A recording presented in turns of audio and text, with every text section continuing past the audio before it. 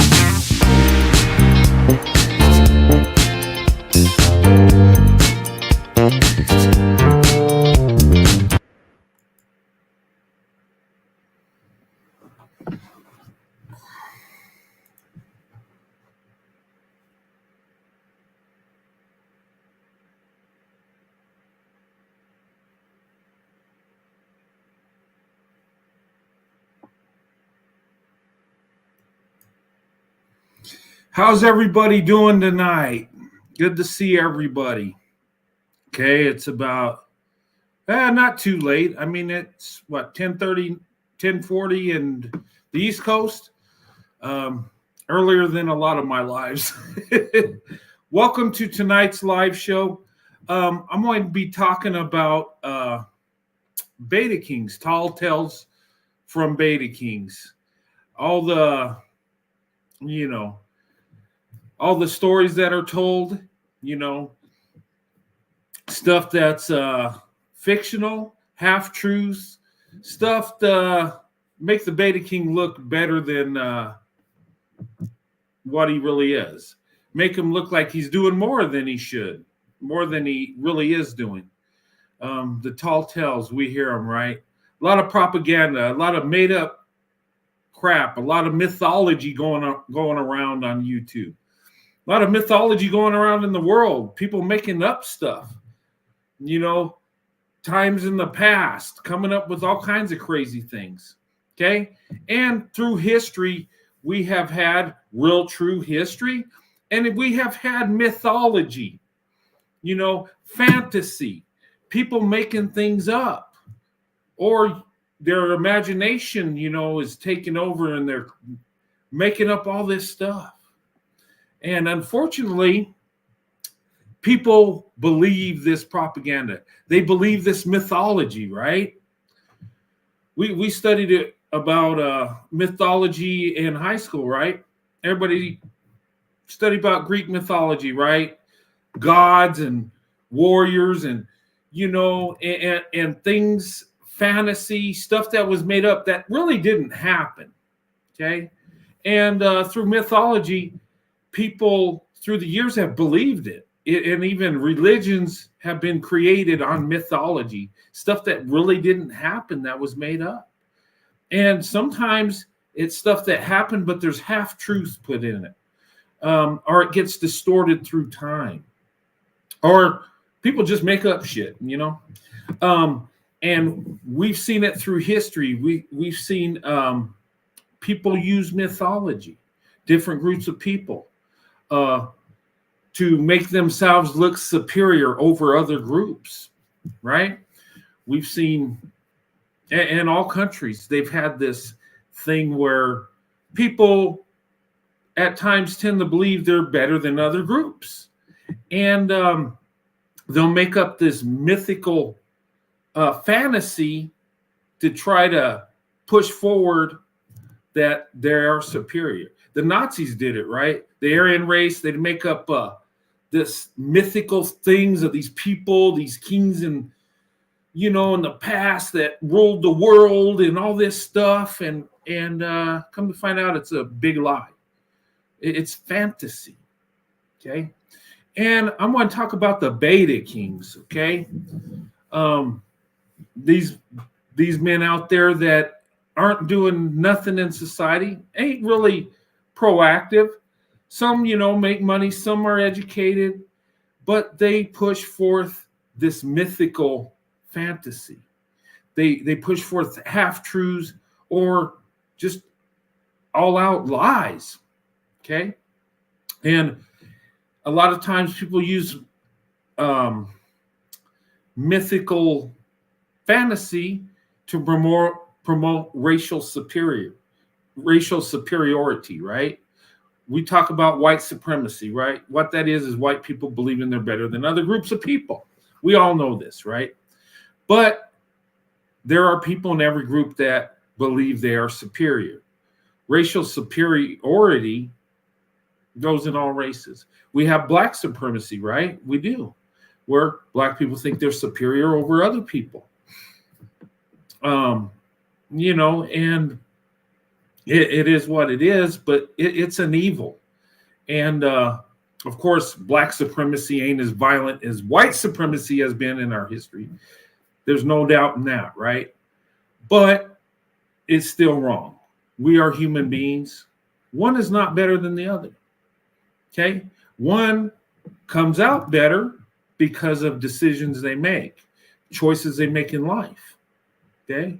Sometimes people get a head start because they have more resources, more assets, more wealth. Okay? Not all of us can be rich. Okay? The vast majority of us are not. We're everyday people. I'm an everyday person.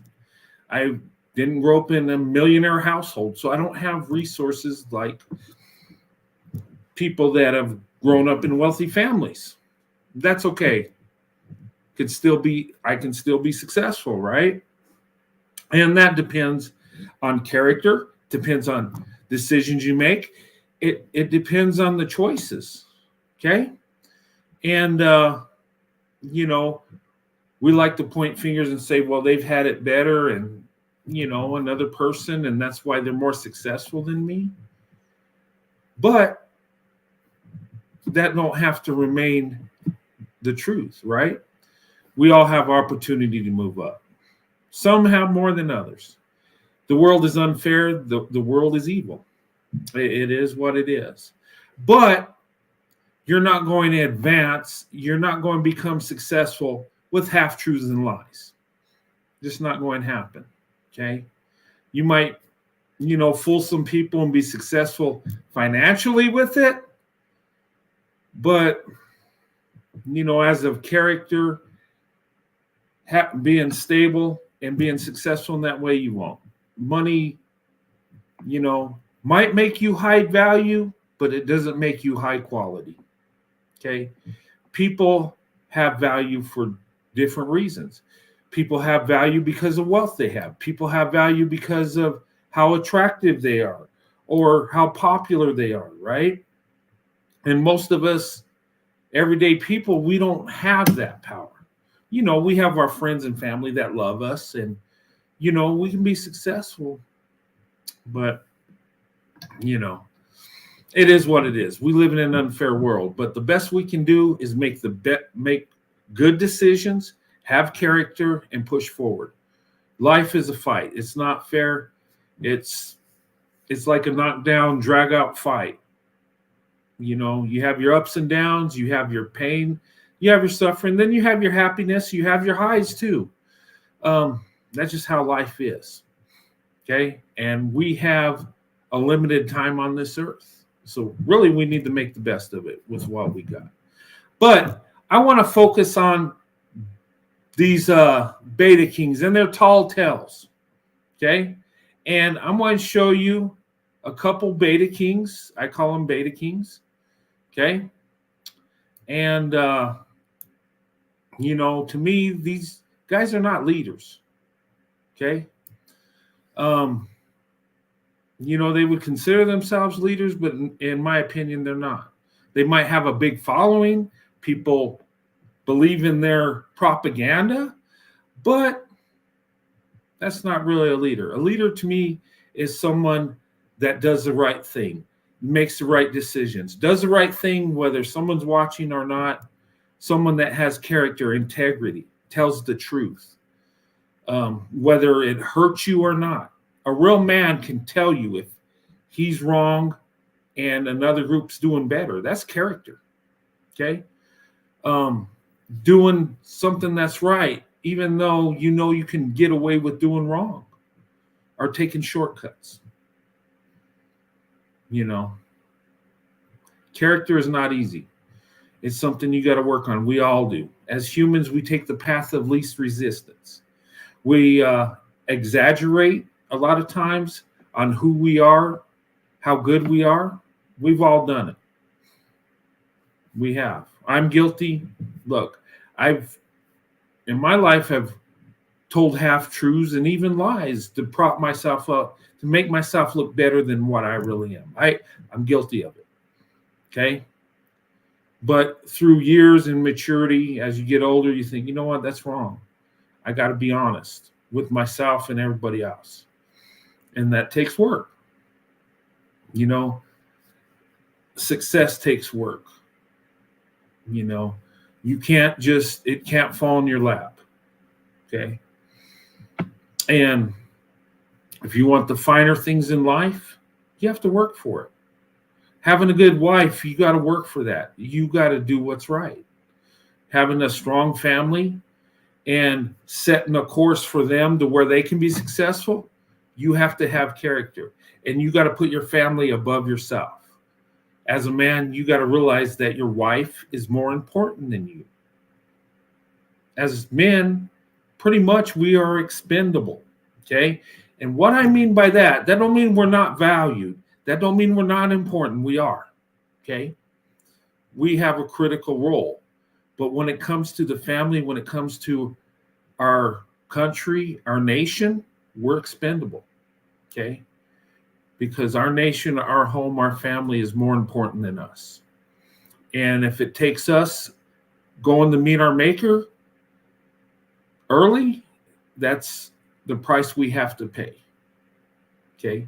We got to be, as men, willing to sacrifice for our family, willing to love our wives like Christ loved the church. Okay. We got to be that warrior, that soldier. We live by the sword, we die by the sword. It's the way it is. There's nothing more honorable than being a warrior, a soldier for your country. Okay. But we have to have that mindset within our community, within our family, and within our life. We got to be honest. We got to tell the truth. We're not going, we can't BS people into, we can't BS our way into success. We just can't do it. But anyway, that's enough of that. I'm going to show you these TikTok videos. I love TikTok. TikTok is awesome. And if you watch it, I do have a channel, and I only got a few videos. I'll go and put more up there. But I figure I watch it so many times, and I use the videos that, you know, these awesome people create. I figure, why not create some? And when I do YouTube, I don't put no restriction on people using my video. I don't care. Even if it's going to go in and roast me or drill me or whatever. I believe in freedom of speech, and they want to use my stuff to come for me, so be it. I tend to not use people's videos to attack. I will, you know, use it for disagreement and give my opinion, but I don't use it to curse them out, call them names, or, you know. But if someone wants to use mine, it is what it is. As long as they're not attacking my wife and family, you know, and it's just me, I'm cool with it. But anyway, with that being said, and I believe it's fair, because if I'm using other people's stuff, they should be able to use mine, right? Fair is fair. But anyway, I'm going to show this video, this TikTok, and this is one of the biggest beta kings out there. This guy, he has wealth. He's educated. Okay, he's got a school that he's working on. He's getting there. He just haven't opened it yet, but you know, he's working hard. Okay. You know, and you probably know who I'm talking about already. But he has a lot of beta king tall tales, right? And you've heard the warning he gives out to black men, right? But anyway, let me show this real quick. You tell me what you think, and I'll give you my opinion after this. To save my community in order. Okay, he's talking about saving his community, right? Before I start it, I'm gonna give you like a little thing. And this is what he thinks he needs to do to save his community. Okay, this guy is a well-known beta king. He is a beta. He's not alpha. He thinks because he has sexual relationships with multiple women, it makes him alpha. No, it doesn't. Being a husband and father, providing and protecting for your family, that's alpha. But anyway, let's go ahead and hear what Doctor of Delusional has to say. But to save my community, in order to save my race, we have to make bunny hopping a federal offense. Bunny hopping must become a federal offense. I want to introduce the anti-snow bunny hopping bill into Congress. No Negro is allowed to date, live with, sleep with, reproduce, cohabitate, engage, or marry with a non-African woman. We can help the community this way.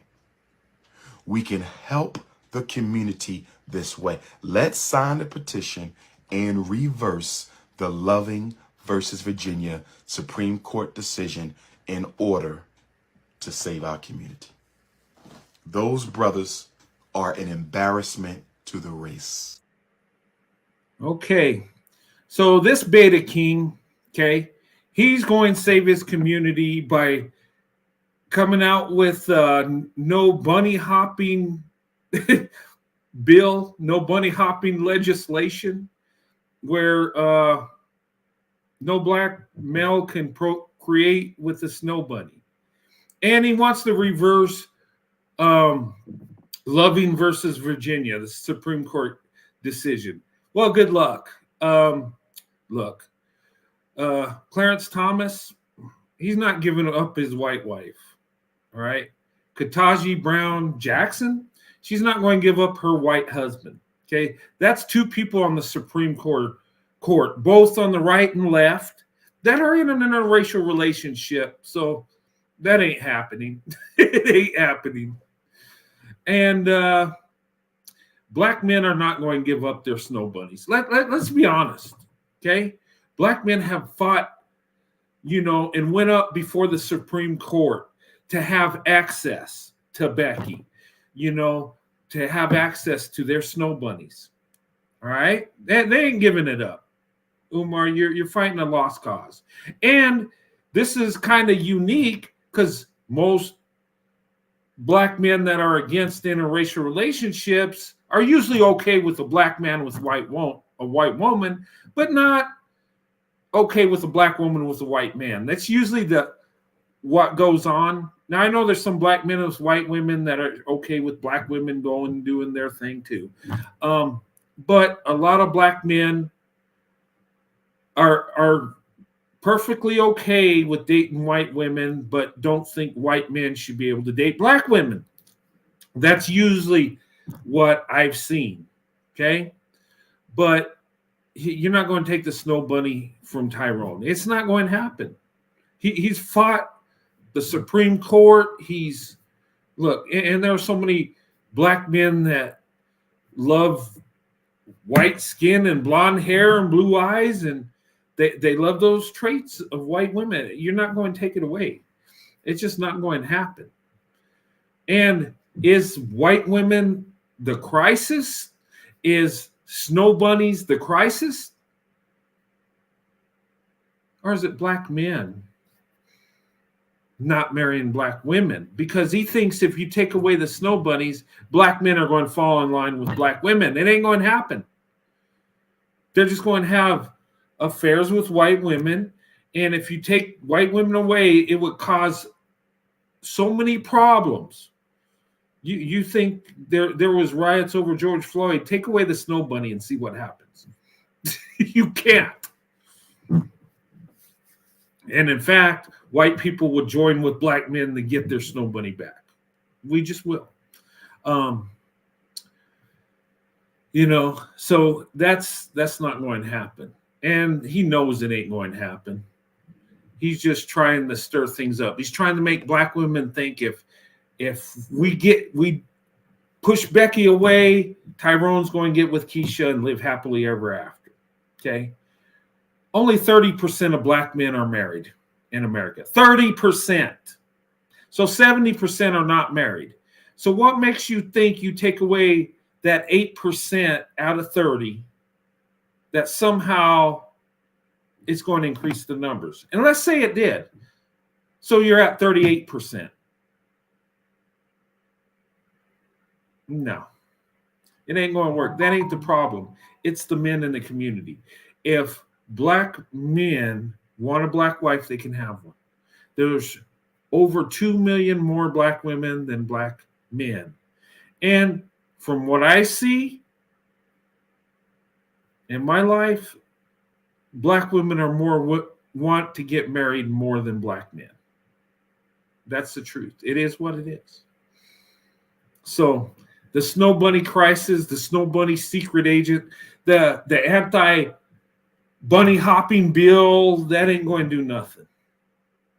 And in fact, we're already infused together, white people and black people in our country, whether you like it or not. Segregation, we're not going back to. I know there's people in there that believe that God's going to come down and strike down all white people and all this stuff. No. What's really going on is we're coming together, whether we like it or not. I'm all for it. I'm for us being one nation, just coming together. Marry who you want, be with who you want, and go for the best option. The Pink Panther, yeah. I'm the pink. I seen someone said not the Pink Panther. Okay. Yeah, but you need a Pink Panther to set it straight, right? And hey, but Dr. Delusional Umar, it ain't going to happen. It's all fantasy. And if you heard his other videos about the secret snow bunny agents, he says that the government's doing this to get to black men. Okay. If we're a racist like that, we would just take care of it ourselves. We just come for black men and just do it. We don't need a snow bunny to do it. No, snow bunnies are not the problem. It's the beta kings that are the problem. Okay.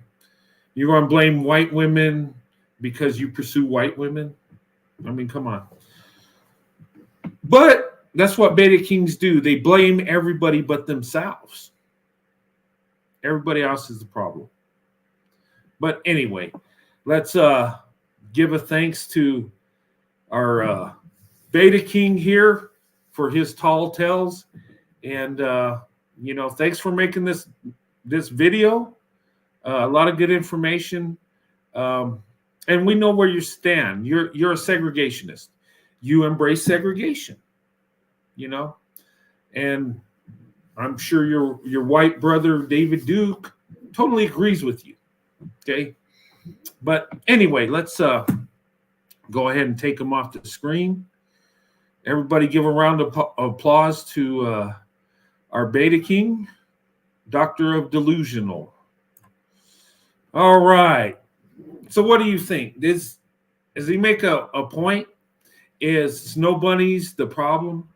And the no hopping bill, will that fix the black community? He believes that white women and black men, or black women, white men should not be together. He does. At least he's consistent when he says that black women shouldn't be with white men, but he also says black men shouldn't be with white women. So got to give him credit on that. He's, he believes both ways. He's not one-sided like a lot of people. So I give him credit on that. Yeah. But anyway, now the next beta king I'm going to put up here. Okay, I don't even know his name. I didn't even look at it. I probably should have, but he's a beta king anyway. He talks about this mythical, I guess, person, a scientist 6,600 years ago. And I guess the Nation of Islam believes in this character. I don't know. I'm not saying they do. This is what's been explained to me. And this scientist was a black man that created white people. Okay? He claims there was a black man that created white people in a lab or something. I mean, it's crazy. You can't make it up. I always thought that God created black people, white people, Asian people, and all the people of the world. I guess I was wrong. I guess they just created black people and they did a science experiment and created white people. It's that mythology, you know, to project racial superiority, you know. But anyway, let me show you this TikTok and tell me what you think. And then I got another black man that debunks what he's saying. Okay. So the second one, I wouldn't say he's a beta king. I think he's got character. He's standing up for this. But without further ado, the next beta king. Peace to the gods and goddesses out there today, man. Okay. All right. There's your standard beta king. Okay. He's got the wife beater shirt, necklace, tattoos. It looks like dreadlocks. Okay. He says, where does the white race come from? Dang, inquiring minds want to know. Because I don't know. I thought God created us. But maybe I'm wrong. Let's hear what Mr. Beta King has to say here. Peace to the gods and goddesses out there today, man. Today we're going to be talking about the right race and Yakub. If you don't know who Yakub is, Yakub was one of us. Okay, I'm going to stop this. He's talking Yakub. Okay, that's the mythical person. Okay, Akub. It was a black man scientist, 6,600 years ago. Okay. All right. So I'm just putting it through. I know I'm breaking it up, but I'll play it again to where you can see it without interruptions. Okay. He was one of us gods who fell to his lower self because he wanted to be. He said one of us gods. So he's saying black men are gods. Okay. Interesting. Here's my opinion. No man is God. We are men. You're a man like I am. Okay. The only difference is our skin tones are different. We're men. We're not gods. We're men. We're human beings. Praise like a god. He stopped loving himself. And who is Yakub? Yakub is the one who made the white race. So to the white people, the human beings, to the white people, yes, you were made by us gods. Okay, you get that? He says, to you white people, you were made by us gods. He's saying that black people are gods. Boy, I didn't know that. And God didn't create us. It was black men that created us. Wow. Okay. That sounds crazy. Okay. Now I can buy off in the first people being black and then, you know, I could buy that, but creating us in a lab or something, no, that's total BS. But anyway, let's hear some more. So again, if you don't want to believe it, you don't gotta believe it. But you were made by us, nigga. If it was for us, y'all asses wouldn't be here. Y'all would be non-existent. But I'm going to show you right here. Yakub. Yakub was a black scientist who lived 6,600 years ago and began the creation of the white race. Again, it's right there for you. You know, tell you a little bit of lies, but put a little bit of truth in there. So yes, y'all were made by us. Yeah.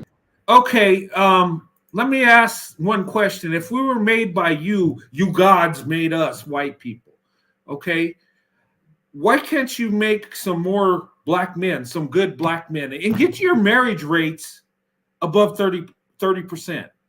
and make it to where black women, their marriage rate is above 27%. Can you do that?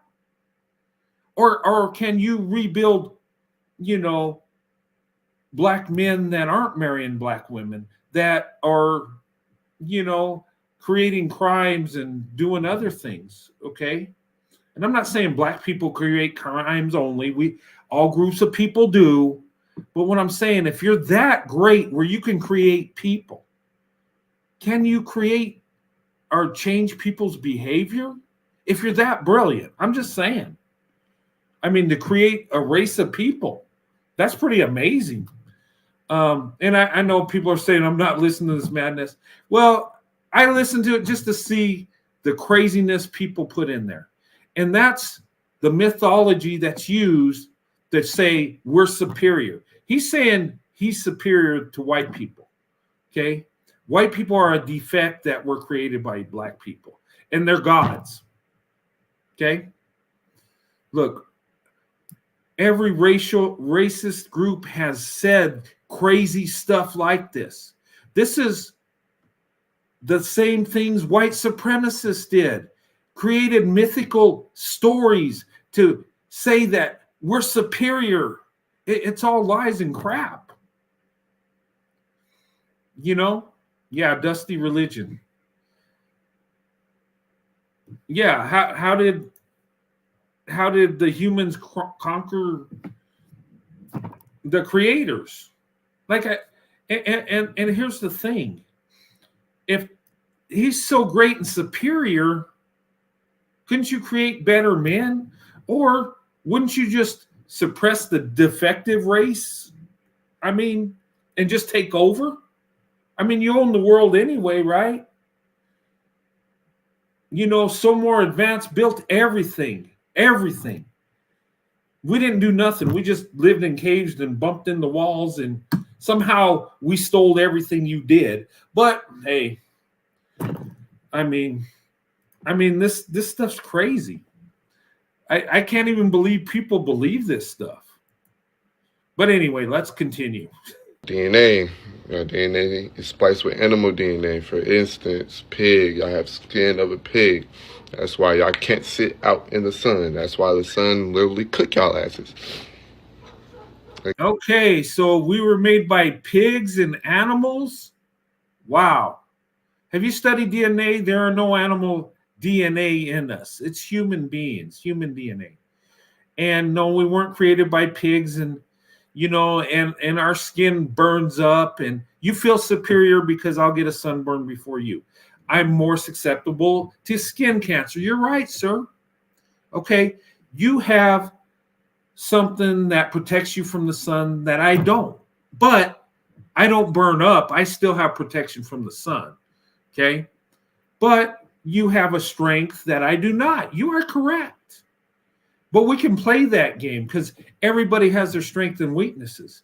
I mean, you can get sickle cell disease that white people don't get. Okay? Does that make me superior to you? No, it doesn't. It just means we have our strengths and weaknesses. One is not superior. Look, and the white people do get skin cancer easier than black people. Yes. But highly melanated people have gotten melanoma, skin cancer. It's rare, but it's happened. And truth be told, white people have got sickle cell disease, but it's very rare. We just have strengths and weaknesses, but that don't make us superior because of that. You're going to boast about not getting a sunburn? All right, congratulations. Black people do better in tropical environments. White people tend to do better in colder environments. Our skin is light, not because it's defective, because we come from an area where we get less sunlight. So in order to get that vitamin D we need from the sun, our skin has a lighter tone to it. So it absorbs what little bit of sun rays we get. Study science, guy. Get to know the truth. Quit making up lies. Anyway, let's continue. Again, why y'all ask yourself, why do I have to put on something to go sit in something that's natural? Just like when y'all get wet, smell like a dog. That's where the term white, I said white. That's the term where wet dog come from. Okay, so now we smell like wet dogs. Another racist statement. Oh, but white people hold the power. It can't be racist. Okay, bigoted statement. Okay, now we smell like wet dogs. Do you know white supremacists used to say that black people smelled funny, that they stunk? And they said they smelled like dogs, just like you're saying. You're repeating what white supremacists have been doing for years, sir. But the only difference is you're black saying it about white people. So really, you're a racial supremacist. You believe you're superior. I mean, we all stink if we don't take care of ourselves. And we all smell like wet dogs if we don't bathe, don't take a shower. It's called personal hygiene. But anyway, let's continue. Let's see what else he has to say. Because when y'all get wet, I smell like a wet dog. I ain't judging you. We're just going to speak the truth. We're going to speak the scientific facts. But, it's just something I just wanted to throw out there today. But yes, y'all were made by us. I was made by Yakub, bitch ass. For people who don't know Yakub, bitch, you got Yakub, Zeus, Satan, Jacob. He hides behind different names. But yes, y'all were made by. Akub is not Jacob. That's a mythical creature, guy. That's something you made up to tell people you're superior. That's all it is. It's the same crap the Nazis did, making up fairy tale stories to uplift your racial group. But actually, you're making yourself look like a jackass because there's no evidence. There's no truth in this. And if you look at your Bible, men were created in the image of God. It don't say white, black, or anything. It says men. We are men. We came from the same place. Adam and Eve. We're all sons of Noah. Noah had 3 sons. Shem, Ham, and Japheth. Okay? Shem, the Eastern man, came from Shem. Ham, black and Egyptians. Japheth, father of the Europeans. That's everybody on this earth. Okay? And they had the same mother and father, Noah and his wife. So we came from the same place, you idiot. You didn't create us in a lab. This Jacob thing don't exist. He wasn't a scientist that created white people. God created white people, just like he created black people and Chinese people. And get your facts straight. This is all mythology and it's crap. And you look like you live in your mother's basement. And put on some good attire. Represent yourself better than what you are, dude. Because just looking at you, you look like, you don't bathe too much and you really don't care about how you look. So talking about wet dogs, I mean, seriously. Us, man. It gets that deep. It's all about how far you want to go into that rabbit hole. But I will be posting more videos. I try to get about 2 or 3 videos out a day. But yeah, that's who Yakub is. Yakub was one of us who fell to his lower self, to his root chakra, and created the white race. Okay. So yeah, peace to the gods and goddesses out there. I will try to upload more, about 2 or 3 more videos. Try to wake y'all up and lining ourselves. We're going to be talking about chakras, crystals, all that. So peace. Have a good day. And y'all stay dangerous, man.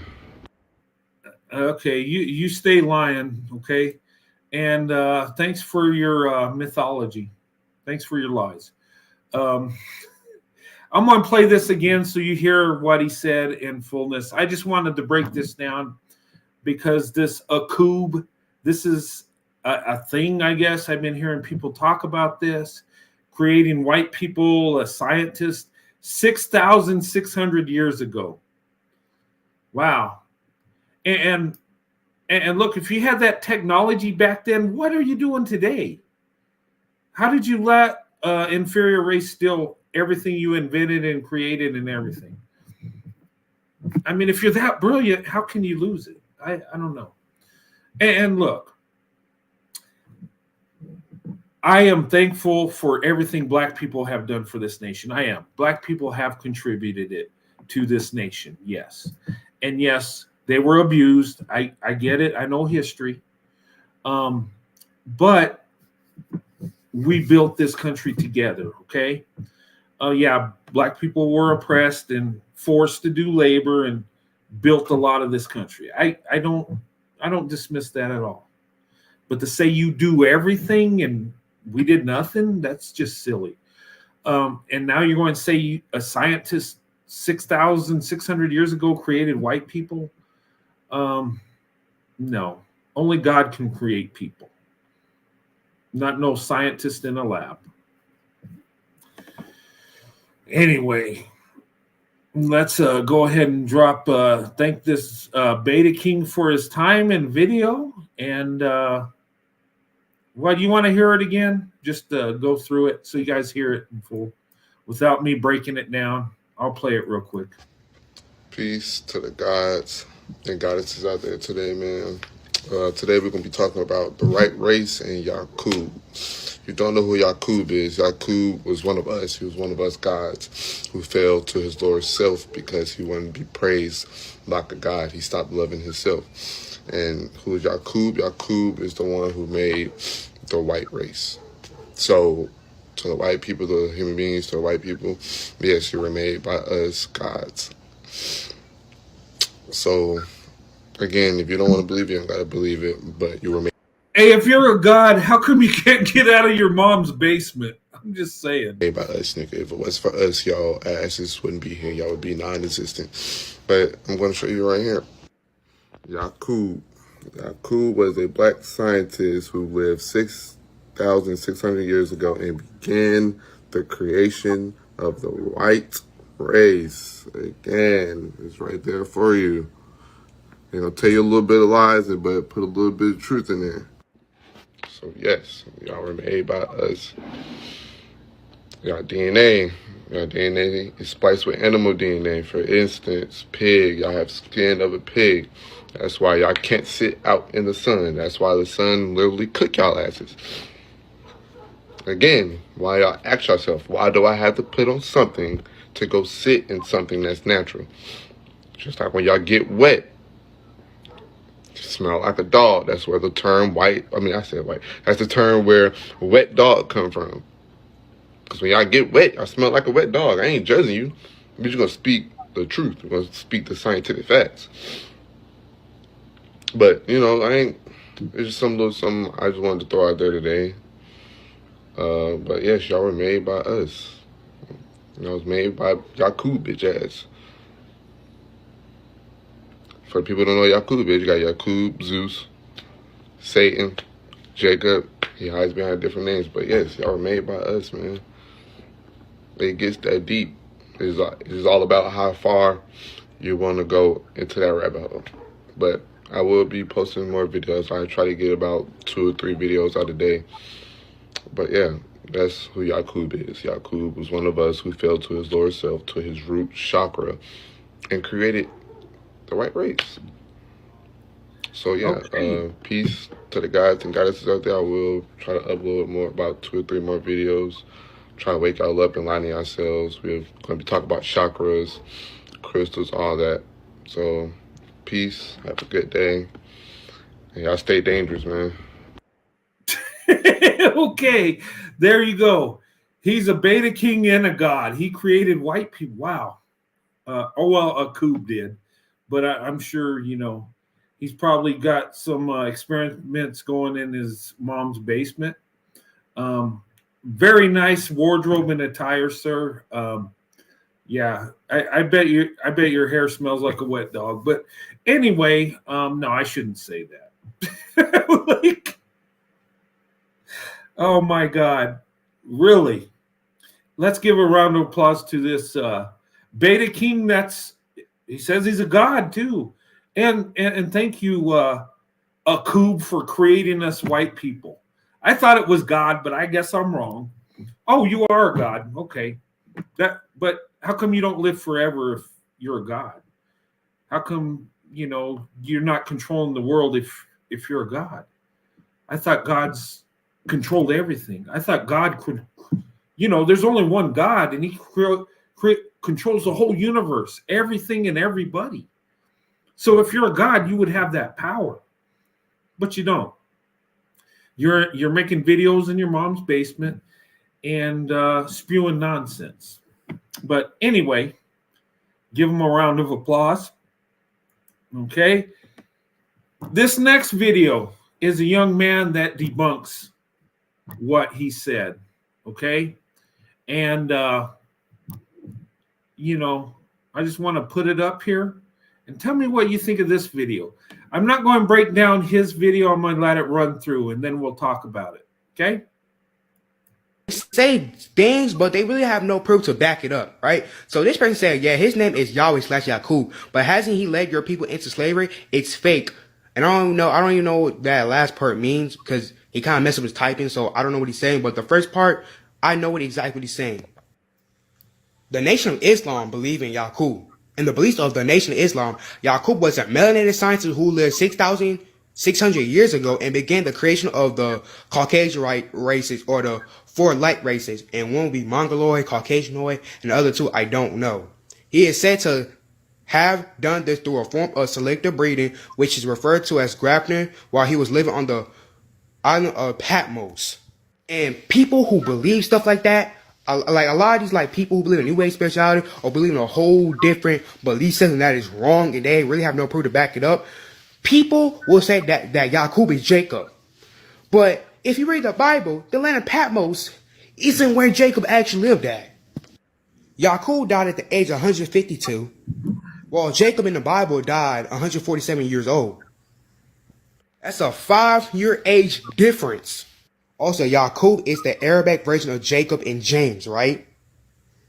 But the Arabic name for Matthew and the rest of these names will be this. So basically, this is just translation of how you say the name in your language.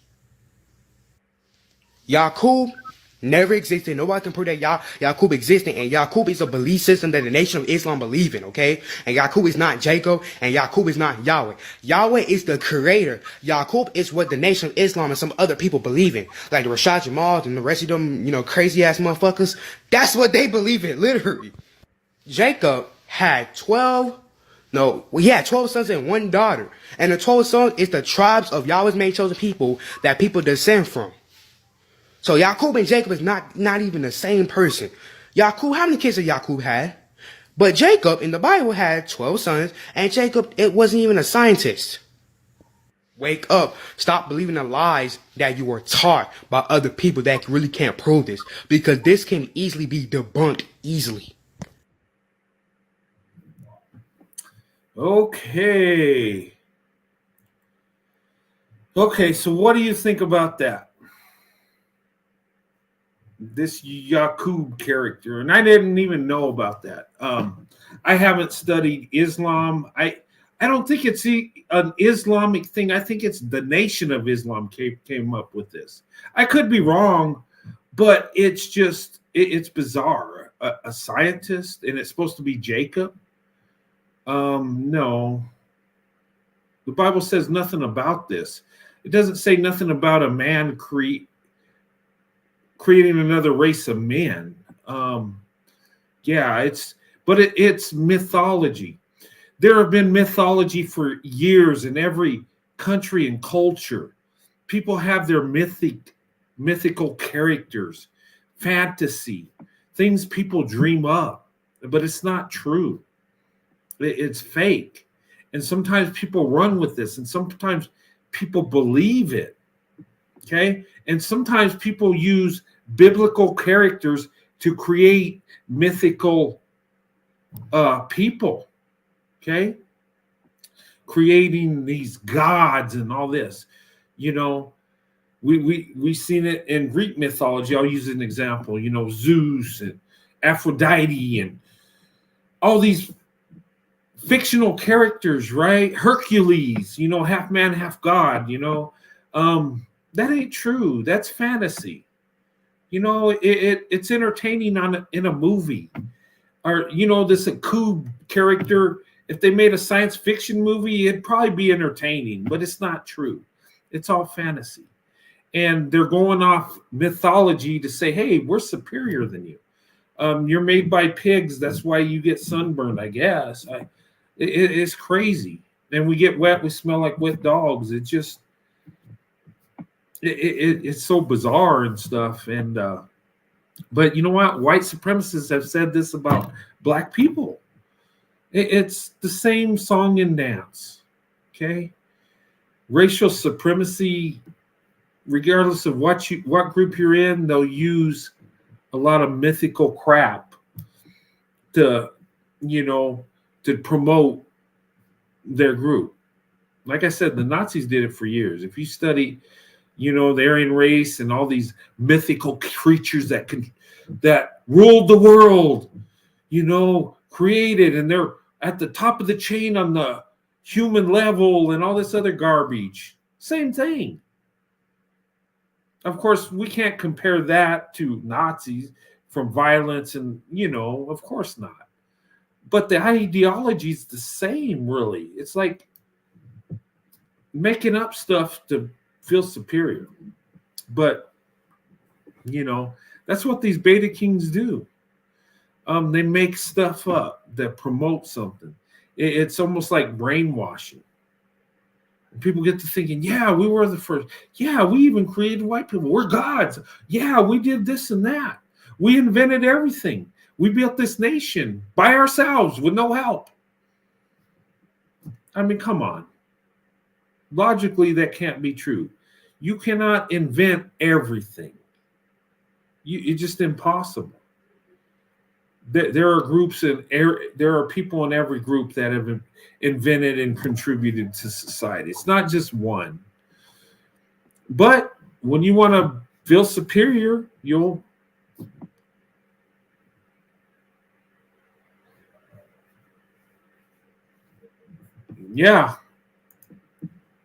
Hitler would claim the Aryan race was superior and track BS theology. He did. It was all crap. They would even have fake science expeditions where they go try to prove this stuff, and they would make up lies and go in the Middle East and find these so-called ancient Aryan people or whatever. And it was all a lie. It was all a bunch of crap. And this Yakub thing, that's crap too. That's just something people made up. But hey, that's free speech. You can say whatever you want. Okay. But to have people buy off on this and believe it, I mean, it's silly. It just makes no sense. But yeah, that's crazy. And Doctor of Delusion, Dr. Umar, he makes more sense than this guy. At least Snow Bunny crisis, white women. That's more believable, but you still can't blame women for men's choices, because let's face it, if men want to marry women in their community, they're going to do it. There are more than enough women that want to be married and be wives of every culture, every racial group. So if you want to get married, you can. And you know what? If you want to interracially marry, you can. If you find, as a man, if you find a woman of a different racial group and you love her and she's the best option, hey, nothing wrong with that. Men too. And look, that's what we want, the best option, right? I found black women to be the best option for me. And you know what? Because of their character, because of the love they have. I mean, and I don't have nothing against any other group of women, but I've been shown more love from black women than any other group of women. I've seen more character in black women. And I'm speaking the truth. Does that mean there aren't women of different racial groups that have character? No. There are good women in every group. Okay. And it's our job as men to take care of women, whether they're in our group or not, whether we're dating them or not. We're supposed to take care of women. That's what men do. That's an alpha man. Okay. An alpha man ain't a man that sleeps with multiple women. It's just not, and Doctor of Delusion, made a video saying that the alpha male has multiple women, just like a pack of wolves. Okay, we're not animals. We're human beings. Okay, an alpha wolf is the strongest wolf that breeds with the female wolf. Okay, because he fights off all the other males. So that's a different thing. That's going off instinct. But the alpha man with people is the man that protects the woman he's with. The alpha man is the one that puts his wife above himself, puts his children above himself. Okay, works hard, provides spiritually, emotionally, physically, okay, and financially. That's alpha. Working, a full day's work, bringing home a paycheck, taking care of your wife and kids, that's alpha. Sitting on the couch complaining while your wife or girlfriend's doing most of the work, that's a beta. Complaining and not making things happen, that's beta. Waiting for things to happen is beta. Making things happen is alpha. But these beta kings complain. They make up lies. They're not doing anything in society. They're expecting women to carry them. And then when things go south, it's the women's fault. I'm just saying. Tell me I'm wrong. If men are the leaders and it goes bad, whose fault is it? And beta kings, wake up. Get that beta dust out of your eyes, Omar. Become a man. Find a woman that you love and marry her. One man, one woman. And stop worrying about other people, who they date, who they marry. That's beta crap.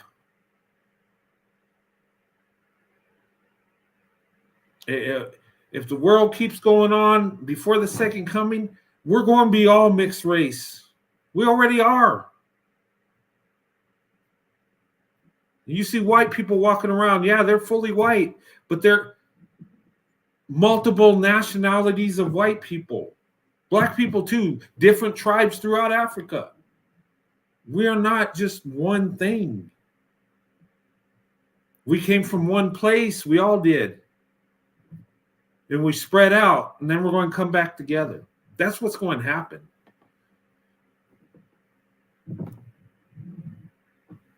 And you know what? Who's doing the best when it comes to marriage in today's world? I'm not talking about the past 1800s or any of that crap. I'm talking in 2023. Who has the strongest marriages? Black women and white men. Does that mean because we made better choices, we're superior? No, that just means we made better choices. We're more strategic. We're going for a relationship that involves love and long-term, that involves legacy. We think about that. Everybody could do that, though. It's not something that we only have the ability to do. It's just we're making the best choices. We're making things happen. We're not waiting for things to happen. There's two types of people in this world. Ones that make things happen and ones that wait for things to happen. There are victims and there are victors. Victimhood never yielded success. Victimhood never led to success. Victimhood never made you a better man. No.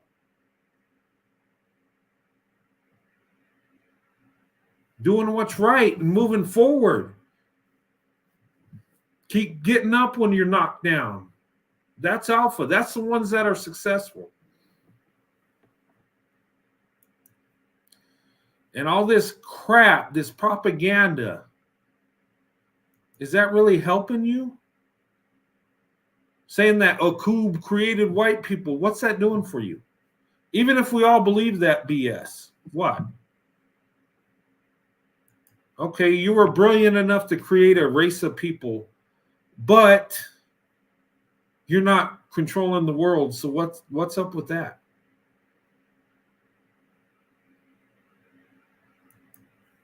I mean, seriously. And where do you get this stuff? But anyway, I'm going to put up the link before I shut down if you guys want to talk about this. But my point is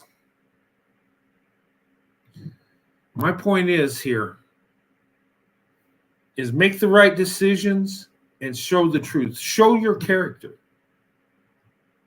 Okay? Because your actions and decisions in life define you as a person. If you do good things, you do what's right, they'll say you're a good man.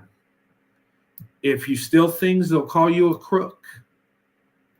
If you make up lies, they'll call you a liar.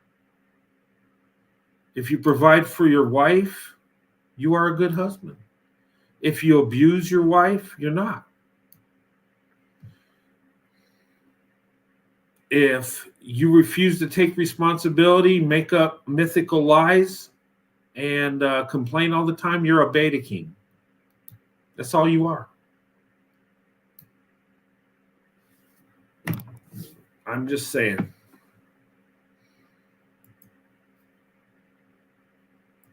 But anyway, let me put the link up here if you want to talk about this.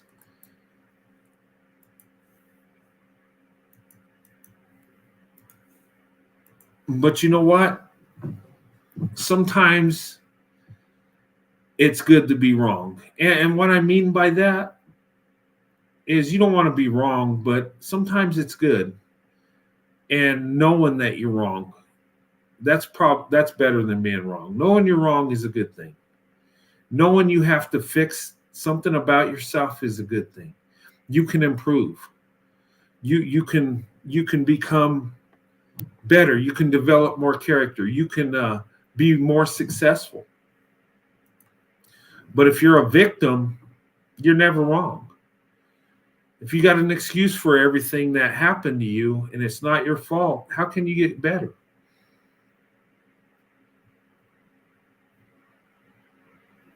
And think about it. Think about what's going on with these beta kings out there. Look at the marriage rates. 27% of black women are married. And look, black women are doing the most when it comes to women. Black women are the most successful. And all areas, if you look at it.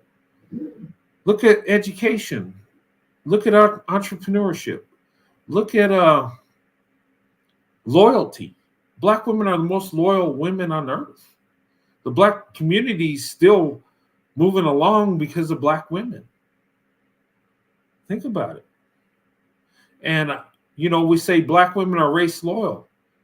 I figured this out. It's not so much they're race loyal, they're love loyal. If black women love you, you're set.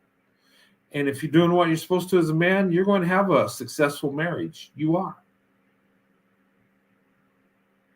And that's why black women, white men are having successful marriages. That's why their marriages are lasting longer. Because black women will give you everything. They'll pour their heart and soul into you. If she loves you, you're going to be taken care of. The only problem is that these men are not taking care of black women. They're manipulating them. They're exploiting them.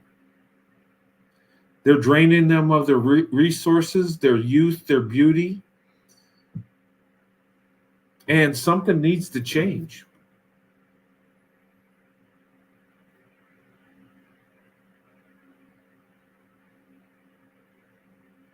Yeah, some are race loyal. Yeah.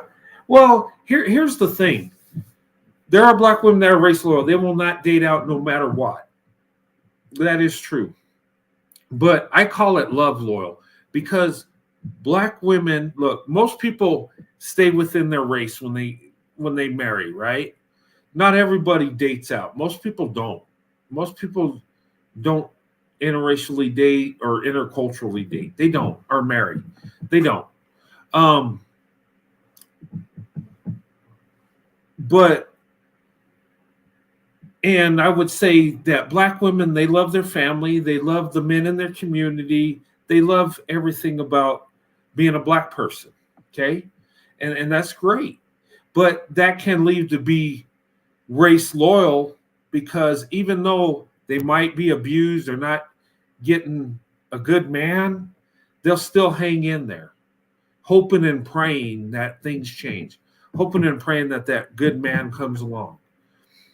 And unfortunately, a lot of black women, when they get up in age and haven't been married, they figure out that there are men of other races that they can date and marry that will show them love.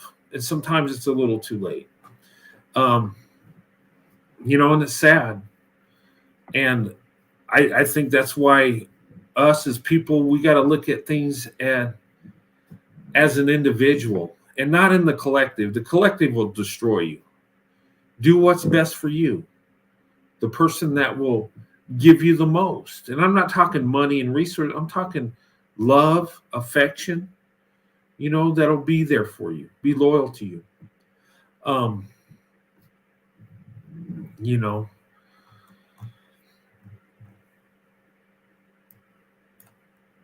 And look, not all of us are interracially dating or marrying. Most don't. I exclusively dated black women. I wanted to be with black women. I would fantasize about having a black wife. I did this. People thought I was crazy. I wasn't crazy. I just saw true love. And you know what? I followed my heart and chose my own path, and I'm reaping the benefits now. But I was able to look at character over color. And I could see black women were, look, I seen qualities in black women as a child. And I'm going to be honest, black women have shown me more love than white women. Even my mom, my mother, my family members. It's true. And I grew up in a white neighborhood, and white community, white town, all that. But there's something about black women. And I don't know why my eyes were open real young. I don't know why white men don't see the things I do, or the ones that do, it comes later on in life. Just God had a plan for me, and it was to be with my wife, Sandy, and she's a black woman. And I think black women have shown me love along the way. And that's what black women do. And a lot of us white men don't know that. We don't see it. We're not around them. We don't have access to them. A lot of us don't. Yeah, we think they're beautiful, how they look, but we don't know the inner person.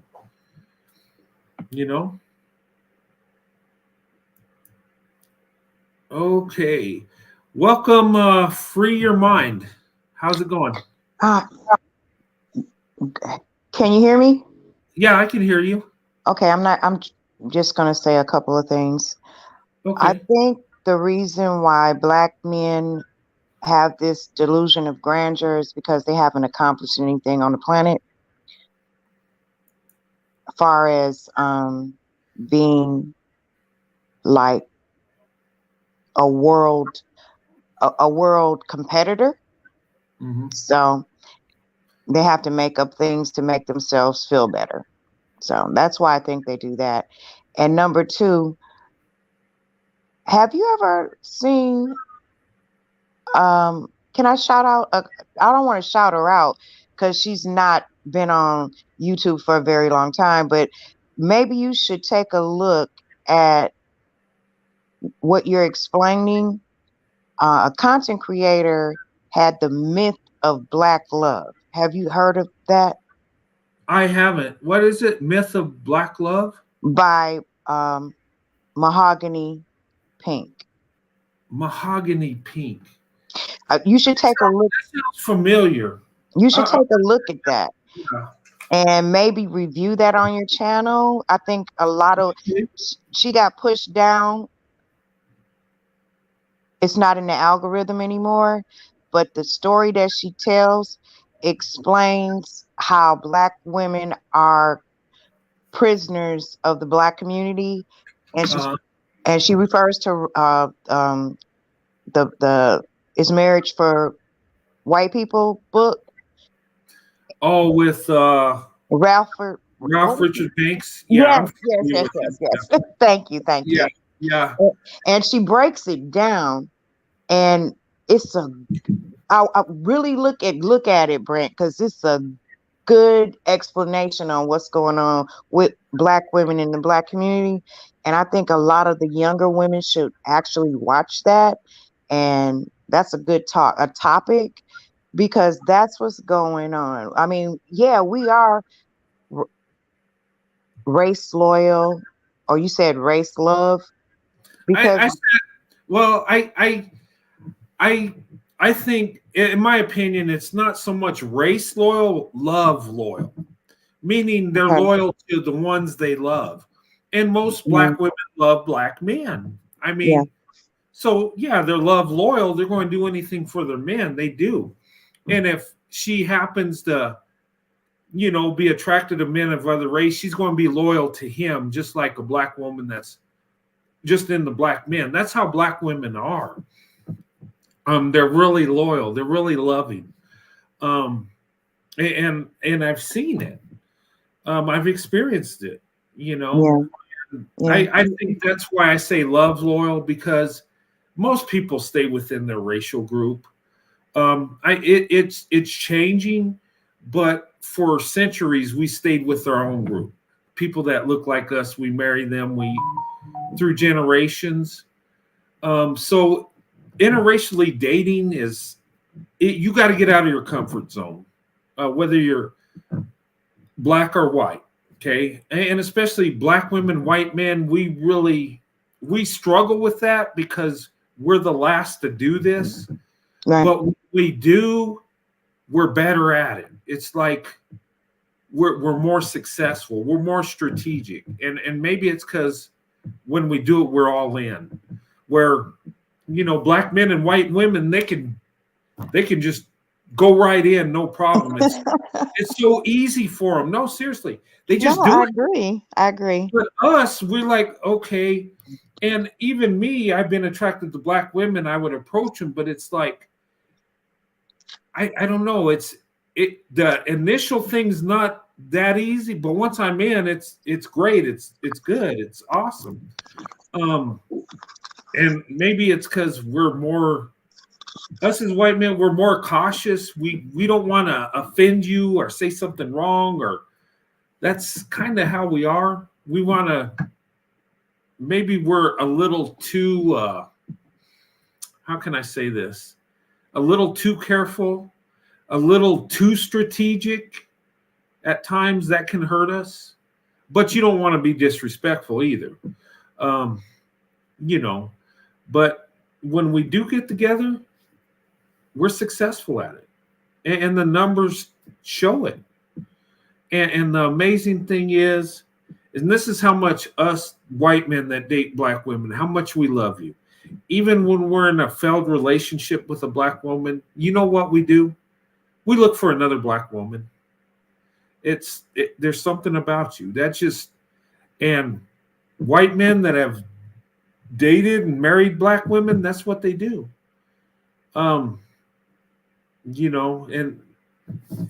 something special about black women, and they've experienced that love that they don't want to let it go. But our marriages do last the longest. I've been married over 28 years to my wife, and she's a black woman, and people thought I was crazy when I did it. And I'm still married while they're multiple marriages, bad relationships, and they stayed, they did what they were told to do. Stay with your own kind. You'll get hurt if you Right. go. But I yeah, think the reason why our relationships are good and last longer and are more meaningful is because you're the provider of your community, yep. and Black women are providers of our community, and it has been such since we got off the plantation. Yeah, and you are right. And it's amazing. And that's, and I said, Black women, white men are so much alike, it's not even funny. And that's why we are the providers. We're expected to carry the load. We're expected to make things happen. And we put our counterparts on a pedestal. We do. White men lift up women like no other. Anything that's gone wrong in our history, if you study history, and a lot of racial problems and evil things white men have done, you know what? A lot of it, if you research it, it went back to the women. We're so protective of our women, we go in a frenzy. You might say we lose our minds. We do. Right. You could take the wimpiest white guy, you mess with his wife, he'll put you down. And you could be the biggest man alive. It just something happens, and we put women on such a pedestal. Even when they're corrupt and wrong, we still defend them. Defend them, just like we do, right? Yeah, and Black women with We do Black the same men, thing. you put them on that pedestal, you protect them, you lift them up, whether they're right or wrong. You're going to make a way for them to be successful, come hell or high water. And that's what we do with the women. And so when we get together and we're in love, we're doing the work for each other. So of course it's more successful. Of course it works. It's like you put two positives together and it multiplies it. You put two negatives, you put two people that have been cared for, and it don't do too well. The most successful marriage is Black women, white men. The biggest failure is Black men, white women. Why is that? Two negatives. Two negatives. They've been pampered and babied and coddled through centuries now. From you guys are at fault, and we're at fault too for doing that, because it didn't benefit us as Black women at all.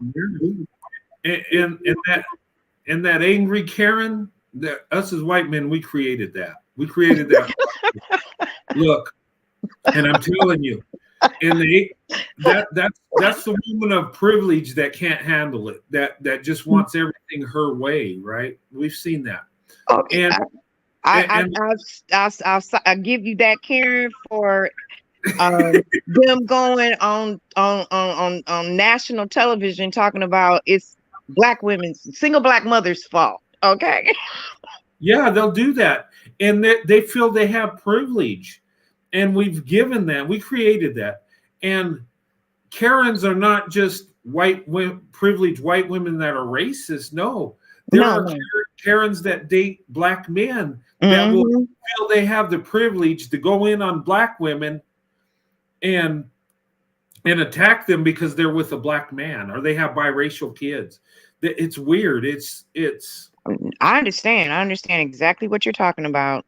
Yeah, you've seen it, right? I have it in my family. Hey, I got a few in my family, so that's our fault.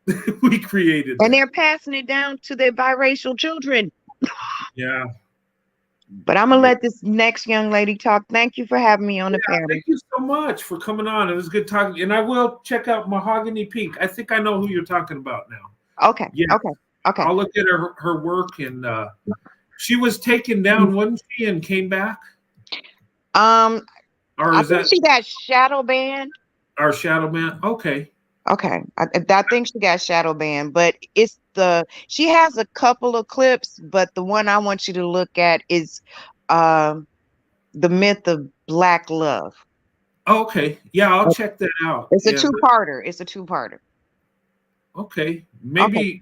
maybe I could do a reaction or even reach out to her and have a one-on-one where we talk about it. That could be a possibility. That would be awesome. Okay. Okay, well, thank you so much. Thank you. And thanks. And Therese, is that right? Muse? Good evening, Brent. Tressy's Muse, but that's fine. You can say whatever you want. I am Okay. so happy the work that you're doing. Oh, thank you so much. No, I don't want to Really. mispronounce it. I'm bad at I pronouncing. got you. That's fine. That's fine. I've been up here, I think twice. One time I was driving, it was brief, and I'll be brief tonight. I have to share an experience. Okay.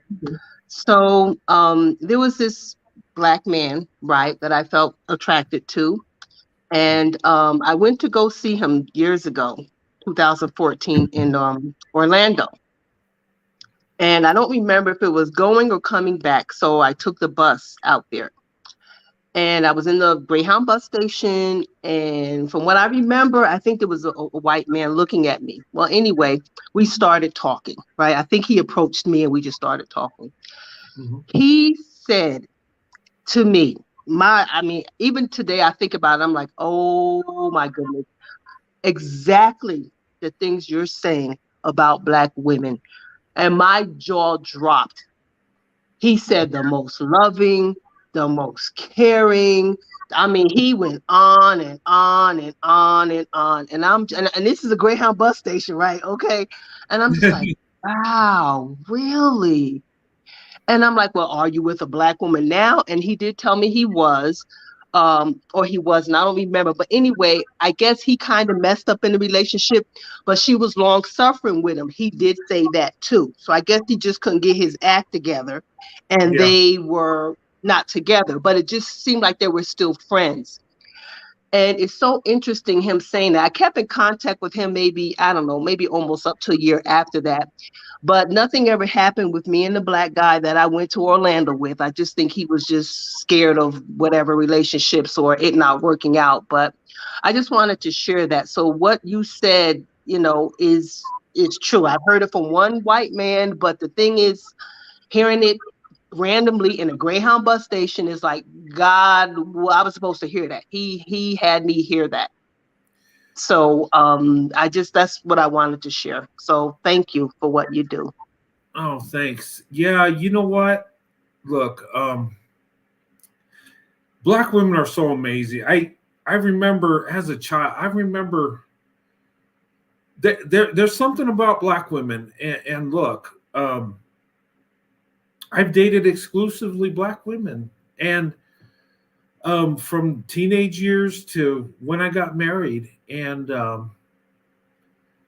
people thought I was crazy and off, but I was right on. I could see it. I could feel it. It's, Black women for me, it's always, and I know this is going to sound crazy, but being with Black women as a white man or even a white teenager, right? I felt more comfortable with Black women. I felt, it just felt right. It felt like, and when I dated two white women my whole life, and I'm 53. So, but it was just awkward. It was off. It just didn't feel right. And these are women that look like me from my supposedly community, right? And I think it just, people say that's weird and people assume it's some kind of fetish thing. No, it's not. I had love for Black women as a child because I felt the love. The physical part, the physical desire didn't come till I was a teenager, and you put having that early love to the desire, and that's who I wanted to be with. I prayed to God that God would give me a Black wife. I did. Over and over. And you know what? That prayer was answered. And you know what? 28 years later, still married. Wow. We have 3 children. We got Wow. 2 grandchildren. Right.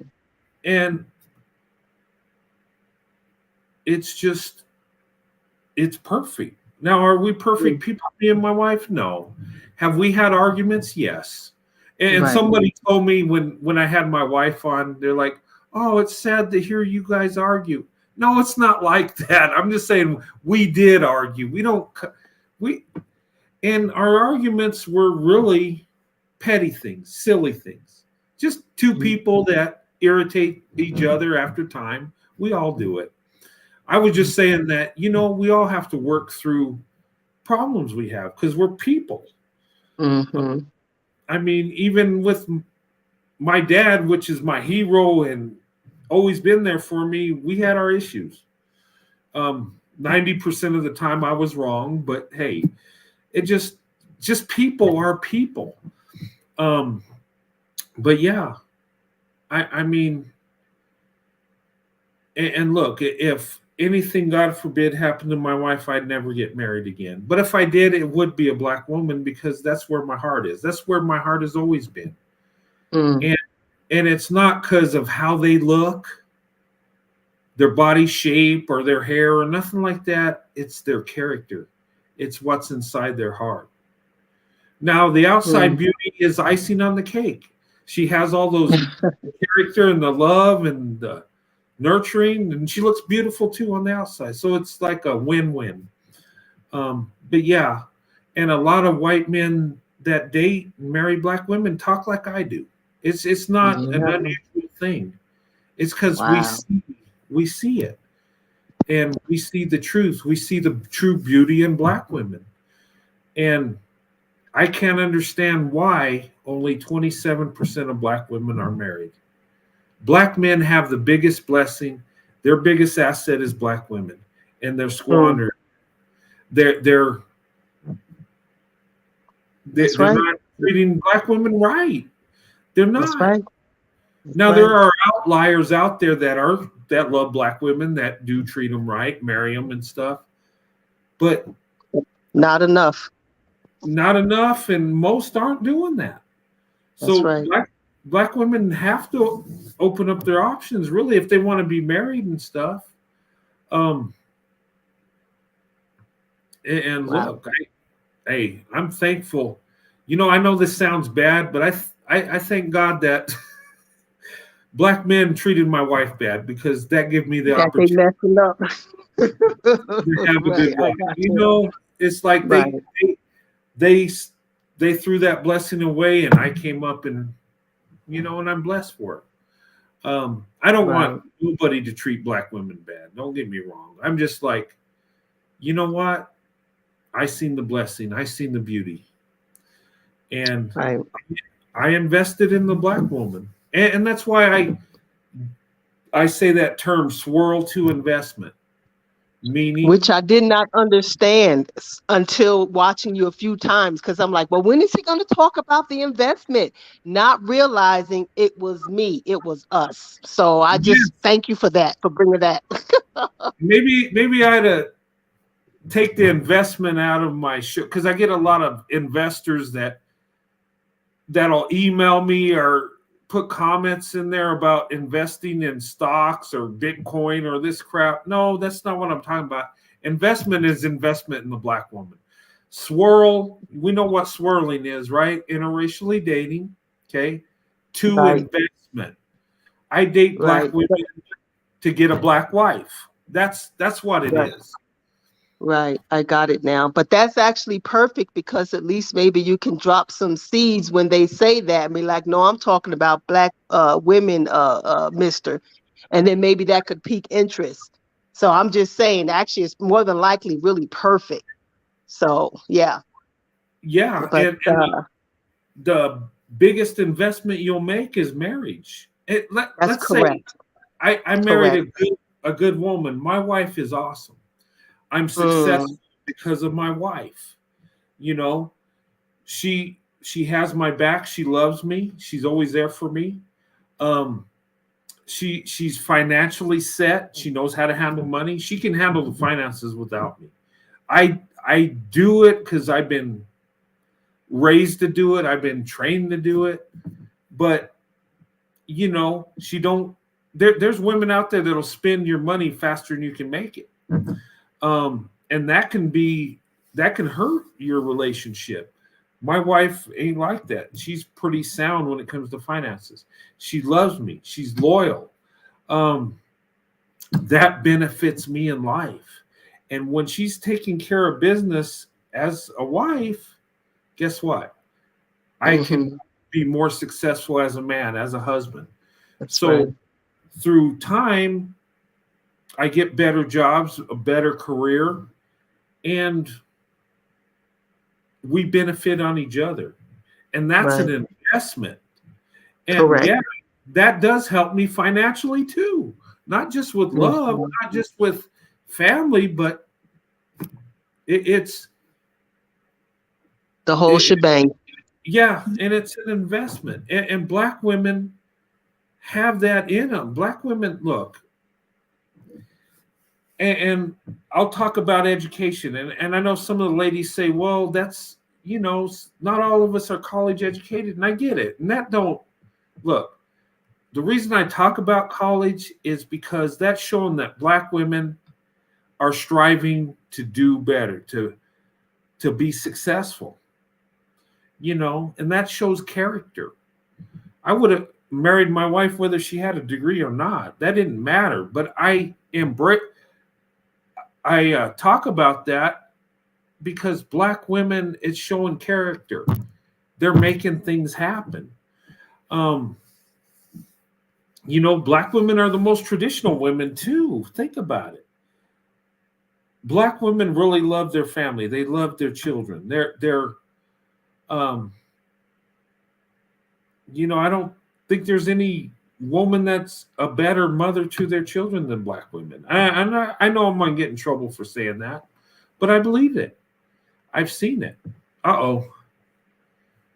She fell off.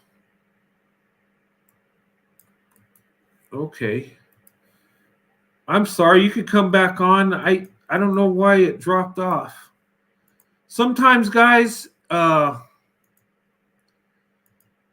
sometimes when you come on, it'll drop off. Maybe you hit a button on the phone. But yeah, you can come back, young lady. Yeah, so if you ever get bumped off, it's not me. Sometimes StreamYard will do that. Sometimes if you're with a cell phone and you hit like the comment section, it'll kick you off. Okay. All right. Sorry about that. I don't know what happened, but I'm glad you're back. Thank you. Yeah, something happened. This is my second time. I didn't know how to work these controls, but thank you so much for what you're doing. The best way to get in contact with you is email, because there's certain things I'm thinking about, and then when Vincent's on and I'm listening to his channel, I mean, you guys from your perspective have great points, that we as Black women have, like, if we're open, we're like, oh wow, that is true, really, because it is almost like we're brainwashed, seriously. Like, I think the other lady said that, the other sister. So that's very true. And I'm waking up from it myself. Yeah. So, but yeah.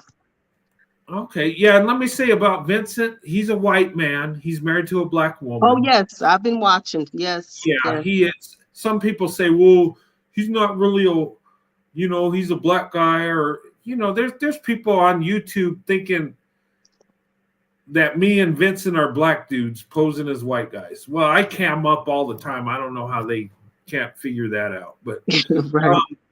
But yeah, he is a white guy. He is. I'm going to just say that.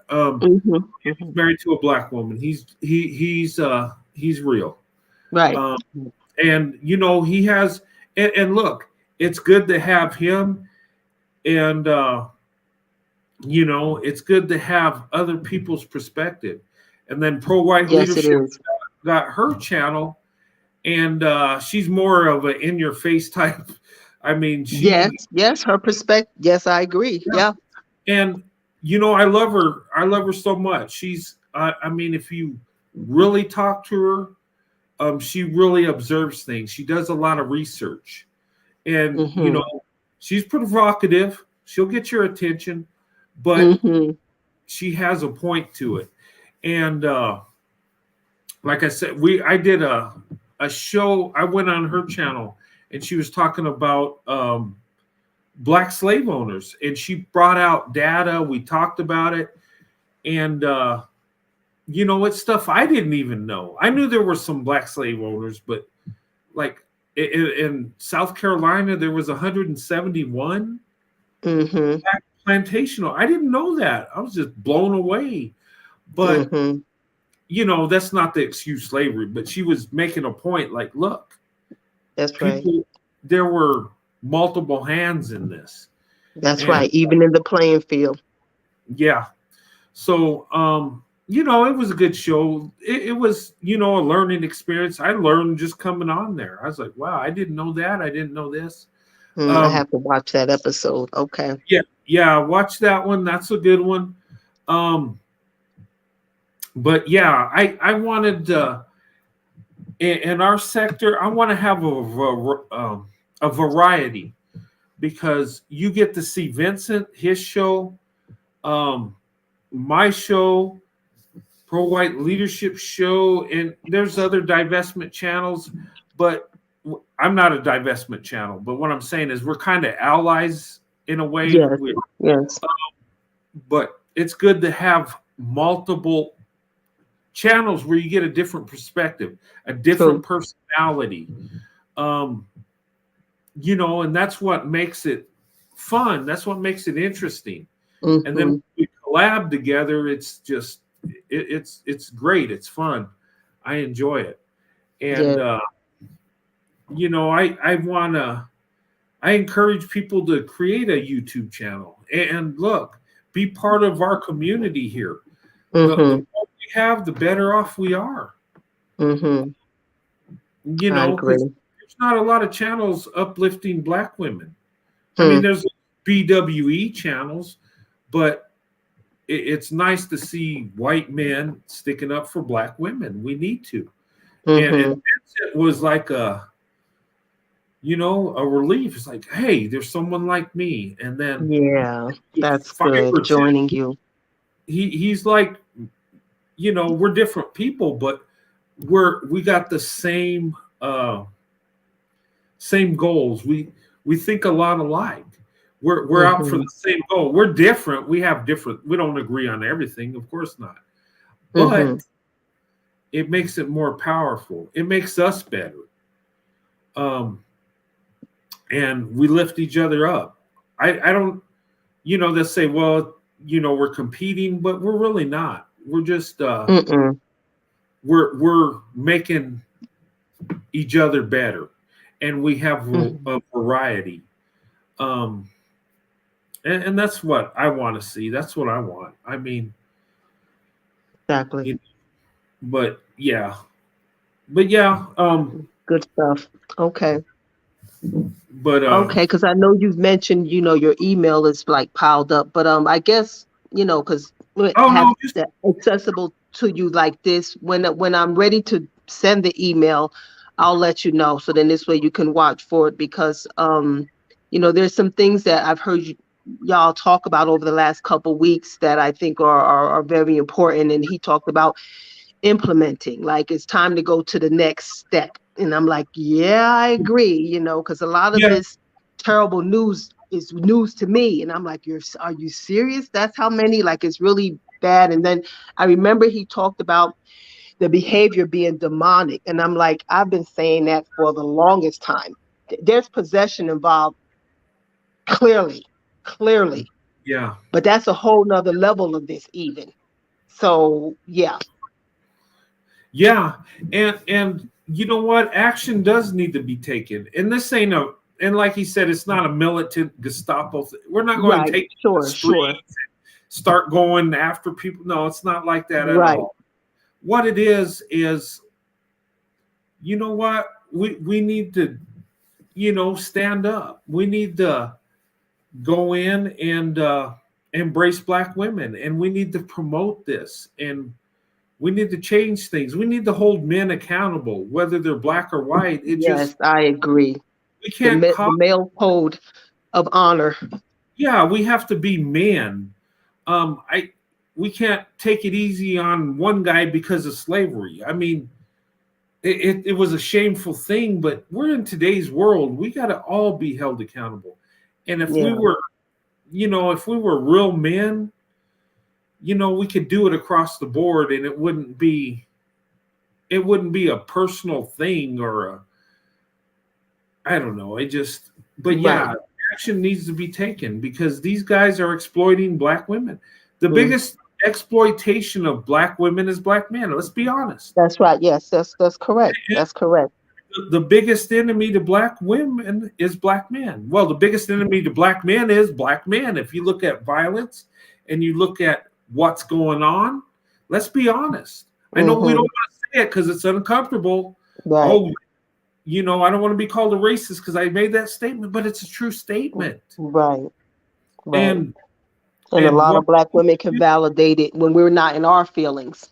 And you know what? We can't change a man's heart, but what we can do is protect women, and especially black women.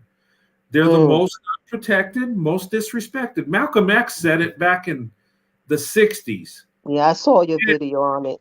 Yeah, and he was absolutely right. But has anything changed? I think it got worse. It got much worse. Yeah, and it's like somebody was sleeping all this time.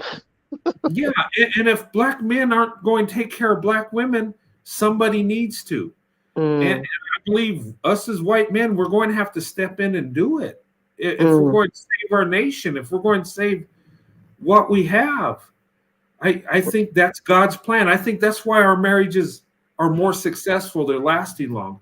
Because, look, if only 27% of black women are getting married, somebody needs to step up and increase those numbers. We have too many single mothers, and it's not the women's fault. They're love loyal. They're waiting for the man to do the right thing, and he's just not doing it. Correct. So sometimes there has to be a new change in men, a new change in management. I'm just saying. I mean, and look, our biggest asset when it comes to women is black women. Think about it. Wow. It is. Look at what's going on in the corporate world. We're seeing black women in every economic area. And they're bypassing their male counterparts. They are. And you know what? These women are doing amazing things. I've seen single mothers go and make six-figure careers being a single mother, black women. I'm seeing them do this. Right. And you know what? It's great they're doing that. They're successful, but they should not have to do that. It should be a choice that they want to do that. It shouldn't be a necessity. It should be an option. That's right. And look, I mean, we got to change that. 73% of black women not married. What's going on? Yeah, it's not that black women ain't doing what they're supposed to. It's not that they need to do better. I hate when they say that. Black women are doing much more than white women, Asian women, Hispanic women. It's just they're not getting as good of a result, and it's their men's fault. It is. And people can hate me for that, but the truth is the truth. That's true. I can vouch for that myself. So yeah. I mean, yeah. Wow. Yeah, but I mean, but there's something's got to be happening. There needs to be more white men coming forward, and we need to take action. And that means approaching black women. That means dating them, marrying them. That means procreating with them. Right. We need to do this because we can't have single mothers out there by themselves. Right. And I think God's going, judge our nation on how Black women are being treated. Yeah, you've said that, and see, yeah, Yeah, see, you got a it's spiritual hook up to the creator with that one. Seriously, like you don't even know how. Yeah, yeah, you got that. You got that. That's so true, and that's what's happening. we have to, because to make it right, To make it look, right. we have. I mean, we can't. You know, I we got you. can't. Yeah, you know what I'm saying. We Oh, I have know to. exactly what you're saying. Sometimes you And can't even put the words together, and yeah, but I totally get it. Yeah, it's like you said, it's a spiritual thing that's being it is. rolled out here. And and I'm telling you, Black women, they are the best option. And I mean, I've lived it in my life. I've just, Right. no one has shown me more love. And I'm not just talking women I've dated. No, it's beyond that. It's women that have been my friends, women that I've known in church, women that have just, Black women just show people love. They do. Mm, yeah. Um, When we're in our right nature, exactly. That's yeah, right. Yeah. yeah. And when you do a Black woman right and you take care of her and you love her, you uplift her, you don't Right. know how much of a blessing you have. A Black woman's love is love straight from God, really is. Mm, mm. And what I'm saying is, I believe we're going to be judged on this, how we treat Black women in our nation. And we're either going to be very blessed or we're going to be cursed. I Well, you believe. won't be one of the cursed ones, that's for sure. Oh no, And anybody that you you already said your blessings, and we see that. So you're the vanguard on that. You and Vincent and Philbert, all of y'all see the divine truth of what's going on, and that's what I appreciate. So I'll be reaching out. I don't know how soon. There's some things okay, brewing in my court here. So yeah, okay, yeah, I just send an email. appreciate you. If I Okay. don't get back to you in a couple days, don't worry. I just Oh, sure, but sure. I will get to it and I will respond. Sure. Because I'm with Vincent, the next step does have to be taken. And I trust I'll be bringing my white guy along too. I'm just going to be real honest with you right now. So that's what I'm saying. We're developing our relationship, and yeah. Okay. Thank you so much, and good night. Have a beautiful evening, and say Yeah, hello to your beautiful wife, Sandy. I will. Thank you for coming on. This has been a pleasure. Thank you. I Thank you enjoyed the for the conversation. platform. Oh, thank you so much. Yes, sir. I appreciate it. Okay, free your mind. Welcome back, young lady. Hey, hi, Brent. I just wanted to say one couple more things. As Black women, we're gonna have to do some gatekeeping on our image. We're gonna have to stop supporting people, male or female, that trash our image globally now. This is not just in the United States. Our image is getting trashed all over the planet. We're gonna have to stop doing that. So that means um, take your resources back from those who diminish your image. That's right. And you know what? Hey, I'm with you on that. Black women's image, we need to tell the truth about Black women, because if we told the truth, the image would be much different. We don't want, and all due respect to Tiffany Haddish, I'm not going in on her, but the image she plays on movies, being Ghetto. outspoken, over sexualized, that stuff, Yes. that's not the Black woman. Okay, stop projecting that image. We need the image of a Claire Huxtable. That's the true Black woman. A loving wife, someone that's educated, loves her family. Okay? She's professional and traditional. They don't. And They don't show that. they They don't. do not show that.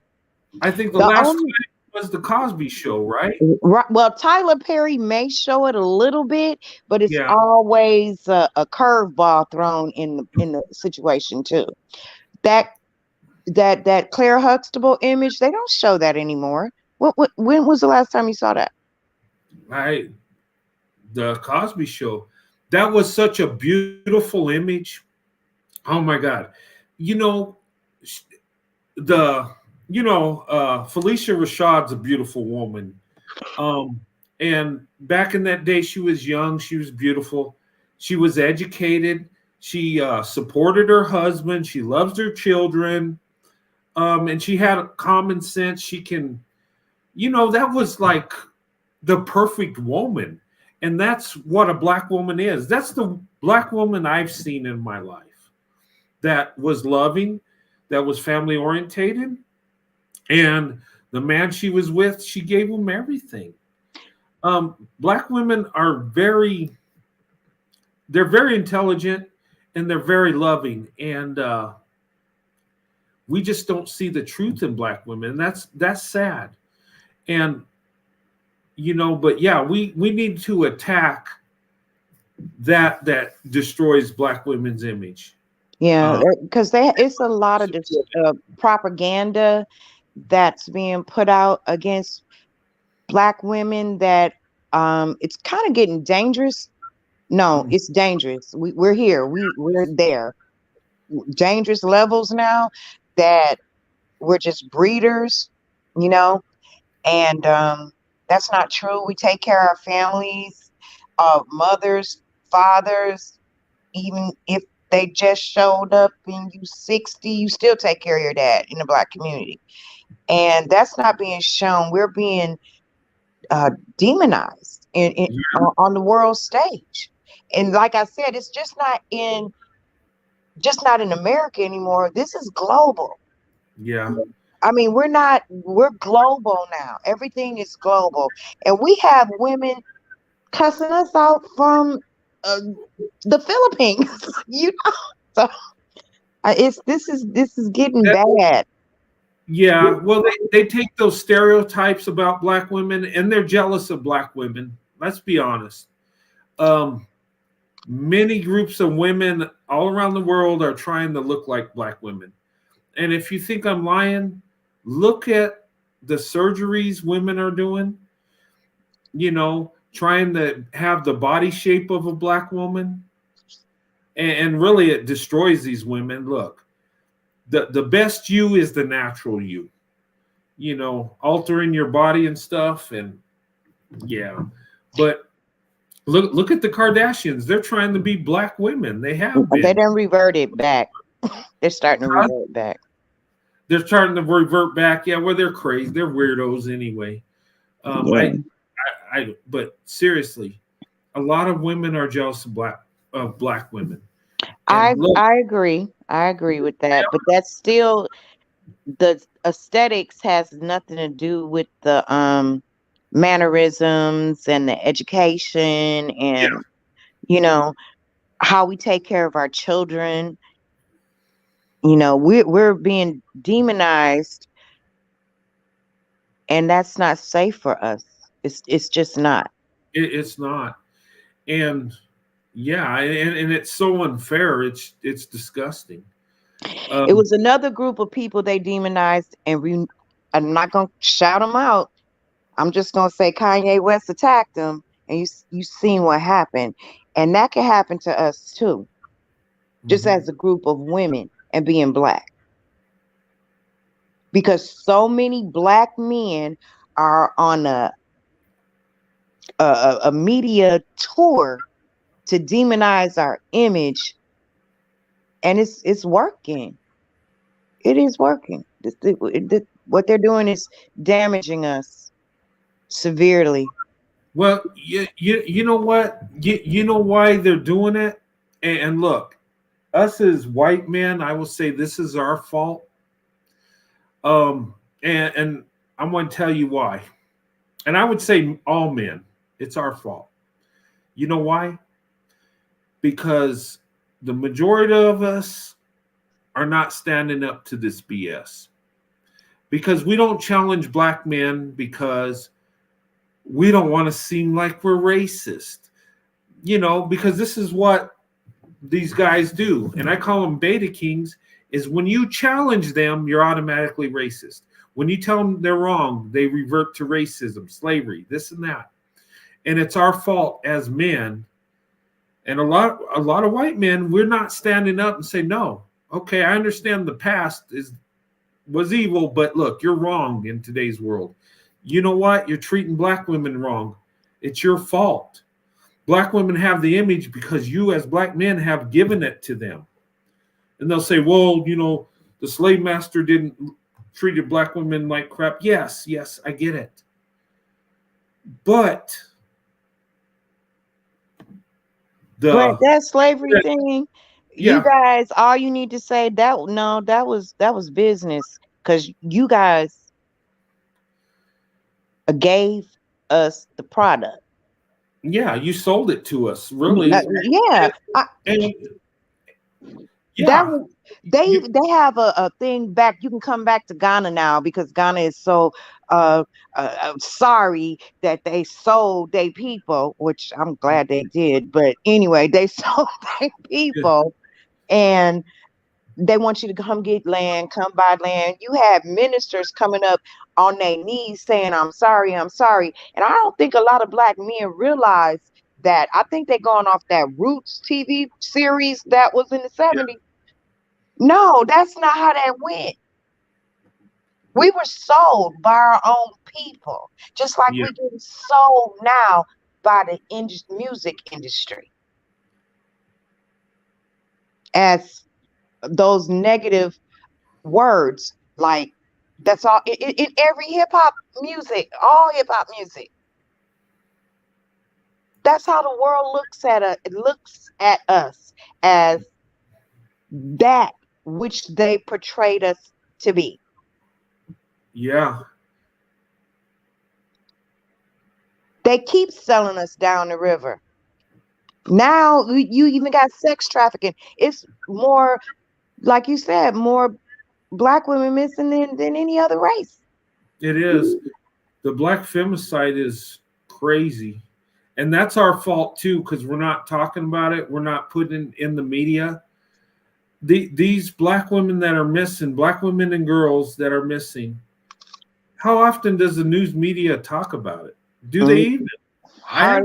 Not at all. You would think no black women are missing. There's nothing happening to black women.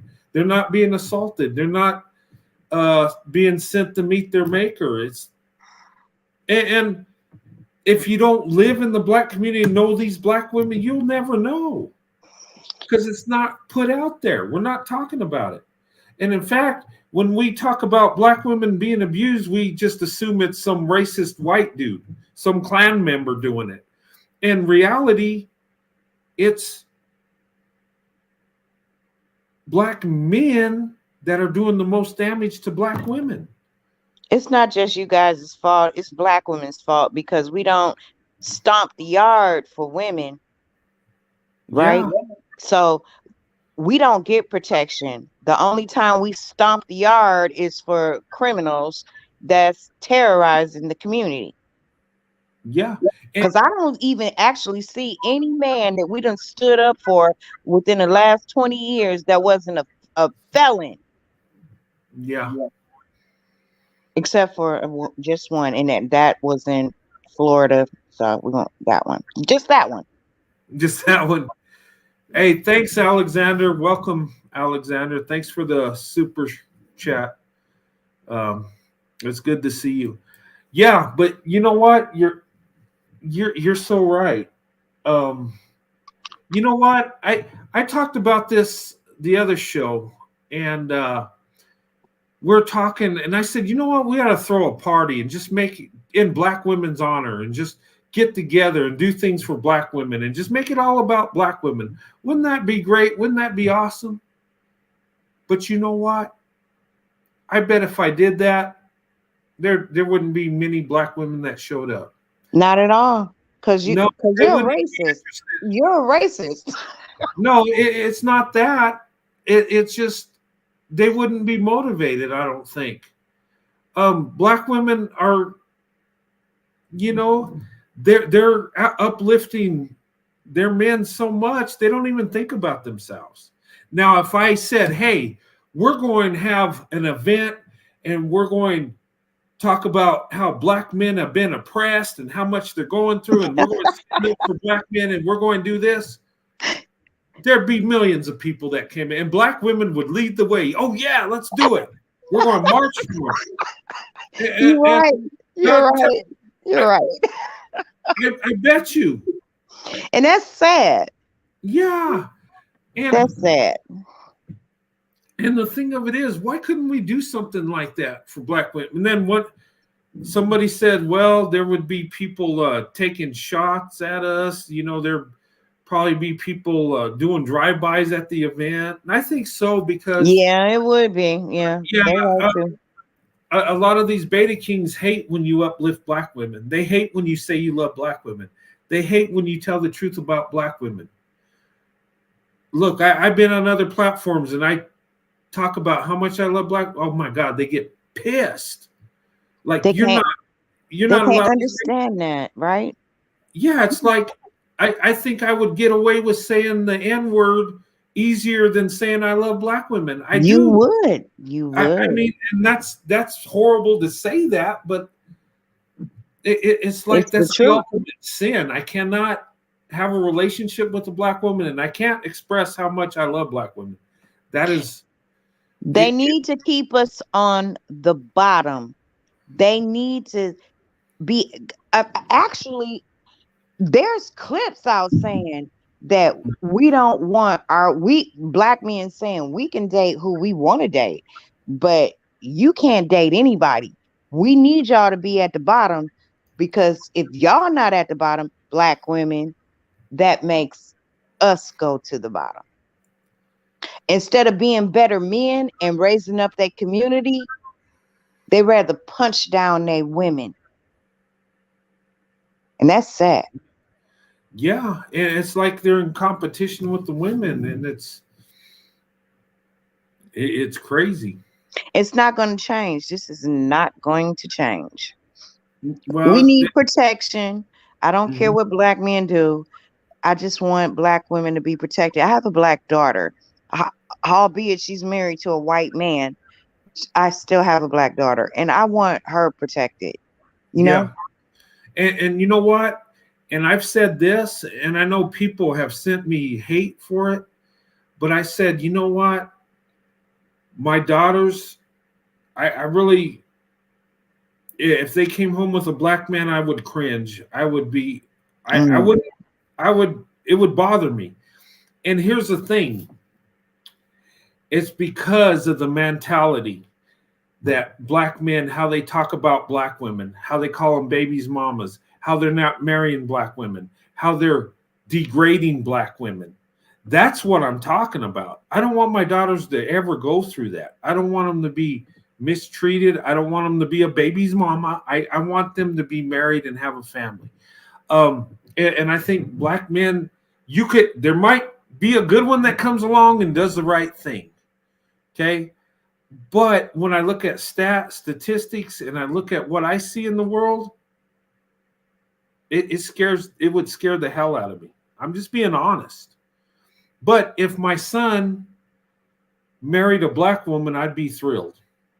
In fact, I encourage him to do so, because I feel black women is the best option.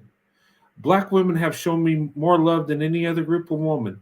I have a good wife. I have a great wife. I'm blessed. I want my son to be blessed like me.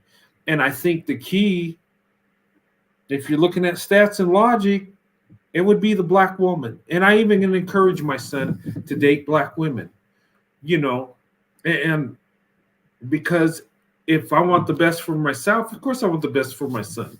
I want the best for my daughters. But I got to look at it logically and what's going on. I mean, they're going to choose they're going to do what they want to do when they're adults, right? Exactly. But as a father, I got to tell them the truth and I got to tell them what's going on. Yeah. And I know that sounds bad, but it's reality. They're like, okay, how, and some dude emailed me, says, how can you push your son towards a black woman and push your daughters away from a black man? And I said, look at the statistics. They don't Look do at what's going statistics. on. Look at what you see in real life. They don't do real life either.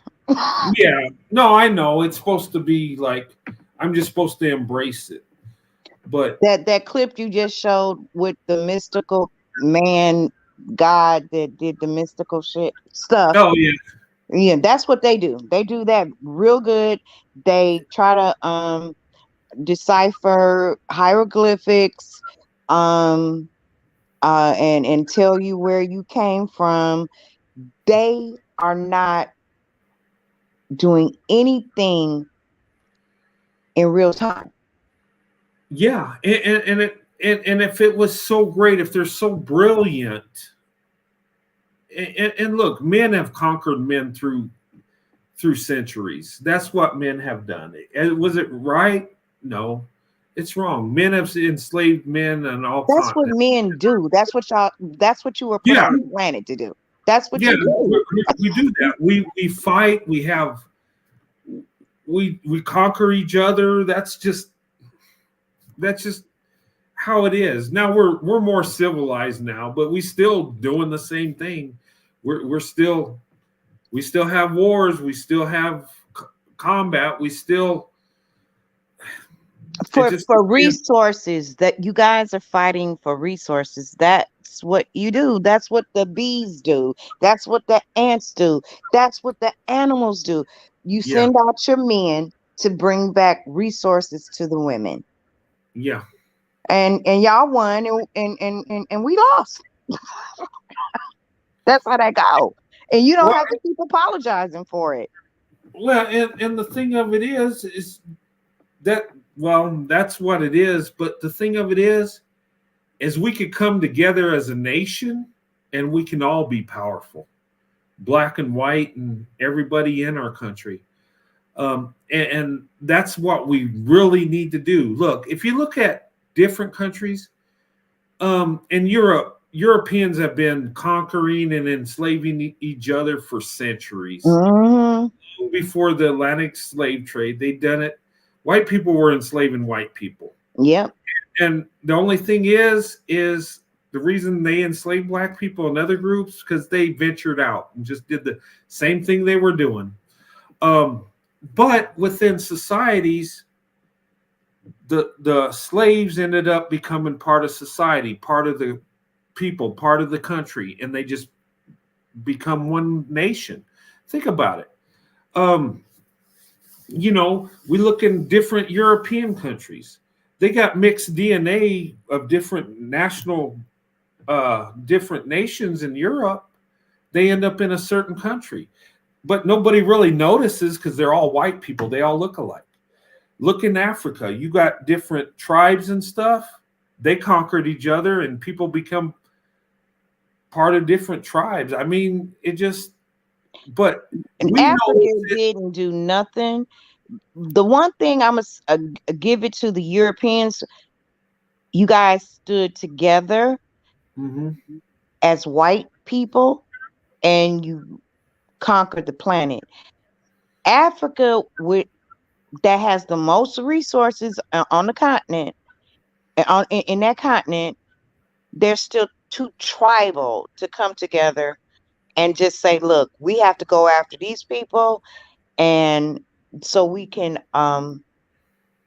be a global power.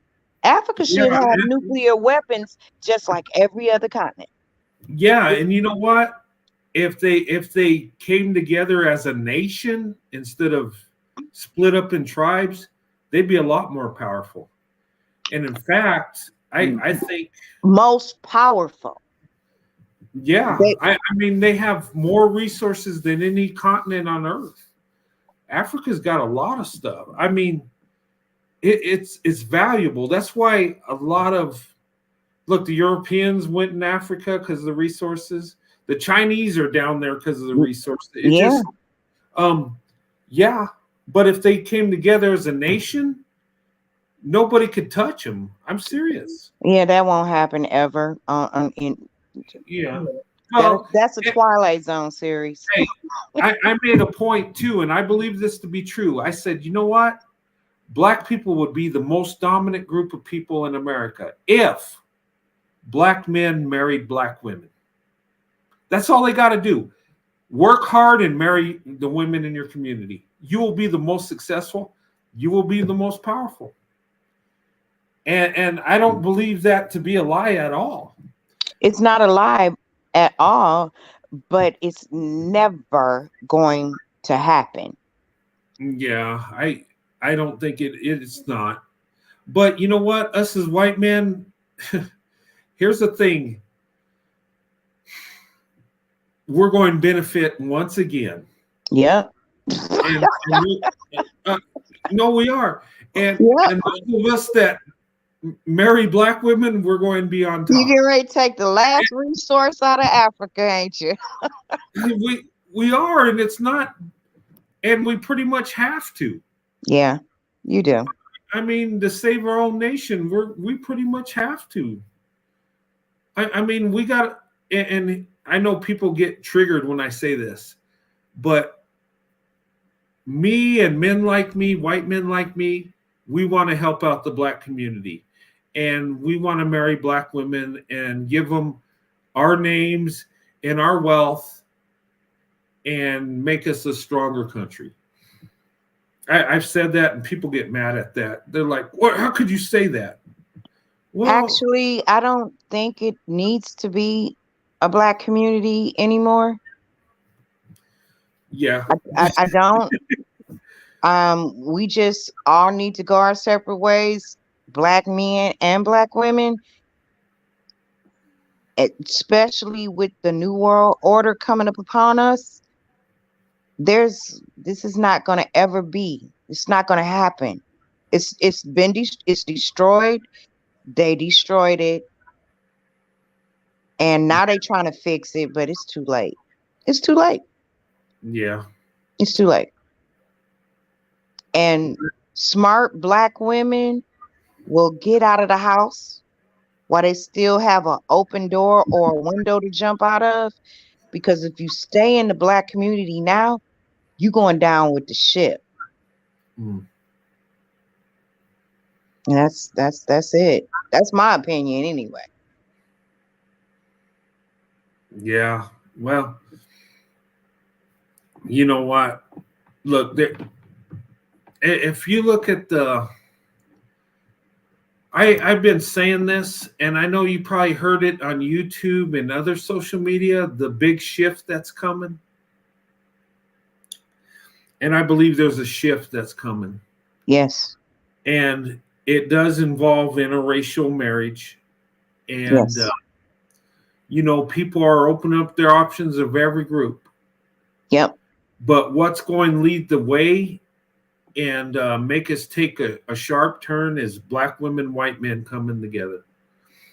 Because you get the strongest of the two communities, and that's going to change things altogether.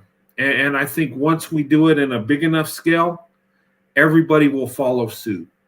And I think it'll make us better. I think it'll bring us together. At first, it's going to be hectic. I think it's going to be a little violent because people don't want to accept it. Look at Meghan and Harry. But I think in the long run, we'll be better off for it. Yeah, I agree. I agree. It is going to be violent, though. Like you said, look at Meghan and Harry. That we see what happened with that. But and she wasn't a black woman, right? So yes, you don't even look black. right. I mean, yeah. But you know what? There was another black woman in the royal family. Charlotte. Yeah. So, yeah. But yeah, there's going to be a shift, and you know what? And people, the dominant couple, the most successful is going to be the black woman, white man. they're going to be the most successful. When it comes to finances, when it comes to wealth, they will dominate when that shift takes place. And it's not white supremacy lifting them up like people will say that's what it is. No, it's not. It's just they're the hardest working, they're the most strategic, and they're the leaders of their community. And you're so sweet. You said when it comes to dominance, when it comes to wealth, they're the best. Also, when it comes to war. Yeah. Yeah, and we're going to be, and I call black women, white men the power couple because they really are. If you study interracial couples, black women, white men are the most successful when it comes to marriage, longer lasting marriages, but the children are much more successful. And I know this triggers people too. But it's not because they're just children of it. It's a better environment. When you got two leaders of a community coming together and you bring two positives, your children will benefit from that positive. And they're finding out that biracial kids with black women, white men are more successful than black men, white women. Now, there's always an exception, but Look at usually, the type of products that came off the plantation. A lot of those black children went on to be very successful, and that was white men and black women.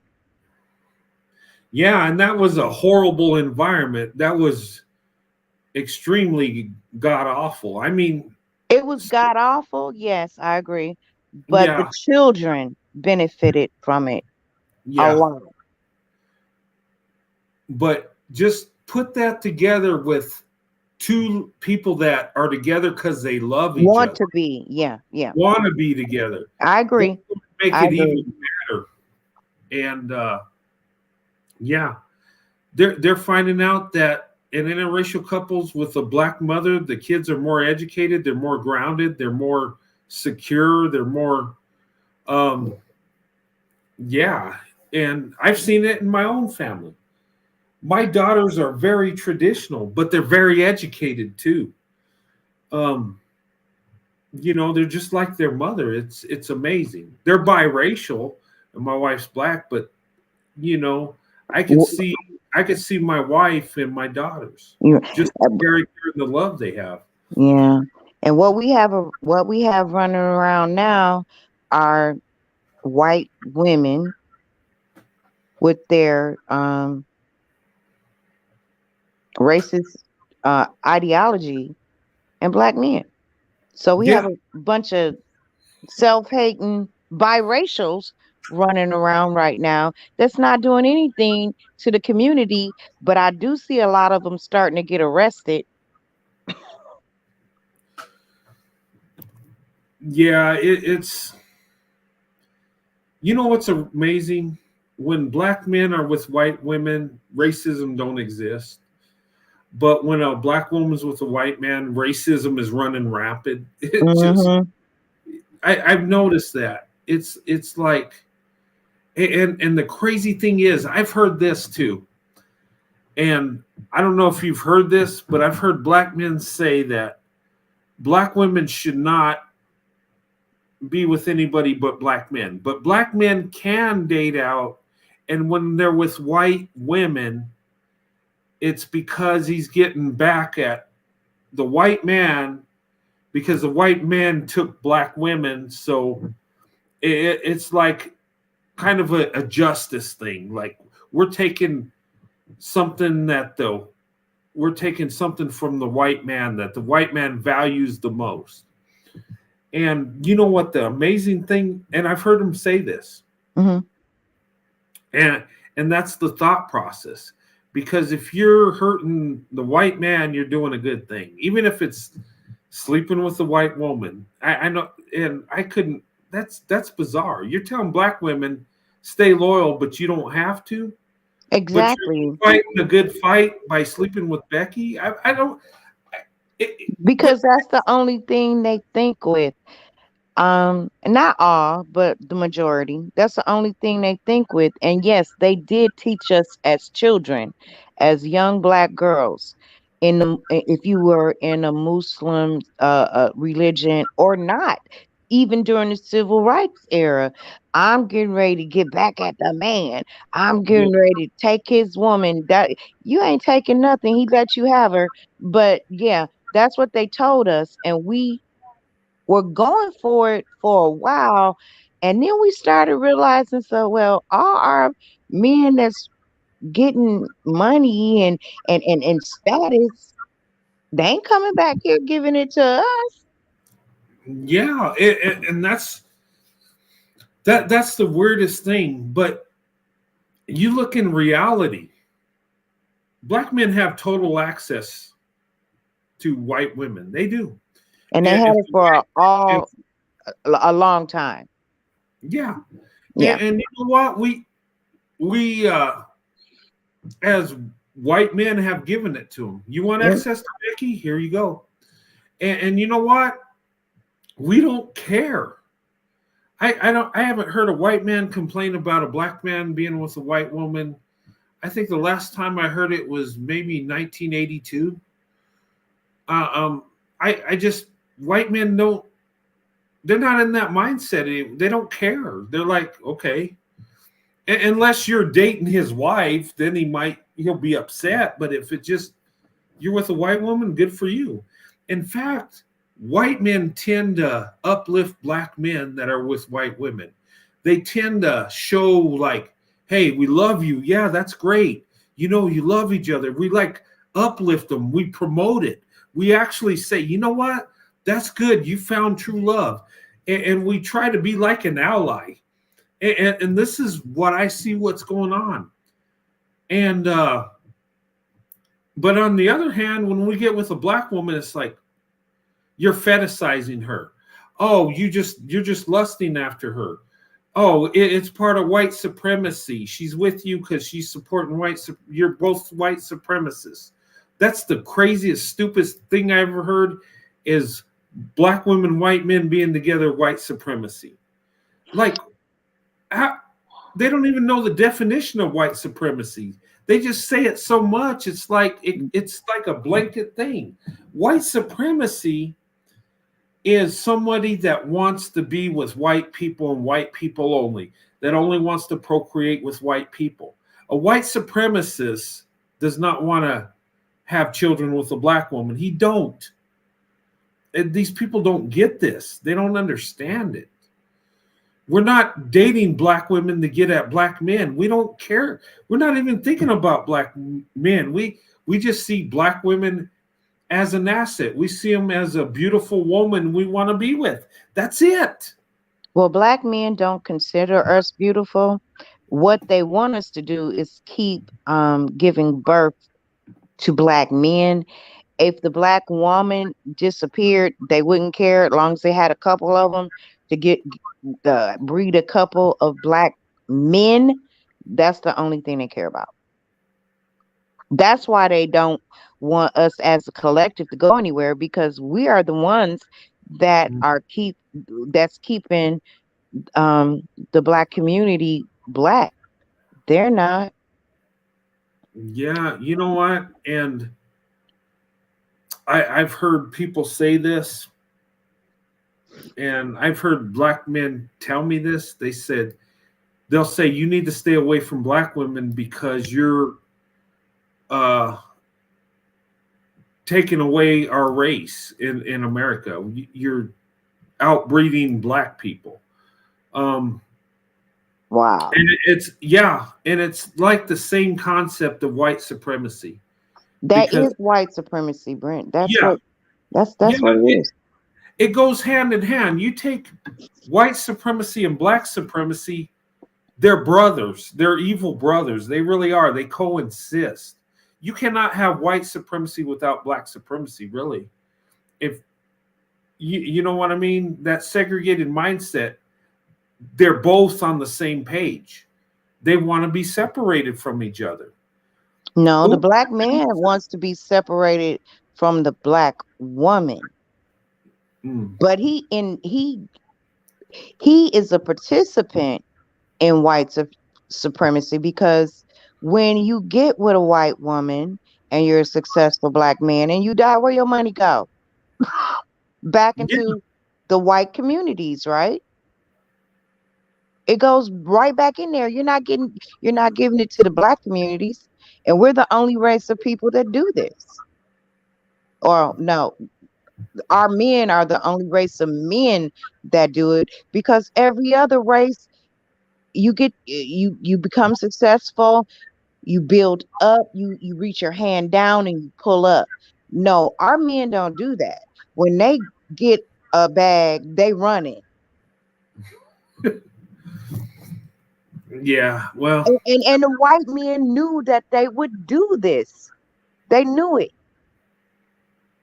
So they are the biggest uh, participants in white supremacy than anybody. Mm. Yeah. Well, you know, when they talk about the wealth and stuff, what about when a white man gets with a black woman and he passes on? Who's that wealth go to? The black woman? It goes to the black woman, but it's not enough. You know what I Yeah. mean? I mean, Well, to build a community is not enough, because it's not enough white men dating black women to build up. Once we get with a white man, we come back to try to help our community, mhm. but our children are still going to go into the white population too, to be Yeah, honest. They are. and that's where biracial children are going mostly. Yeah. Uh, and most of them are biracial children are getting with white people, whether the mother's black or white. It Hmm. seems like a trend that's going. They're going towards the white side of it. I mean, you're And going to go with the dominant society. yeah, you're going to go with the yeah. Why But wouldn't you? I think it just has to. I don't think we're sooner or later the black and white community that's going to disappear. We're going. It's already doing it. I mean, if you look at when I look at my city, I see black and white people in the most impoverished part of town, and I see them in the most successful. Um, you know, and I think eventually we're just All going to be beige. yeah, we are, and you know what? That's not a bad thing. I don't think so either. I say let's do it. Yeah, and people say, well, if you do that, there's not going to be white people or black people. Good. I don't give a damn. Right. I just want my I kids to don't either. be successful, whether they're light or dark or in between. I don't care. So once we become all one color, we can start fighting over eye color or something like that. But let's get this over Yeah, with. we will. That just you know what? That just shows that people are evil. We're going to hate each other no matter No what. matter what. They will find a reason. You know, we'll start looking at people's, you know, how I don't know how they walk, how they talk. I mean, we think about it. How there have been people that says, you know what, people are naturally racist. No, they're not. People are naturally biased, though. People naturally judge each other. We do that, right? We'll look at somebody and they walk a certain way and say, "Wow, that guy's weird." We do this. We have a perception on somebody before we even know them. We already think how they are. I mean, that's just human nature. We shouldn't think that way at all. We should, but we do that, do we not? No, we do it. My daughter is doing a class. She's doing her master's program, and one of the discussion questions was, if wearing uniforms are more beneficial than not. If everybody had on the same uniform, could there still be any bias? And I'm like, yeah, you could say your shoes, your socks, your earrings. We all just that simplistic. You will always find something to judge somebody on. Oh yeah. And you know what? They say when and that's why your appearance is important, how you dress, how you carry yourself. You're judged on that. And I'm all for, dressing nice, being positive and all that. But people will judge you how you're dressed. And they've had like millionaires walk into a bank. They've in horrible looking clothes, smelling bad, looking dirty, and they treat them bad. And they're millionaires. They've done this, and then they're, people will judge you.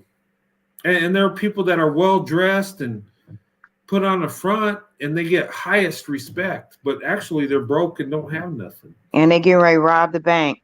So yeah, no, you're right. They have bad intentions, but they look good, so we assume they're good. I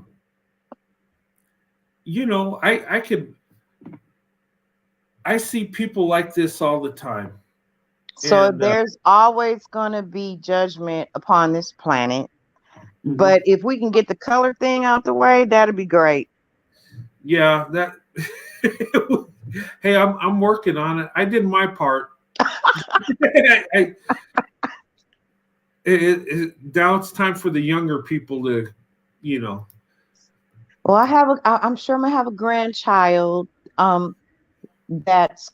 Oh, Okay, so my brother, he's a light-skinned black guy, and he procreated with a white woman.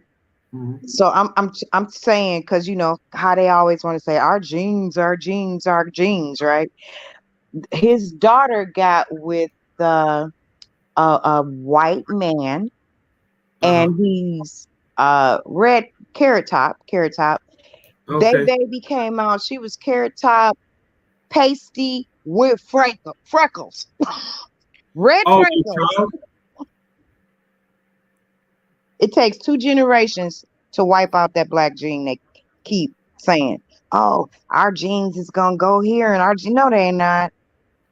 Oh yeah, I've heard that. Umar Johnson says that, and black men Eat it up. boast about this. Oh well, when you procreate with a black man, the child are black, and like as if the white gene is just destroyed or taken over. That's not true. That's silly. Look, you got genes of both parents. Now there are dominant genes, and black people do have dominant genes. It don't mean it takes over the genes. Like dark is more dominating.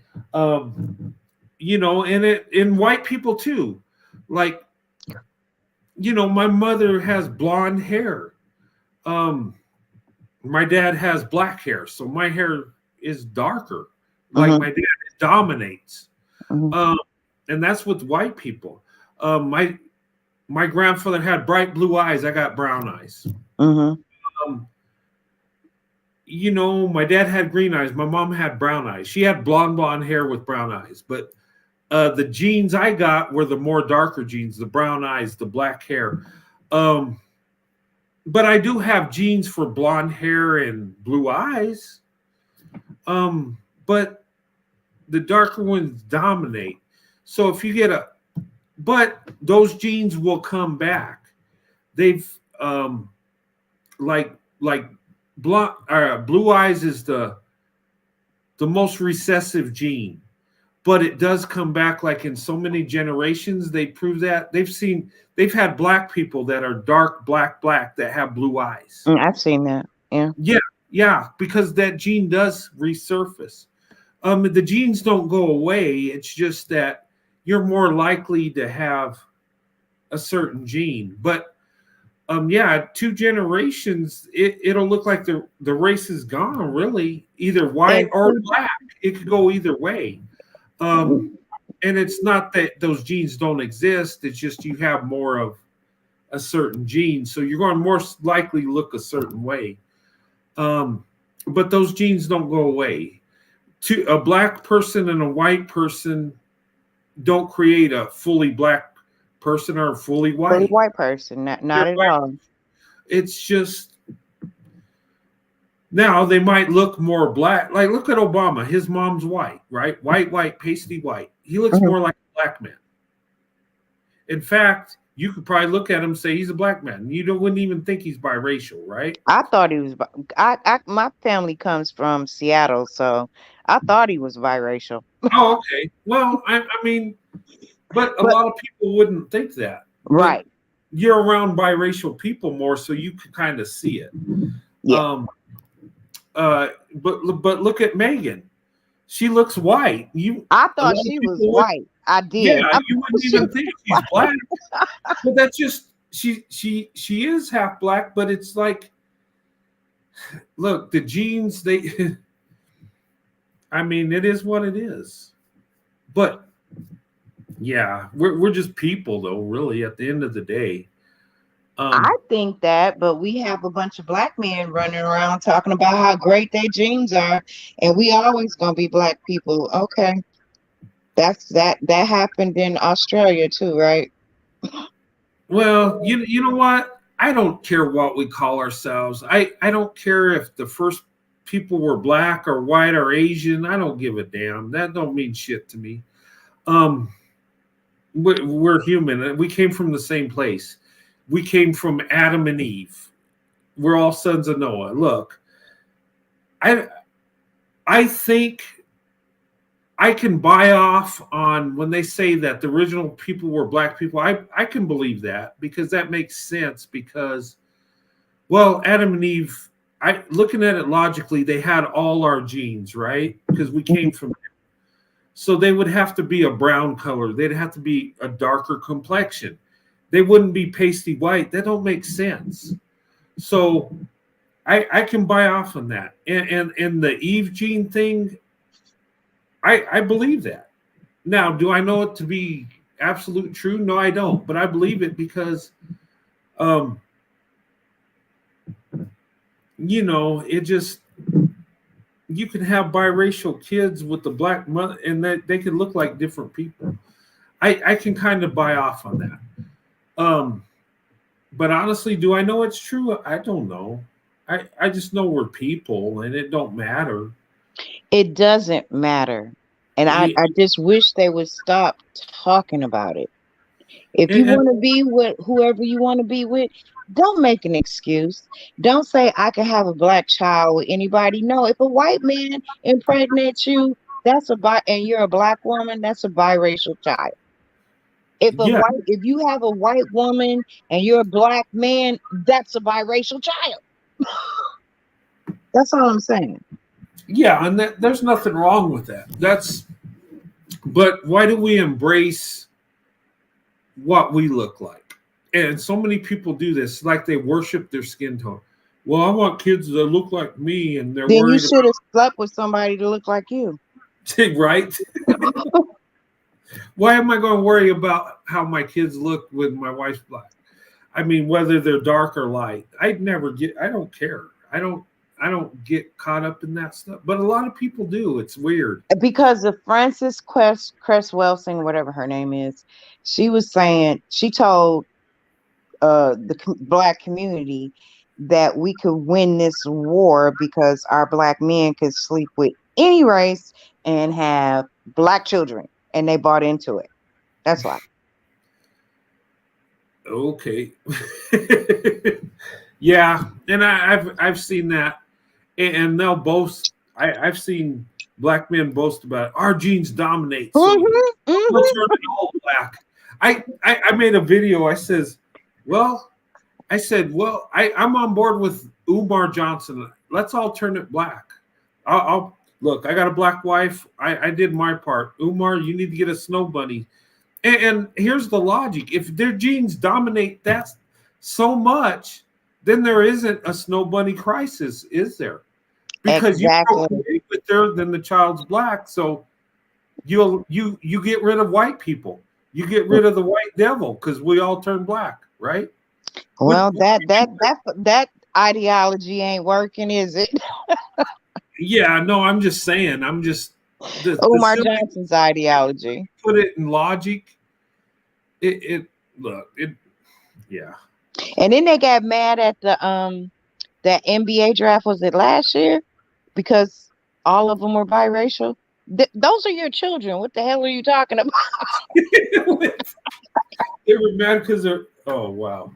The NBA draft last year was predominantly biracial children coming from a biracial a family with a black father and a white mom, and Mhm. most of them were NBA players' sons, right? Why are you mad?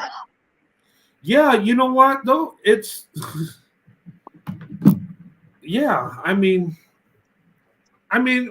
Well, and who even cares? I mean, the NBA don't give a damn. They only care who could play the best ball. Who's the Look it up, Brent. I'm telling you, look it up. It's so many uh, Twitter. Oh, ain't no black men in here. Da da da. Not the women. We didn't care, but they cared about, because that's their um image, being athletic, this, that, and the third, and they consider their biracial sons to be soft. Hmm. Black men think dark skin means masculine, light skin means soft. Have you heard that before? I have, Okay. and I guess that goes along with the men want to be dark, but they want their women light. Mm-hmm. Mm-hmm. That's Mm-hmm. kind of like a colorism Yes. ideology type Yes. thing. Mm-hmm. Yeah, that's weird. That is weird. Yeah, but wow, they're mad because they're biracial. I mean, can they play basketball? I I mean, hope so. but yeah, there's a superior thought behind that. But where we had one guy on one of my shows, and he says, "Well," and we're talking about interracial dating. Well, if black men were to leave, you would no longer have the NFL, NBA, and all I this. heard that crazy dude. Yeah, and I'm like, no, we would still have it. It would just be different people. You could Right. be replaced in a. I mean, it's just a game. I He didn't mean, say we would no longer have nuclear physics and going to the moon, or doctors that's creating medicine that can cure diseases. No, he said in basketball and like that's the football. I'm like, would you please shut up? and you know what? Hey, look, I like the NBA, I like the NFL, I like baseball, I like hockey. I love sports, but it's just a game. At the end of the day, it's a game. And it's a popular game. People are made millionaires that could play this game well. Okay. And I'm not against that. Hey, do what you got to do. But at the end of the day, it's a game. How is it benefiting society, the NBA? What's it doing for society? Giving us entertainment.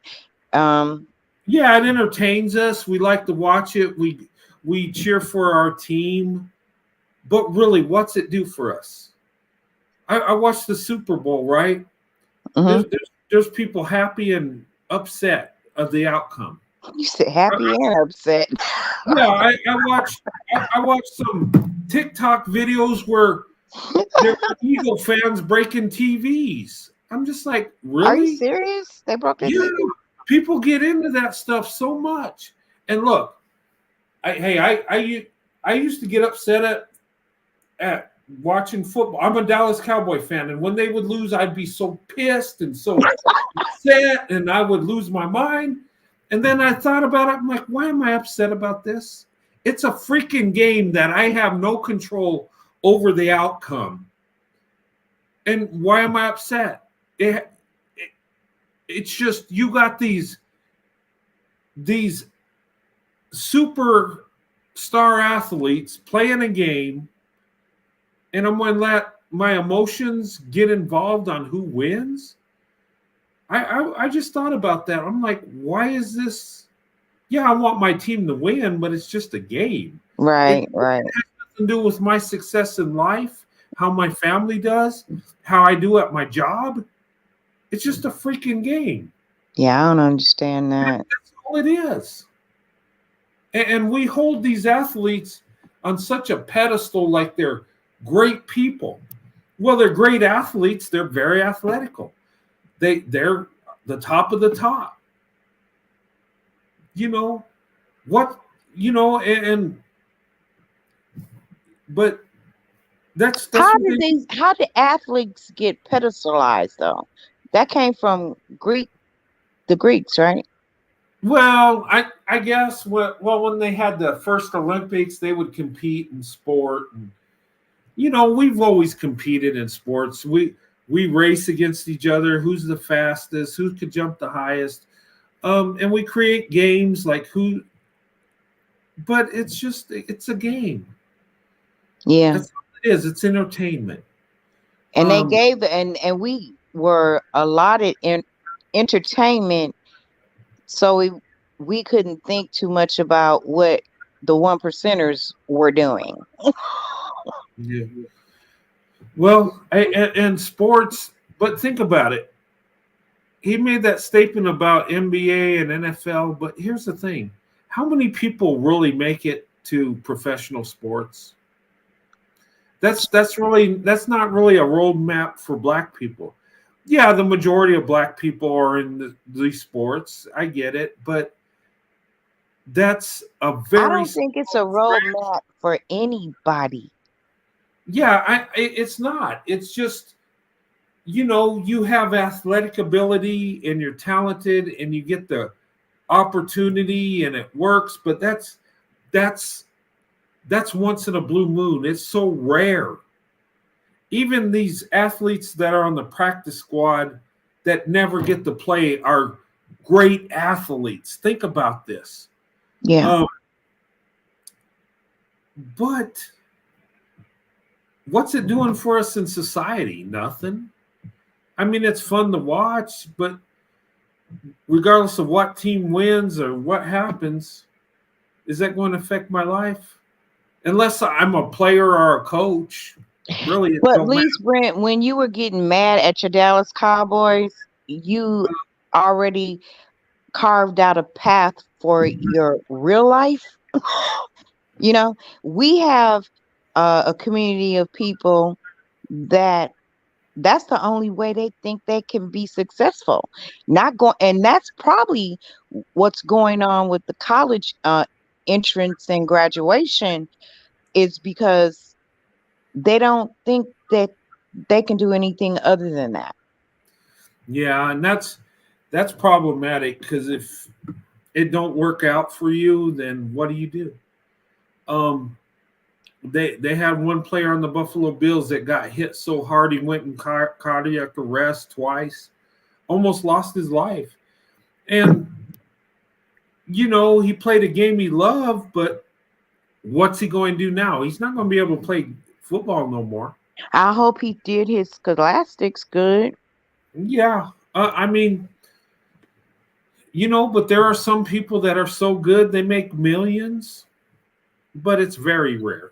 Very rare. Yeah. If there are so many great athletes that don't get past college. I mean, it is what it is. It's competitive. It's big money if you're good enough, but most people are not good enough. And you know what? You got to have. I mean, So it's a rare thing. The thing of it is as a young person, as a young man, you need to look at what can you do as a career, a trait. What can you do to make money? That's the bottom line. Maybe you'll get a good job at a company, a good corporation. Maybe you get a government job that pays decent, has benefits. Um, that's basically the reality what we got to look forward to. Or open up a business and create something people like that they're into. Or go to college and get an education. All those things are very important. And we young men, and I'm actually seeing white men starting to fall by the weights with the going down the drain too, because of this. Mhm. Um, it's not enough men going to college, Yeah. and that needs to happen too. Black men, they ain't getting ready to go, but But y'all black need to women start are, going back. you know what? Um, sometimes though, in relationships, sometimes in a marriage, this is my situation. I do have college. Um, my wife, has a degree and stuff. I barely got an associate's, but um, it just my wife was more educated because as I was in the military working and doing my thing, she before we had our kids, she went to college and she took classes in between to get her degree. And the focus was on her because I didn't have the time to do it so much. I could only take a couple classes here and there, but she could take a full load. Sometimes that creates an imbalance. Um, but most of the time, and I think women are more educated because of that. But But you got boys up here playing Call of Duty, and they can go to school. well, yeah, you're right. And we But we live in a different time period now. I understand that was great what you did. What yeah, how you and your wife balanced that out. We This is a different time period. They playing Call of Duty, okay? well, Um, all and they're fair, not doing nothing. all fairness, it's a fun game. No, I'm just I'm trying I'm trying to stick up for them. No, I get what you're saying, and it makes them beta because they're more engaged in the game than real life. And, They and I'm still living at home. They ain't got no kids. They can go to school. yeah, that hey, if they're strategic, that's what they would do. Now, I'm not against playing video games. I play video games, but I mean, it's like the only time I'll play a game is if I got a day off and nothing going on. Most of the time, I don't even have time for it. I bought a Nintendo Switch, and that's basically for my granddaughter when she comes and visits. That's pretty much her deal. But I'm not against playing video games, but don't let it consume your life. I'm not against that either. My daughter and her husband, they'll play video games with family across the globe, and Yeah, I and get that's that. I get that. I'm not against video games. I used to yeah, like but pack a super pack woman or whatever that thing was. I love yeah, video games. I do But too. But it's go to school too. yeah, and you know what? You know what got me into college? Here's the thing. It wasn't that I wanted to go and improve my education. You know what it was? And here's the thing. This is a humbling thing, and I've said this before. Probably your wife. Well, my wife supported me on this, but here's the thing. I went in the army, right? Right. I graduated high school and went in the army. The army got a hold of me, and I didn't have a lot of opportunities. But you know what? I had a sixth grade reading level when I graduated, and I think the public schools for that because I got a crappy education. I agree. I agree. And you know what? That was embarrassing. That was humbling. My reading level was sixth grade level, and I graduated high school. Well, I'm in New Mexico. We are the worst state when it comes to education. We're 51st. And that's including the 50 states and District of Columbia. We're last. And I went to a public school. And my brother, he's 12 years younger than me. He went to a private school. He's much more, has a lot more intelligence than I do. He's much more educated because he had more opportunity. And I'm not mad about it. But what I'm saying is that forced me into college because I had to take classes to get my reading level up so I would have more opportunities in the United States Army, where you don't have to be a genius to get into. Okay. And I retired out of the Army, by the way. But you know what? The Army taught me how to read. Well, send them to the Army then. They need to go somewhere. No, but I'm thankful for that. But you know what? I had to take classes to get my reading level up, my reading comprehension. And you know what? When I did that, it actually taught me how to be successful. That was a time in my life because, look, when I was growing up, I was going nowhere fast. I was fast tracking to nowhere. But I went in the Army because I thought it was a cool thing to do. It was a macho thing. And I'm glad I did it because it taught me how to read. It increased my education level. It made me more successful. And of course, my wife was always behind me. And, I was able to self-correct. And, my kids are all college educated. All three of my kids. You agree with that then? College education is very important. Oh, very, very. Oh, yeah. My kids are all college educated. My daughters were on the honor roll from kindergarten all the way through high school. My son, he was on the honor roll from second grade on. He moved a little slow in the beginning because he had a speech impediment.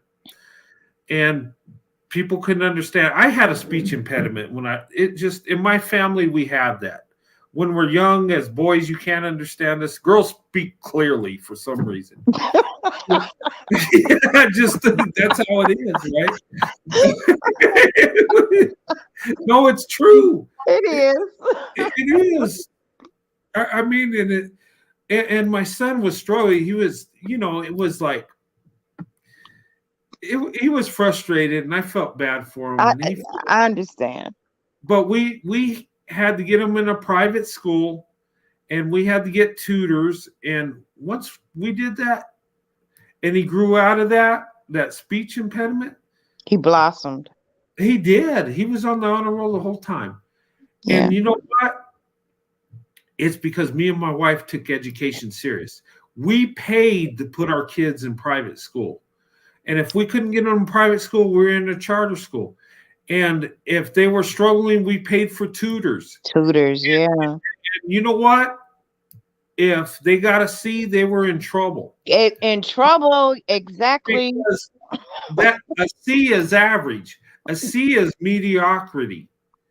I was mediocre coming up. I don't want my kids to be mediocre. And you know what? All college educated. My oldest daughter's got a master's degree.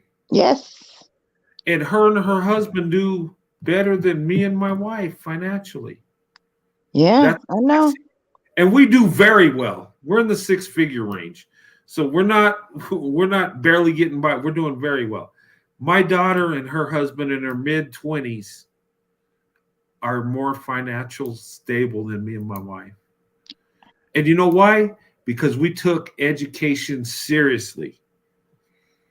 My son's moving up the NCO ranks, been in a few years in the Army. He's killing it. He's highly educated because we took education serious. My daughter goes to University of New Mexico. She makes good grades. Why? Because we took college, we took education serious. And they had a dad in the house that Yeah, took well, they had a education dad seriously. and You an had a awesome, marriage and a family that helped get your children where they needed to be. and you know what? And I don't take credit. People say you should take credit. No, what it is I love my wife. I loyal to my wife. I married her. I took my vows seriously. She did the same. We're everyday people. But you know what? With stability, with consistency, and with love, there's nothing you can't accomplish. And you could take, and look, I'm a basic person.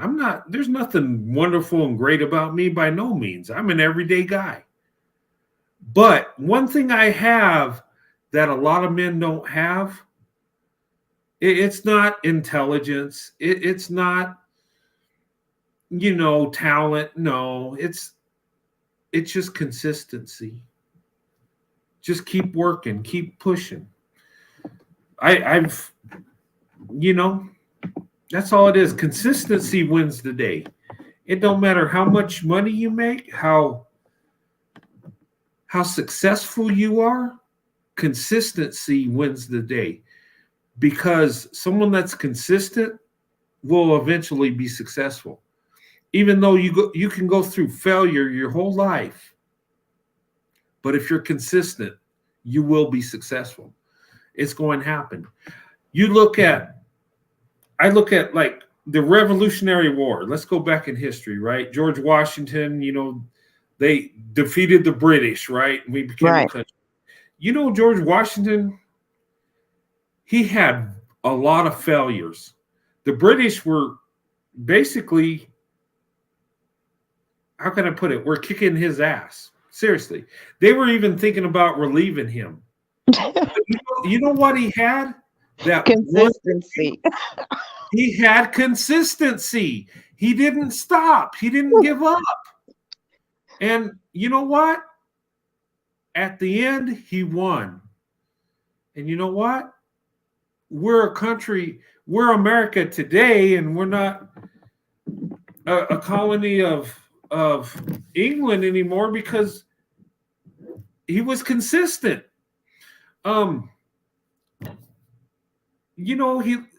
He pretty much lost more battles than he won, but he won the war because he was consistent. And that's with anybody. As long as you're consistent, you're going to win the day. And yeah, his soldiers were starving. When they crossed the Delaware and attacked the British on Christmas. Yeah, I remember that. It was a blizzard. It was extremely cold. There were soldiers. You taking me back to 8th grade, Brent. Yeah. No, but I mean, if you look at it, there were soldiers that were actually dropping and passing away as they were marching. Some of them were barefooted. Some of them didn't have very much clothes. And that's so extreme. But they won. They weren't the best equipped army. They weren't the best army. The British were the best. Of the best. The British were the best. They had everything. They had it all. They had discipline. They had a strategy. They had, they had years of experience. Mm-hmm. But you know what defeated that was consistency. Just hanging in there. Somehow I'm just getting tired of coming to talk to you, George. I'm just so sick of this. Just take the country. Right? And that's amazing because people were being sent to meet their maker. They were dying of diseases, malnutrition. They had smallpox. It was a disaster. It's just not worth it. Here's the rules and you follow them or not. We don't care. We're gone. Yeah, but that's the mentality. Today, oh my God, we can't, I was treated badly at work. I'm going to quit. Or go shoot up the place. Or yeah, there's, but yeah, but I just use that as an example because your life is a fight. It's a street fight. Life is rough. If you really look at it, people are evil, people are corrupt. And you know what? In your life, look at anybody's life. We all go through this. We have our ups and downs, right? Life beats the crap out of us. But Let me say this real quick before. That was a good analogy. And when I say, or go just shoot up the place, that's the participation trophies that's doing that. I'm going to win even if I lose. And that did not used to be the American way, or even maybe non-American way. Maybe it was, if I'm going to keep going, and if I fail, and if I get caught, I'm just, if I got to lose, I got to lose. But he did not lose. He kept on going, even with a C plus. He kept on going until he got a 100%. I like that analogy. That was a good analogy. Yeah, and that's that separates us as people, because there are people that wait for things to happen, and there are people that make things happen. Washington made things happen. You know, because if he would have waited for something to happen, for that lucky break or something to go right, and just that participation trophy. Yeah. Well, hey, and here's where back to Beta Kings. This is where Beta Kings fall short. Okay. And here's the thing, and please don't get mad at me, everybody. Think about what I'm saying. You take, okay, black men are lifted up in their community, just like white men lift up white women, right? Participation trophies. A lot of these men are told that they're the most desirable, they are kings, and they're the best of the best. Now, when you're told that as a child to a man, you expect everything to go perfectly for you. You expect everybody to love you. You expect to be the most desirable, the best of the best. You're superior. You've been told this. Now, and some of your girlfriends along the way might have told you you're the greatest, you're a king, and all this. But that one time you approach a black woman and she's not interested in you, she don't want nothing to do with you. She wants to be left alone. You lose your freaking mind, because she did not fall in line with your mother, your sisters, and the people around you in your community that told you you were the best. And now you find out you're not the best. You don't know how to deal with it. Damn. And then someone can get hurt. And the way I was raised, my father told me there was nothing special about me. He was brutally honest. He says, "You're my son and I love you, but you're no better than these other kids." Mm-hmm. And he was honest. He said, "You're not special because you're my son. You're just another kid. Now, what are you going to do to be successful?" I was humbled. I was grounded. And sometimes I was upset my father told me that. I wanted him to tell me I was going to be the greatest. No. I told my father, and we used to watch football. We watched the Dallas Cowboys. That's how I became a big Cowboys fan. I told my dad one day, I said, "Dad, I'm going to play for the Dallas Cowboys one day." He looked at me, he says, "No, son, you're not." Well, yeah, I want to. No, it's not going to happen. You're too little. You're slow. No, you're not going to be able to do that. But talking about brutally honest, huh? But he always had a positive. He wasn't totally cruel. He said, "But you know what, son? You work hard, you can be successful." And he left it at that. He didn't say I was going to be successful. He said, "If you work hard." Now, here's the thing. You know what made it, and I'm going to say this makes it easy for me to approach black women. And it was We hear easier. the same thing. We hear the It was same thing. easier than most men, right? Because they Mhm. accept instant acceptance. I expected rejection. And you know what? When I got rejected, my feelings were hurt, but I was not angry at the woman because I thought, well, she wants somebody better than me. And I knew I wasn't the best. So that's okay. And then I can approach. And when I was accepted, I was on cloud nine. You know what? When I was shown love, I embraced it. I thank God for it. I fell to my knees. And let me tell you, black women have always been the best option. And you know what? Black women didn't accept me as much as they rejected me. And that's okay. Because I don't need all of black women to love me. I just need one. That's all And, any man needs is one.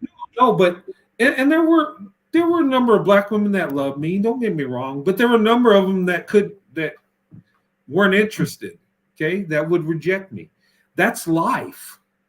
But I could deal with it. I could pick myself up and move on, because you know what? Nobody told me I was great.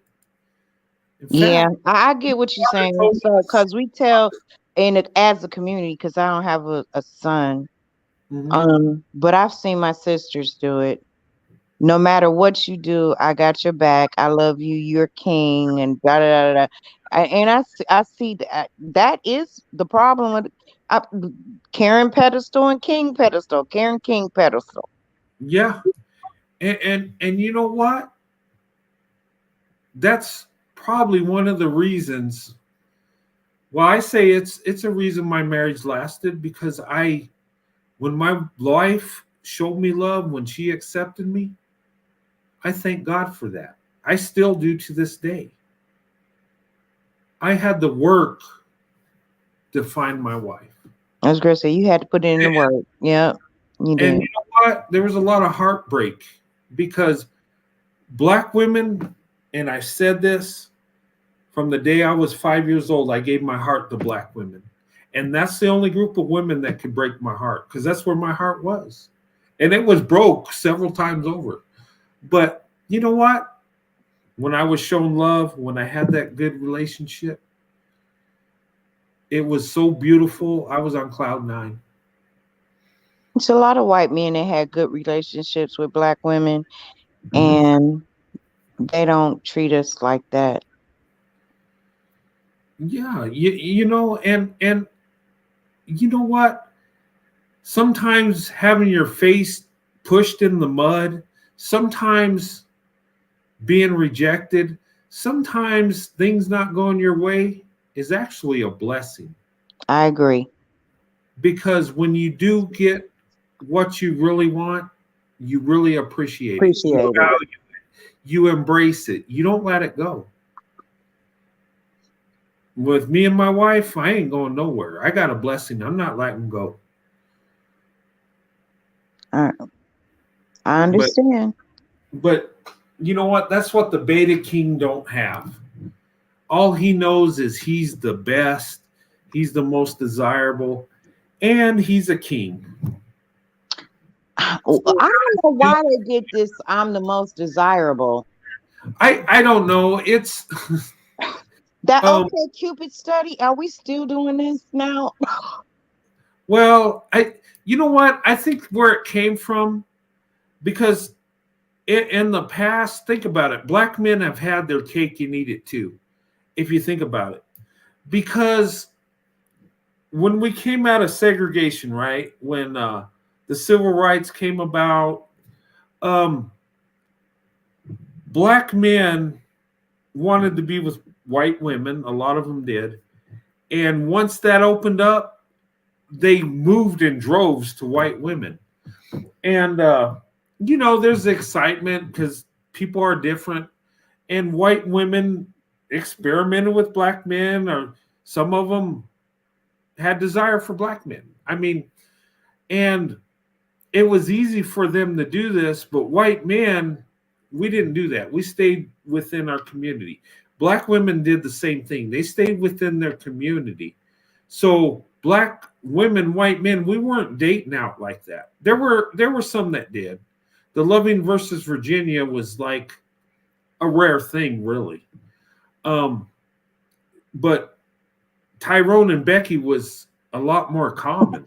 Yeah. So black men have had their cake and eat it too. They can go date Becky, Maria, Mailing, and go back to the black woman. Where white men, we were just with white women. Think about it. So we weren't going in trying to date Keisha because we weren't allowed to do that. But black men, actually, you still ain't allowed because they still talking crap. yeah, well, yeah, but it's a different time now. Yeah, we're told we can't do it, but we're going to do it anyway. I hope so. Well, I've started it. There's more doing it than you. Yeah, I know. I'm just saying. I hope this trend keeps going.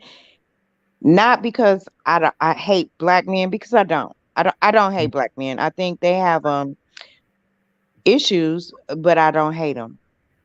But I think my girls, because I'm an older black woman, my daughter, my grandchildren, and all that, need to open up their options, which they have. Because what has coddling, being race loyal, and doing all that, marching and stomping the yard and supporting criminals, what did that do for black women? Put us almost on the most endangered species list. So I don't want to do it. I don't want to do it. I don't think any black woman should do it. You should actually know your worth. You know, these are talking phrases on YouTube, and I hate using talking phrases on YouTube. But just get out. Go where you can get a good husband. Yeah. Wherever that is. Yeah, and you know what? At this point, it's about survival. Yes. This race loyal thing, that's out the window at this point. Right now, the way our society's going, we need to find somebody, to be with, to create a family with. Men and women need to get together and get married. We need to go back to the basics. And look, it's going to have to be an interracial thing. A lot of the time, it's going to have to, especially with black women are going to have to date out. 27% ain't going to cut it. Basically, you have to. What else do black women do? I know they're shamed for dating out, but if they outnumber black men by over 2 million and only 27% are married, what the hell do black women do? I'm going to tell you what they said we should do. The ones that can get married should get married, and the ones that can't should help support the ones that did and help raise the children. Yeah. But I'm just saying the race loyal thing is hurting black women. It's not helping them. It's making black women to where they have to compete for black men, and they have to lower their standards to get that so-called black man that really in reality is mediocre. The unicorn. Yeah. And the thing of it is now, and then black men are going to date and marry out 2 to 3 times what black women do. So how the heck do black women get married and have a family? We're not supposed to. We're just supposed to sit here and die with dogs, which I got 3 dogs and I'll be happy to die with them. Yeah, no, but I'm just looking at it logically, and I'm just like, if you truly love black women, and I'm speaking to black men, if you truly love black women, you would want black women to be happy. Mm-hmm. And knowing the marriage rates, you would encourage them to open up their options so they can have a husband, so they can have children, so they can have that family structure they deserve. But if you're a selfish bastard, of course you want them to stay in the community and praise you and be there when you're messing with Becky, Mayling, and Maria. And then if that don't work out, you could go back to the black woman and still say you're the most desired. That's what it's all about. It's more about these Betty Kings. It's more about image and how they look. And that's more important to them than black women or their children. Tell me I'm wrong. No, you are absolutely right. Because if that wasn't the case, black women would be the most married. Because there's no woman that's more loyal, more loving, more nurturing, more successful than the black woman, but yet she's the least married.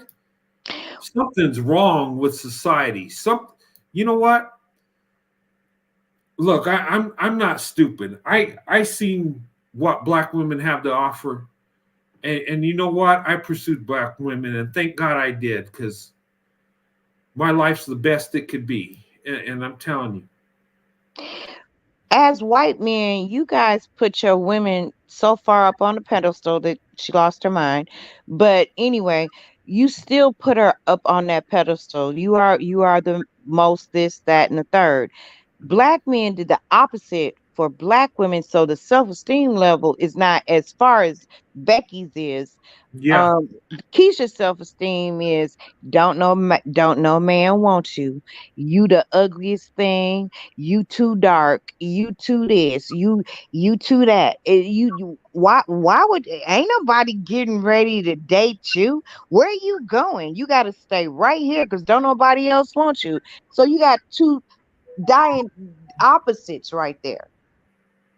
Big opposites. Yeah. And you know what? And I've heard people say this that are against the interracial marriage thing. And I've heard black men say that. I heard black women say this. That Becky or Karen will not accept a black woman in the community. And you think you're going to be treated any better? You're not. No, that's a total freaking lie. Who cares about Becky or Karen? It's your husband. No, but they try to use that as a scare tactic. Like, you're not going to be accepted in the white community if you marry that white man. No, actually, you'll be accepted in the white community. In fact, you will be uplifted above all women. And look, here's the thing. Because the white man puts women on a pedestal. My grandfather did it, my father did it, and I'm doing it. The only difference is I got a black woman on my pedestal. And you know what? There ain't nobody that says anything to my wife negative. They know they can't do that. They can't do it because you're not gonna allow it. No. And you know what? My community is mostly white. And my wife thrives in the community. She's very successful. She's killing it in the corporate world. And you know what? These white women are not disrespecting my wife. It's people got a misconception. In fact, white people embrace my wife. You know, and we do this because we see a black woman that's actually accepted us, married to a white man. Us as white people embrace that. Why do you think political leaders, black women, are popular? Think about this. Look at Candace Owens. White people love her. Because they got white husbands. Well, yeah, and I'm not getting in the political part about it, but we embrace that because we love to see it. And even black men that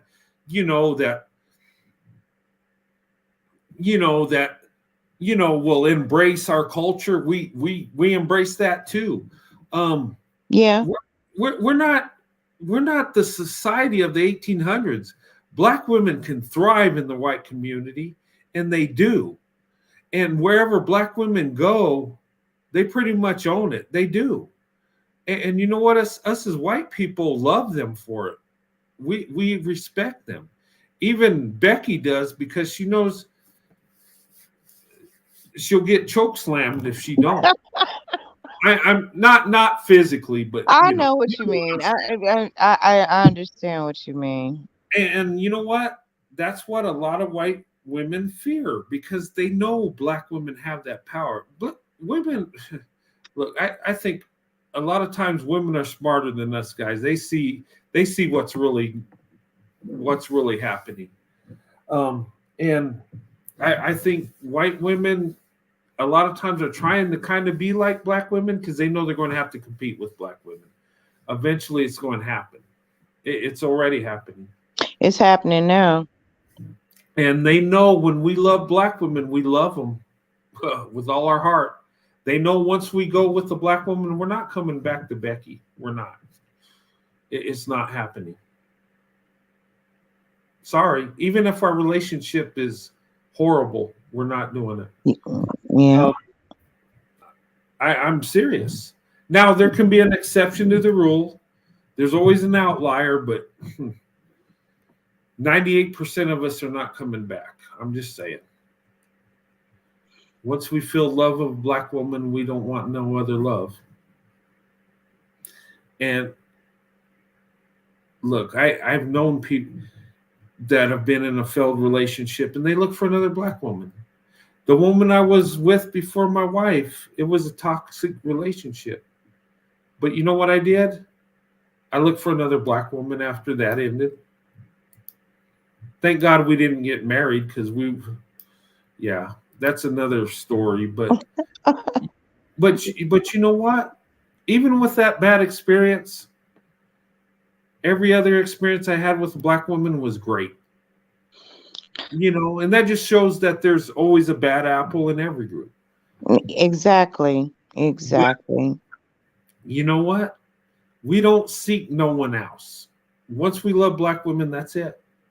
Our heart belongs to black women. It does. And that's not just me. That's majority of white men, seriously. And the white men watching tonight, you know I'm right. You know I'm telling the truth. You know those of us that fall in love with black women, we don't go back. We don't. We're all in. And I guess there's a preference, right? I mean, well, it's a preference, yes. okay. But what creates a preference? Think about it. We could take white men and black men that have preferences.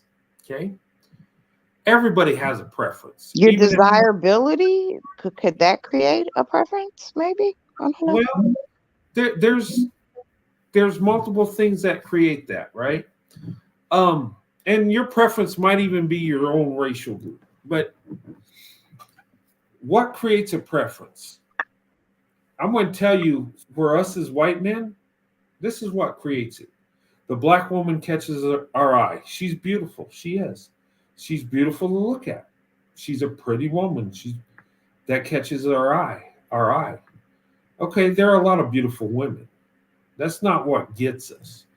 Once we get to know the black woman, once we know, and if she has feelings for us, we feel that love.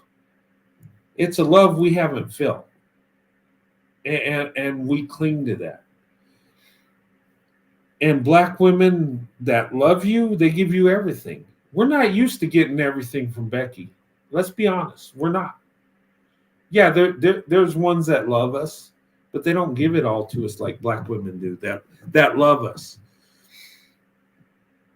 So we're with a beautiful woman that is the most loving, most loyal, most nurturing. And if she loves us, we get all that. And we don't want nothing else. That creates our preference. And it goes beyond the desire. It goes beyond the physical, the sexual, and all that other crap. They say that's all we're in for. No, it's not. That's a part of it. That comes when we're in a true relationship. But that creates our preference. So does white women do the same thing for black men? Is it the same? I would say, look, I'm not a white woman, but what I observed, I'm going to say no. This is my opinion. I know there are white women that are going to come in on me on this, but I would say no. I think black men and white women is more of a fetishization, more of a Oh, physical no, desire. don't go there. No, I'm going to go there because that's, look, and I believe that black men have a sense of pride that they could be with the white man's woman, feeling like they're superior because Yeah, I agree with that. Yeah. he's got his woman. He's got him. That makes him feel more desirable. Think about it. Yeah, I agree with that And part. a lot of times these Beckys are like Girls Gone Wild. I call them Becky's Gone Wild. They don't even Wants to remember that show. experiment. They don't even There's remember no that show. desire there. Okay. She wants to know what it's like. Now, not all. There are some white women that love black men. But I think a lot of it's more of a physical thing, more of the excitement for the here and now. And that's their preference. And it goes along with the colorism, right? And the ones that are in the colorism, they didn't just get a light-skinned woman. They got the ultimate light-skinned woman, the white woman. So a lot of times, and look, that sounds bad, right? But I believe that to be true. And I think it's more of an image thing. There again, they got the white woman. They took it from the white man. They put the white man in check. They got his woman. He's the most desirable. His head is swelling. Yeah. And you know what? Then he can put it in black women's face. Look who I'm with. And we ain't did nothing to you. And you know what? Most white men that date marry black women, we don't tell Becky about that. We don't say nothing to her. We don't have to remind her we're with a black woman. Look, white women that are in my neighborhood and I work with, they know I love black women. I don't have to say a damn thing. They see my wife. They know how much I love her. Why would I have to tell her? Why would I have to say she's better than you? I do believe black women are the best option, but I don't have to go around saying it. My actions, my life reflect it.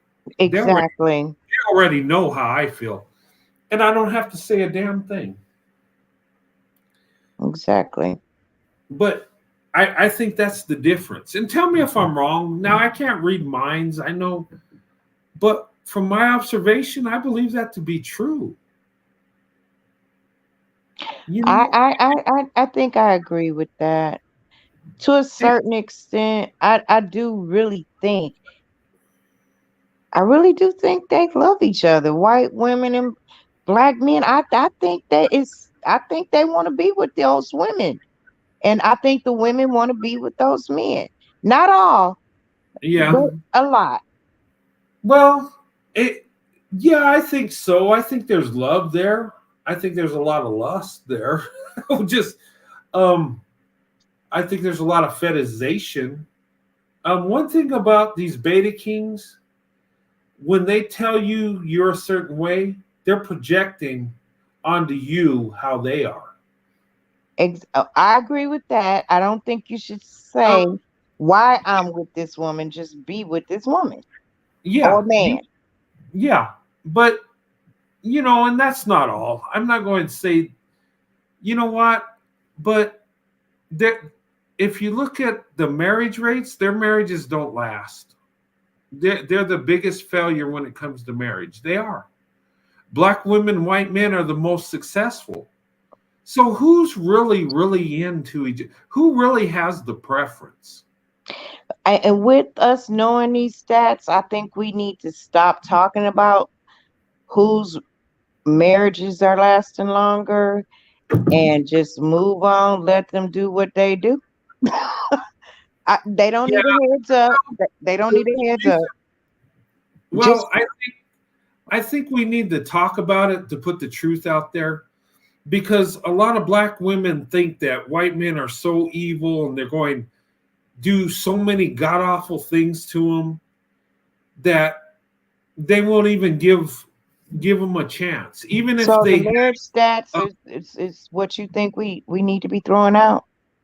well, we need to talk about it because it puts to bed the myth that white men are just fetishizing black women, that they just want to experience that. And black men are going to try to stay in their marriages longer to disprove that stat. Well, if you're really in love, your marriage is going to last. Just to prove a stat wrong, Yeah, you they need evil like that. They are evil like that. They will do it. And that. I'm That like, ain't. I'm Yeah. serious. They will. They will. Well, I mean, maybe that's a good thing, though. Maybe they'll stay longer and actually fall in love with the women they're with. Through that. Okay. Touche. Maybe that'll have an effect. It But Mhm. I just, you know what? I think we need to put that out and talk about it because there's so much propaganda against it. There are so many people talking about how much white men don't like black women and they want to abuse them and use them, and they just fetishize them, but their marriages are lasting longer. The reason I think we need to talk about it because it's the truth, and to put to bed the fear of opening up your options. And two, yeah. Okay. All right. Yeah, I'm just saying, it's not to put nobody down, it's to tell the truth. No, I'm not saying putting. It's not that I'm looking at the put somebody down. Yeah, We're becoming so vocal on the internet now, and they're actually listening, and that's scary to me. yeah, well, they do. We're look, regardless of what we're saying, we're influencing people. That's Now, scary, and not the. I'm not it is not for the women, but for the men because they're starting to get angry. well, I mean, because they're seeing something happen. They're seeing some movement. It look what's happening now. It's scaring the hell out of black men. It really is. They won't admit it, but it is because they're seeing black women. They're saying, "Wait a minute, Brad's over here," and they're seeing a few of them with a black woman that she's happy and taking care of. They're like, "Wait a minute." He's not the evil monster I was told he always was. That blue-eyed devil that Malcolm X Yeah, talked about. Yeah. yeah. Well, even Malcolm X, if you look at him towards the end, He when it, shifted. He did. I he know he shifted, did. and when he did his pilgrimage to Mecca, he was like, "These men are my brothers. They're white," and he was shocked to see Shocked. white people Yeah. that were Muslims. Well, there are millions of white Muslims. They're all over the freaking place in different countries. I mean, but he didn't know. He was thinking about the Nation of Islam, black Muslims. He was, I think, caught up into that, and then he started seeing truth. His eyes were starting to open. He was, and I think God works on us that way. He opens up our eyes. We start seeing truth. People we might have thought were horrible aren't bad, and people we thought were great were horrible. Not that good. Yeah, and I think that he had a revelation, and that's when he said, "These men are my brothers, the white men," and people didn't like it. Like, what are you talking about? But he's seen these men like him making that pilgrimage, in their faith, and he's like, "Wait a minute." And I think, things were changing when things were going on with Elijah Muhammad with the young girls being pregnant and stuff. I think that changed him. I think he became more protective of black women, and that I think was his undoing. That's what did him in. I know he That's what did him in. Yeah, he got in trouble initially because he said when Kennedy was assassinated, he said, well, white men's chickens have come Home home to to roost. roost. Yeah. Yeah, and the Nation of Islam, I think, were upset with him because a lot of black people love Kennedy. So I think that was like something. Hey, yeah, you could talk about white people, but not him. You know, it's like one of those things. But that was like a side thing. But you know what? When the young girls, that's when he, you know, that's when he tried to get out, and he started bringing the truth to that, and that was his undoing. And I think Farrakhan, and look, I can't say it's true. This is my opinion, but I think Farrakhan and the Nation of Islam had him sent to meet his maker. I believe that. Now, do I know it for sure? No, I don't. But We all believe it. study, We all well, believe it. I believe it. Yeah. It's a collective opinion from the black community. We all know that's what happened. Yeah. And he was so powerful. He was going to start his own movement. It would have been bigger than the Nation of Islam. He would have. Um, and look, I'm not a Muslim by no means. I don't. I'm a Christian, so I don't have respect for Malcolm X because he was a Muslim. I do it. I have respect for him because of his character. Exactly. You know what? He was, I think, a good husband, a good father, and he did right by his wife and family. He did right by black women, and I respect that. And I think he was greater than Martin Luther King. I do. Um, and I'm not talking bad about Martin Luther King. I just think I don't follow none of these people. I really could no, care but less about them because they didn't build the community up where we had insulation and protection. So I don't care about none of them. Not net, none of them. I don't. yeah, no, I just The word yeah, fetishize or fetish. I can't say it right now. fetishization. Yeah, when black men do that to us so much, Oh um, yeah, oh that yeah. you shouldn't get with a white man. He ain't doing it. It not only black men, black women. Or you just being fetishized. Yeah, and in the same breath, he'll be talking about your butt and how you got a banging body. Yeah, I seen it. but the white guy will say you're beautiful, and it's automatically a fetishization. That sounds crazy, but I've seen it happen. I've had two guys I work with look at a woman's butt and talk about a white woman, how she's got a black woman's butt, and saying how good she looks. And then moments before they did that, they talked about my channel and how white men fetishize black women and how it's a problem. But yet they're fetishizing. Oh, sorry. Did you get kicked off? Uh-oh. I'll put the link back up. You could come back up if you want. I don't know what happened.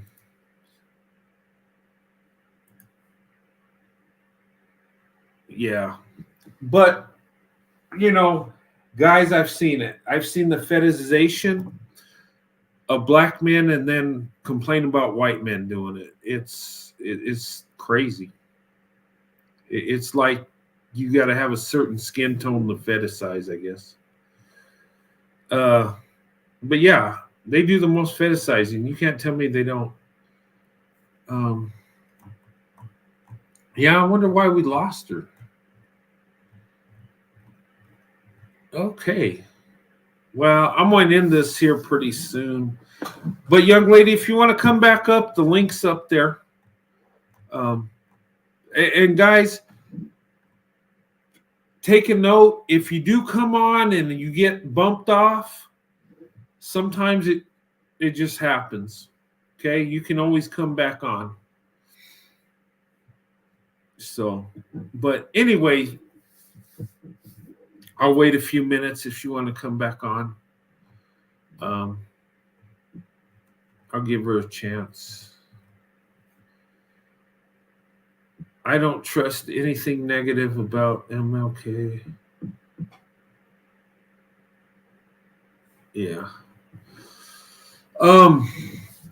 But anyway, guys, look, my whole point of this show is to point out, the tall tales of beta kings, and just to point out the silliness, the lies, the misconceptions, the half truths.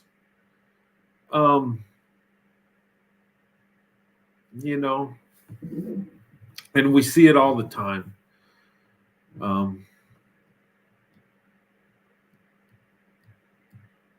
Yeah, what did he 5'5" thick in the thighs? Yeah, Omar does that all the time.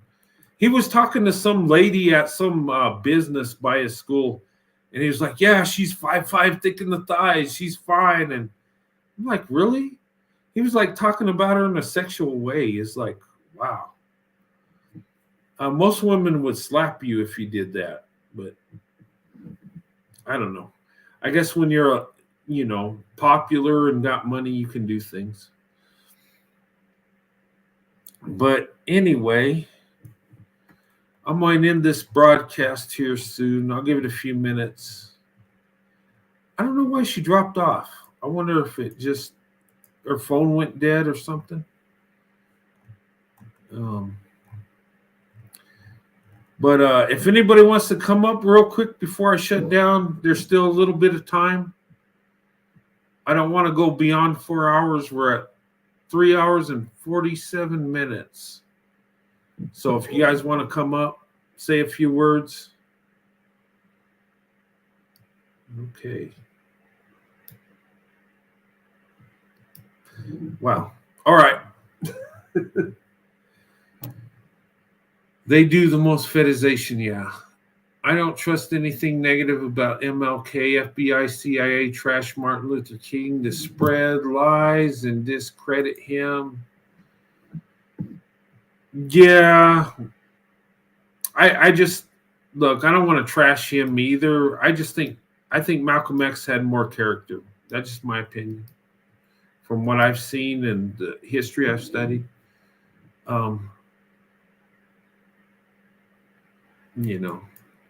But that's all I'm going to say about that. But anyway, guys, let me put this one more time for a few minutes if she wants to come back on. I don't know what happened. We're in the middle of a good discussion and it just happened. All right.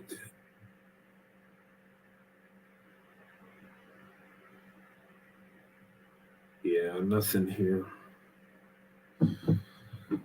Okay.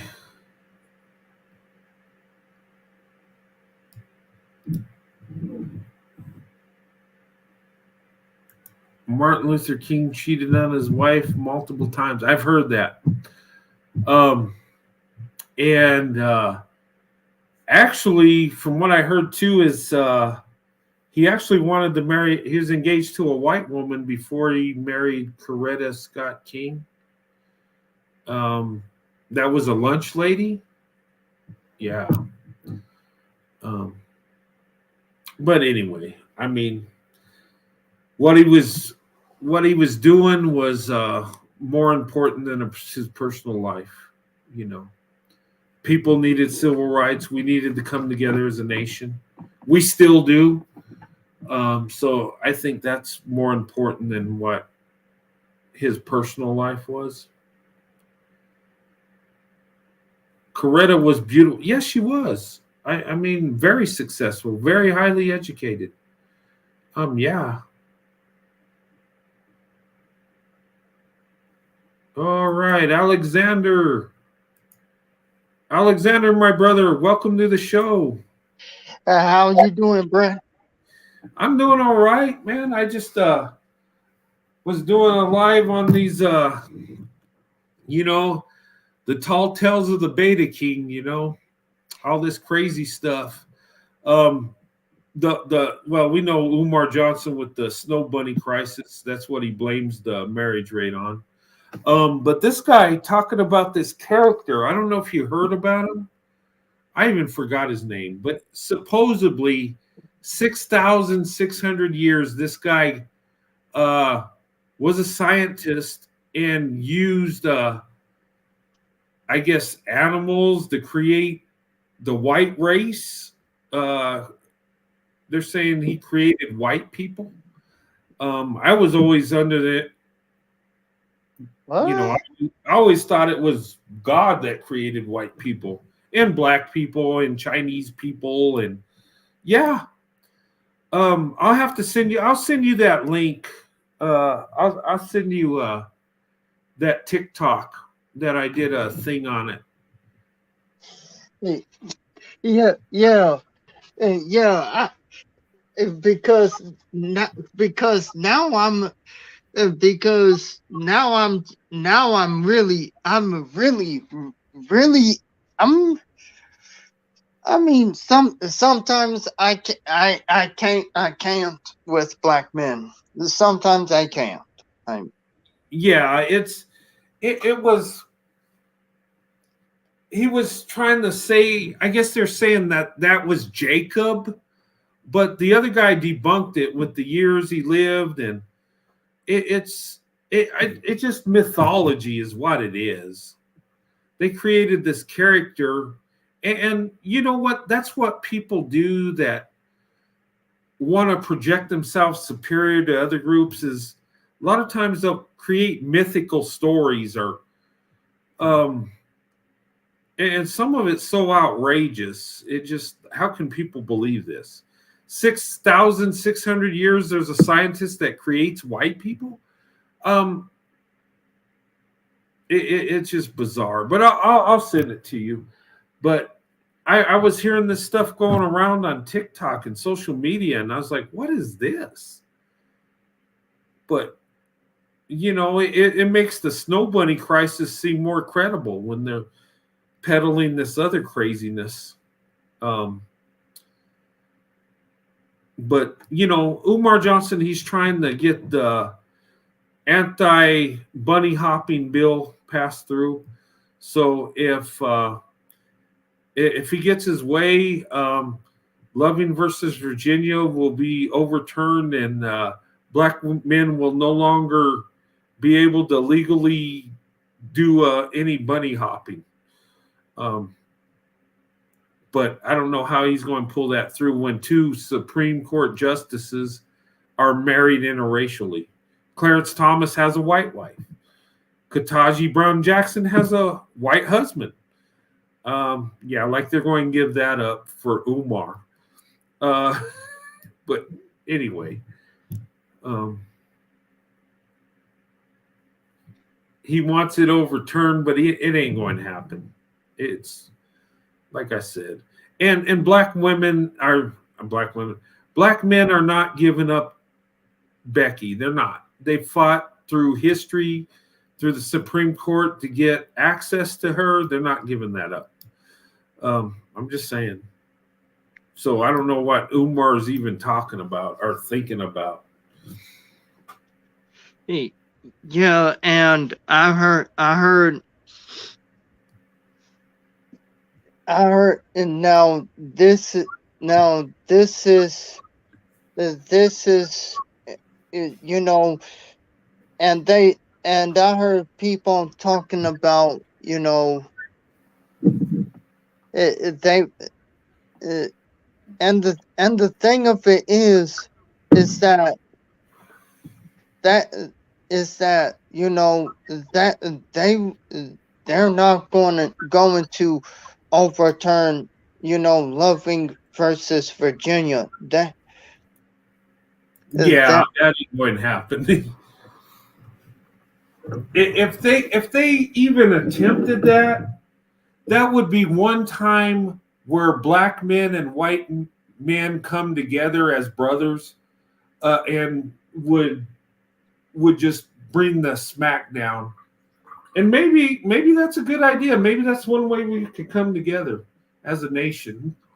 But that ain't going to fly. They're not going. Yeah, overturn Loving versus Virginia. Yeah, right. He knows that ain't going to happen. He's talking out the side of his neck. He's trying to, play to his base and, trying to tell black women that, you know what, if we just get rid of the snow bunny, black men will be good husbands and fathers and everything will be good. No, it won't. He's just playing to his followers. Hmm. And I did a live. And it was about the beauty of black women. I had to do because I had to do like a part 1 and a part 2, because when I did the first time, the internet messed with it and the live ended for some reason. So I went on ahead and did part 2 of it. Um, I'll send you an email for it. And Okay. yeah. Yeah, I'll check it out. Yeah.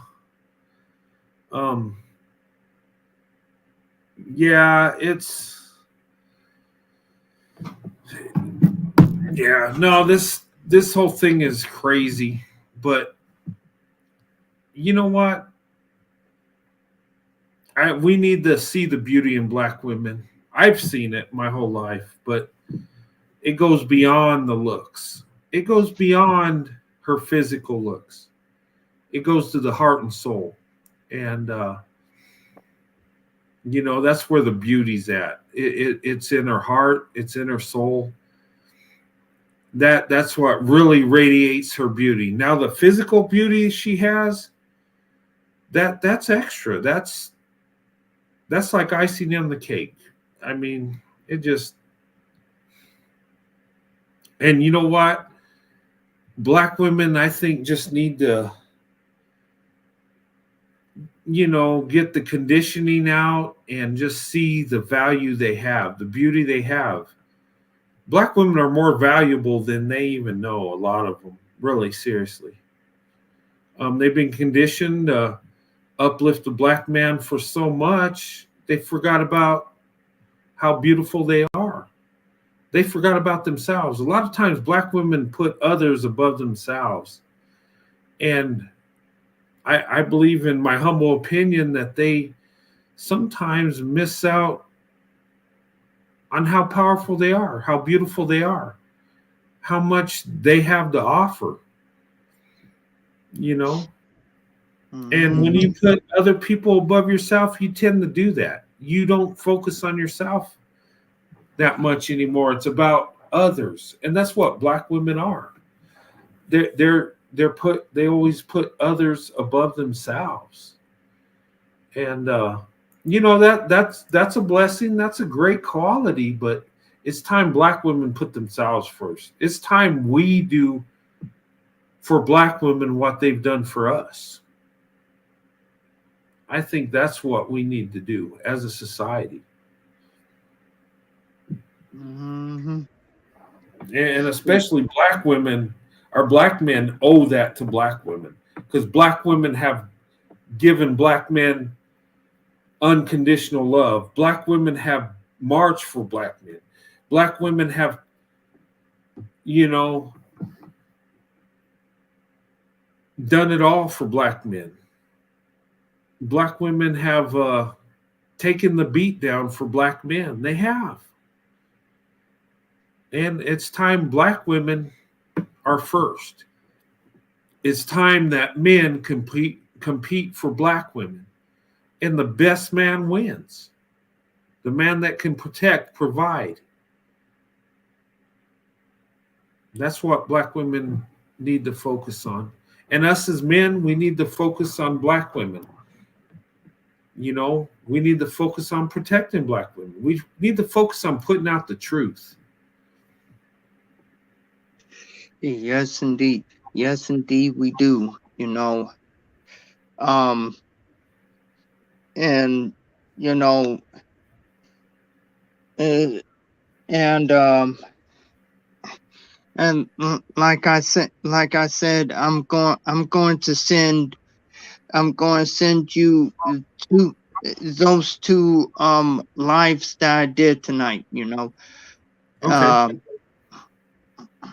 and and also I think uh and if you want to review them on your channel, you can if you want to. Okay. Um, and the thing of it is that it's time for Black women to to open up their options, because being race loyal to Black men it is really not it at this point.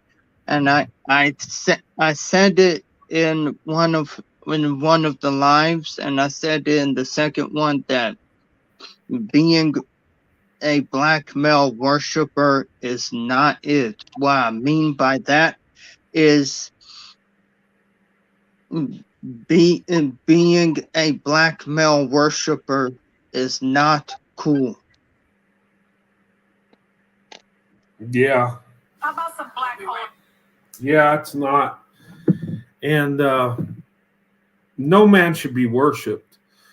But you know, Black women need to be loved. And it's time, you know what? Those of us that love Black women need to embrace Black women, love Black women, marry Black women, make them your wives.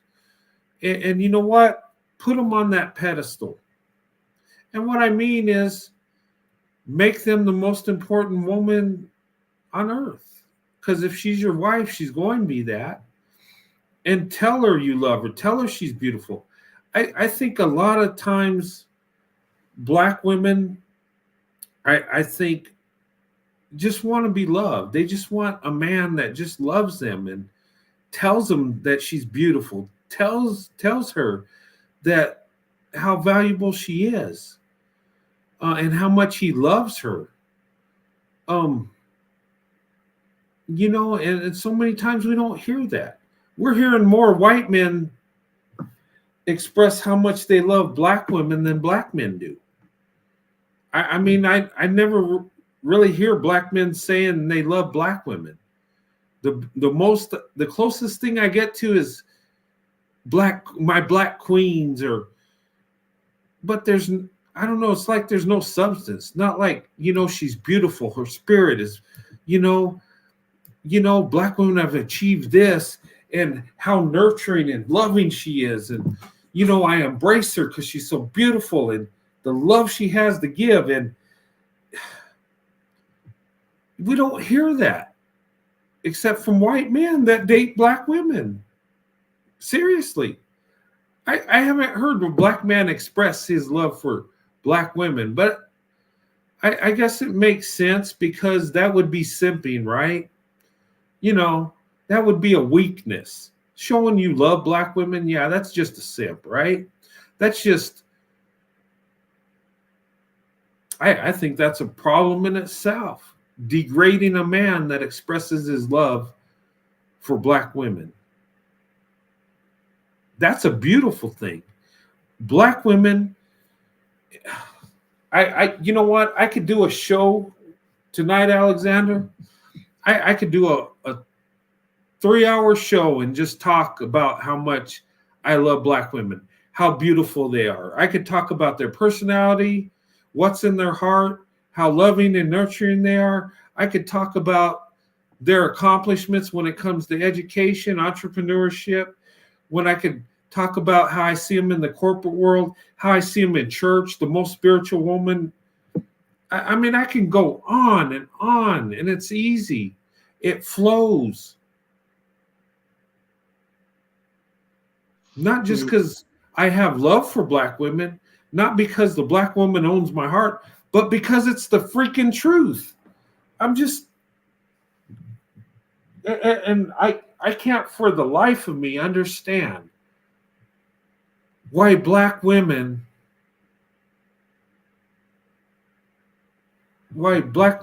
marriage rate isn't 90% instead of 27%. I can't.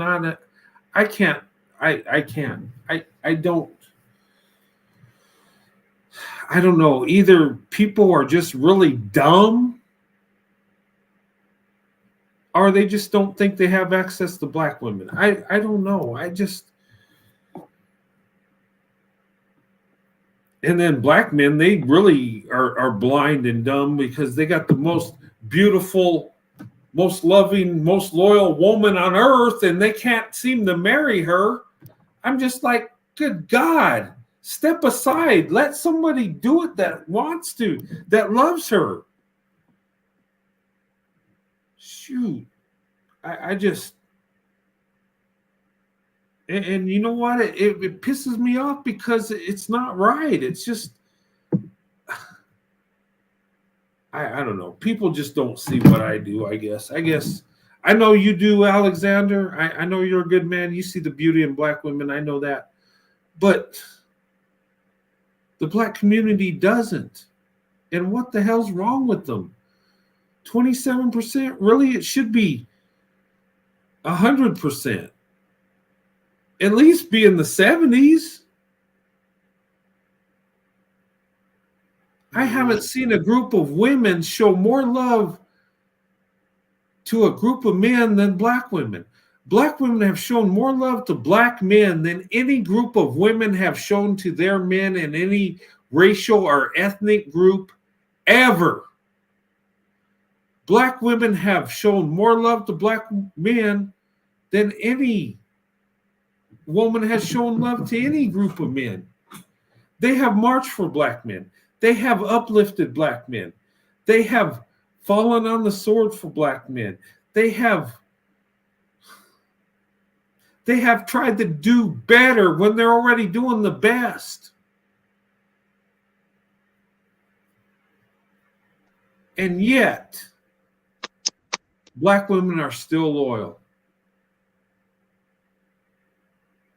Honestly, I wish black women weren't so loyal. I wish they would just cut ties and go to other men. I do. They would be better off.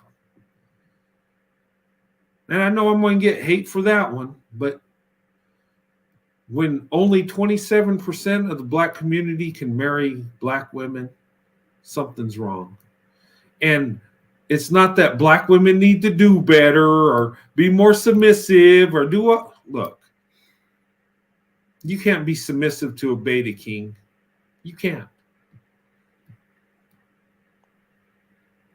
Let the beta king be the prize. Let him submit to himself and leave him alone. Ladies, if a man can't provide for you and protect you, don't waste your time. Because at this point, it's about you. It's about survival. It's about having a family. It's about building legacy. And beta men do not build legacies. Beta men build disaster. Mm-hmm. Yeah, yes, indeed. You know, and Yeah. and man, it's 2:47 over here. I'm a go ahead and you know, I'm gonna go ahead and I'm gonna go ahead and get me something to eat.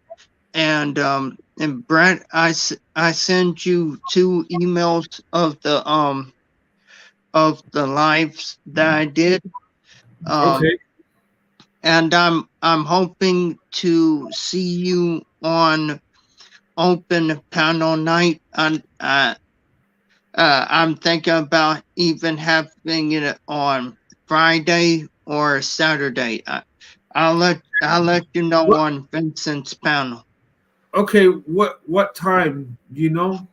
Yeah, or If it's on a Friday, it would be at 11:30. If it's on a Saturday, it would be at 5 in the afternoon. okay. Okay, I think I could do that. Yeah. Yeah, I'll look for you Friday or Saturday. Okay. All right. Yeah. And yeah, I'll yeah, I'll look for you. And then when you come on, I'll come on and check out your show. Um I'm sorry, uh I've been MIA for a while. I don't it's hard for me to go on YouTube a lot. Just usually when I come home from work, I'm tired, I go to bed and I just um and then I try to get my lives in when I can. So, but I'll look for you Friday and Saturday. Okay. So, but yeah, thanks for coming up, Alexander. It's good talking to you. Hey, it's no problem, my friend. Okay, It, brother. don't lose hope because I've heard that I'm not seeing too many. Well, yeah, uh, yeah. Don't lose hope just yet. You know. Yeah. Yeah, I know. You just got to keep it going. Be positive. Yeah. Mm, But mm. but yeah, it's I yeah. I everybody. I'm a go. I'll see y'all either Friday or Saturday. Y'all take care. all right. Thanks, Alexander. We'll see you, Yo, brother. Okay. I All right. Have a good one. you too. Okay. Oh, And I'm gonna say this one more thing, and then I'm gonna go.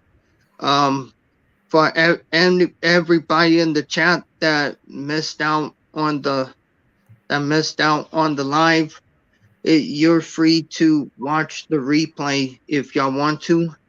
Um, and I just want to say, Brent, thank you for being for being one of the voices for Black women. You are truly a good man in my eyes. thank you, sir. I appreciate that. You're welcome. You're welcome. And I'm a head off, and Okay. I'll see you either Friday or Saturday. Okay. Sounds good, brother. I'll keep an eye out for you. I All right. You have a good night or good I morning. All right. Have a good one, Alexander. you Okay. All right. So, all right. Well, it's getting kind of late. It's almost 1 o'clock in the morning where I'm at. So that means almost 3 in the East Coast and almost midnight on the West Coast. But you know what, guys? I enjoyed tonight. Um, and beware of these beta kings and their tall tales. Okay. Um, and look at what they're doing. Look at history. Look at all groups that were superior over others, supposedly, right? Look at the propaganda they use, the mythology. Okay. Making up fantasy things mythical stuff that people would fantasize about that weren't true. And they would use that to make themselves look superior. Okay? There are many groups that did that. That's a red flag to me when I see people start talking about this, where it just so crazy and like a science fiction movie. Just so unbelievable. And why are they making up stuff like this? Why?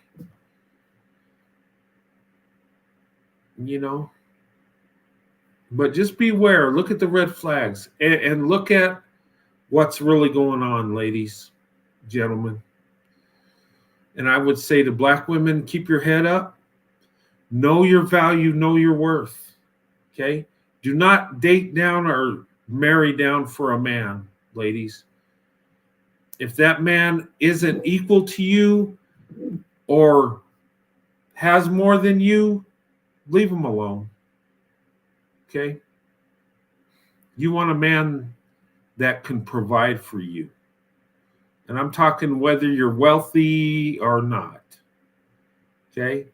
A provider provides food, water, shelter, and stuff that's needed. That's just basic.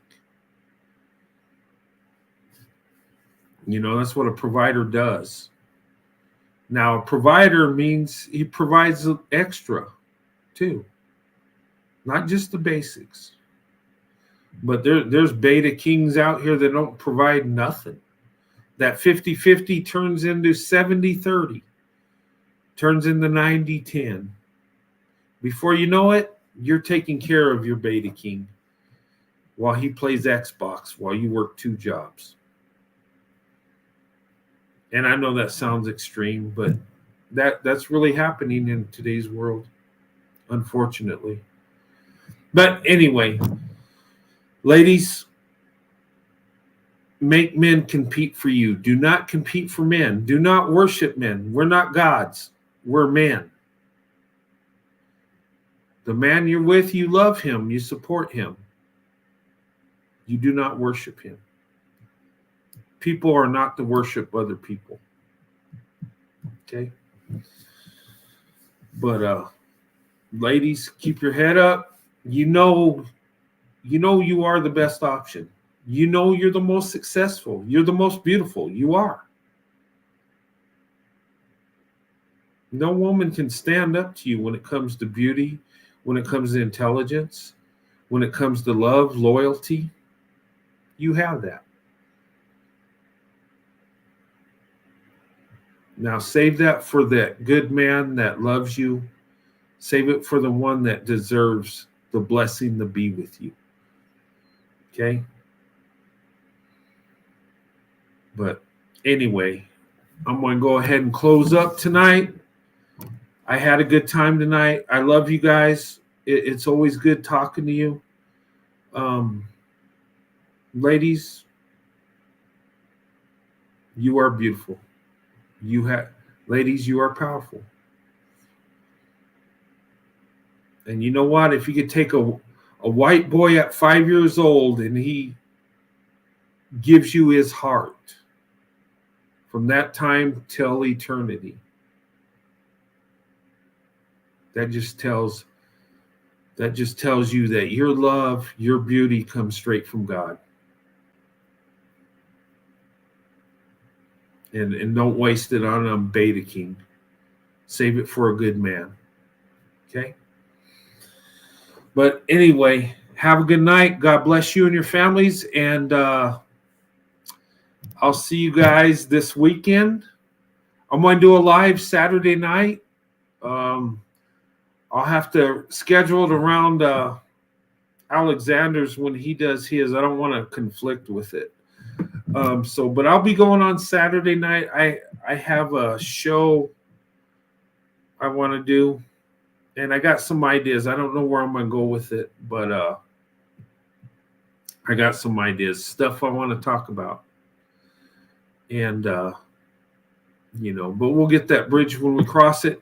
Also, I'm going to be doing here in the near future. I'm going to have a Discord. I just need to set it up. And that's where the White Zaddy Academy is going to be within Discord. It's going to be within our group, you know, white men and black women coming together. I would like to have something like that where we talk about relationships, being strategic, talk about interracial dating, things to look forward to or look for, red flags when you're interracially dating, knowing when, you know, the right type of white guy to be in a relationship with and the wrong one. Okay. We'll talk about that, how to vet men. I could, you know, we'll go into all that stuff. And what I want to do with this Discord is I'm going to need help with this, putting this together. But I want to do it to where if we could like listen to music on it, we could do like I don't know if you can show movies on Discord. If we could do that, I'd love to do that within our group. I got to see what I need to do for that. I heard you can do that. But it will be like a once a week thing, like maybe after, you know, a weekend live, not a late one, but let's say during the week I get an early live. I would like to do a Discord where we can talk, watch a movie, listen to some music. I love music, you know, and I think it would be a fun thing. And we could talk about dating and being strategic and how to go about it. You know, and I think it'll be fun. But it will be like after a live. And if we do a Discord night, it'll be a short live because I'm not going to do a 4-hour show and do a Discord. It'll be like an hour show, and then we go into Discord and do our thing. Michael Ray says, yes, you can. So we can do music and movies. And if you guys are into that, you want me to make this happen, we can do it. I would love to do that. And Discord don't cost nothing. You don't have to pay membership or nothing like that. You just come on and hang out. And I'd like to do that with you guys if you're interested. But anyway, if you guys have any ideas, just let me know. Email me. I do check my emails. If it's the longest it'll be is maybe 2 days to where I get to it if I'm busy, but I will get to it. If there's anything you want me to cover, talk about, reaction, let me know. But look, guys, I'm not, this channel is about promoting interracial dating and marriage. This is a channel about swirling to investment, interracially dating to marriage. This is about black women and white men coming together. Okay, so I'm not going to do shows on evil white men doing this or black women acting crazy. Don't try to derail my show. You know what it's about. If you want a show that coddles black men, go to those pro-black, pro-king channels, okay? That's where you need to be, okay? I don't have time to look for evil white people to debunk my show. I mean, that's stupid, okay? There are good and bad in every group. So don't email me for that stupid stuff, because when you do that, I know you're just trying to derail my show. You know, I don't do that. This ain't a channel where I uplift black women, so now I got to uplift black men. No. Men do not need to be uplifted or coddled. Okay? So I just want to put that out there because I'm getting strange emails like, why don't you do a show on the good black men in the community? Like, what? There's channels that do that. Why do I need to do that? That ain't even in my lane. Or, you know, somebody says I got to have black men and white women on my show to make it fair. No, I don't. That's not what my platform's about. But I do give respect. I will never go on another man's show and attack him because he's with a woman that he wants to be with. If it's a black man with a white woman, I will not go in there and cause trouble. As a man, that's disrespectful. And these beta kings that come in here and attack me and my wife and children, they're low pieces of shit. They are. They're garbage. Real men don't do that silly stuff. But anyway, not that Mammy's emailing. Yeah, they are. They're trying to derail my show. Look, I get these, what I call subscribing trolls. I do have people that do not like me that subscribe to my channel. I do. And they do it to know when I'm going live, when they can try to derail a show, try to create problems. That's what they do. But that's all right. We're not going to be affected by it. My platform, that's what it's about. Okay? I uplift black women. Okay? I don't uplift men. Okay?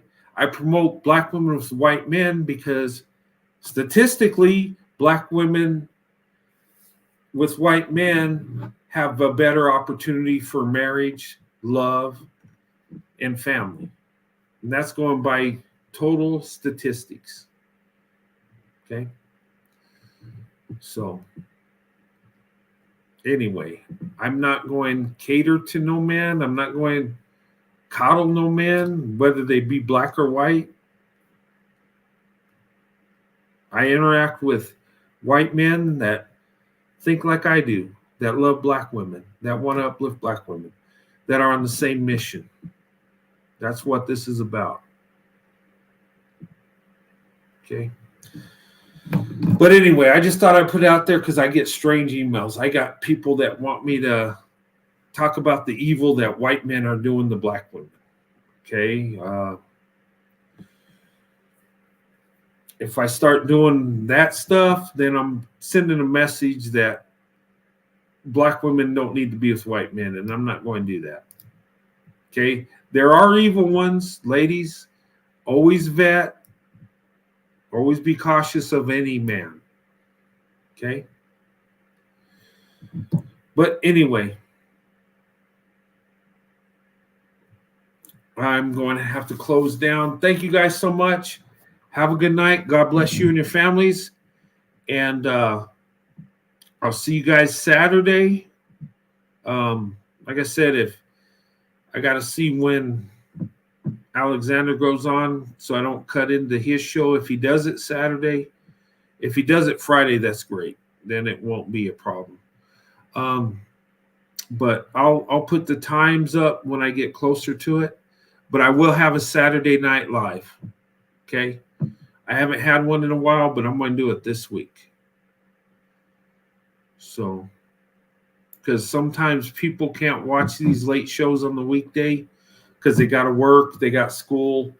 So I'm going to do it Saturday night. And Sundays, I always do something on Sundays. Okay? I will have a live Sunday also. So you can pretty much count on Sundays because that's my day off. That's my guaranteed day off. Tonight's my day off. So today, I got a day off. That's why I did a late live tonight. But anyway, let me go ahead and close it, or else I'll start drifting and talking about weird stuff, and then I'll start slurring because I'm so tired. But guys, thank you so much, ladies, gentlemen. Thank you for supporting this channel. Thank you for coming on the platform, and thank you for your interaction. Okay? When you come on and we have these discussions, it means a lot to me. It does. And I think it's very uplifting and powerful. And let's protect our community. Okay? We have our own community. Black women, white men. That's our community. We're a small group, but we're a successful group. You know? We might be small in numbers, but we're big in heart. Okay, we are. And we are the power couple. So, but anyway, guys, have a good night. God bless you and your families. And I'll see you guys Saturday. Have a good night.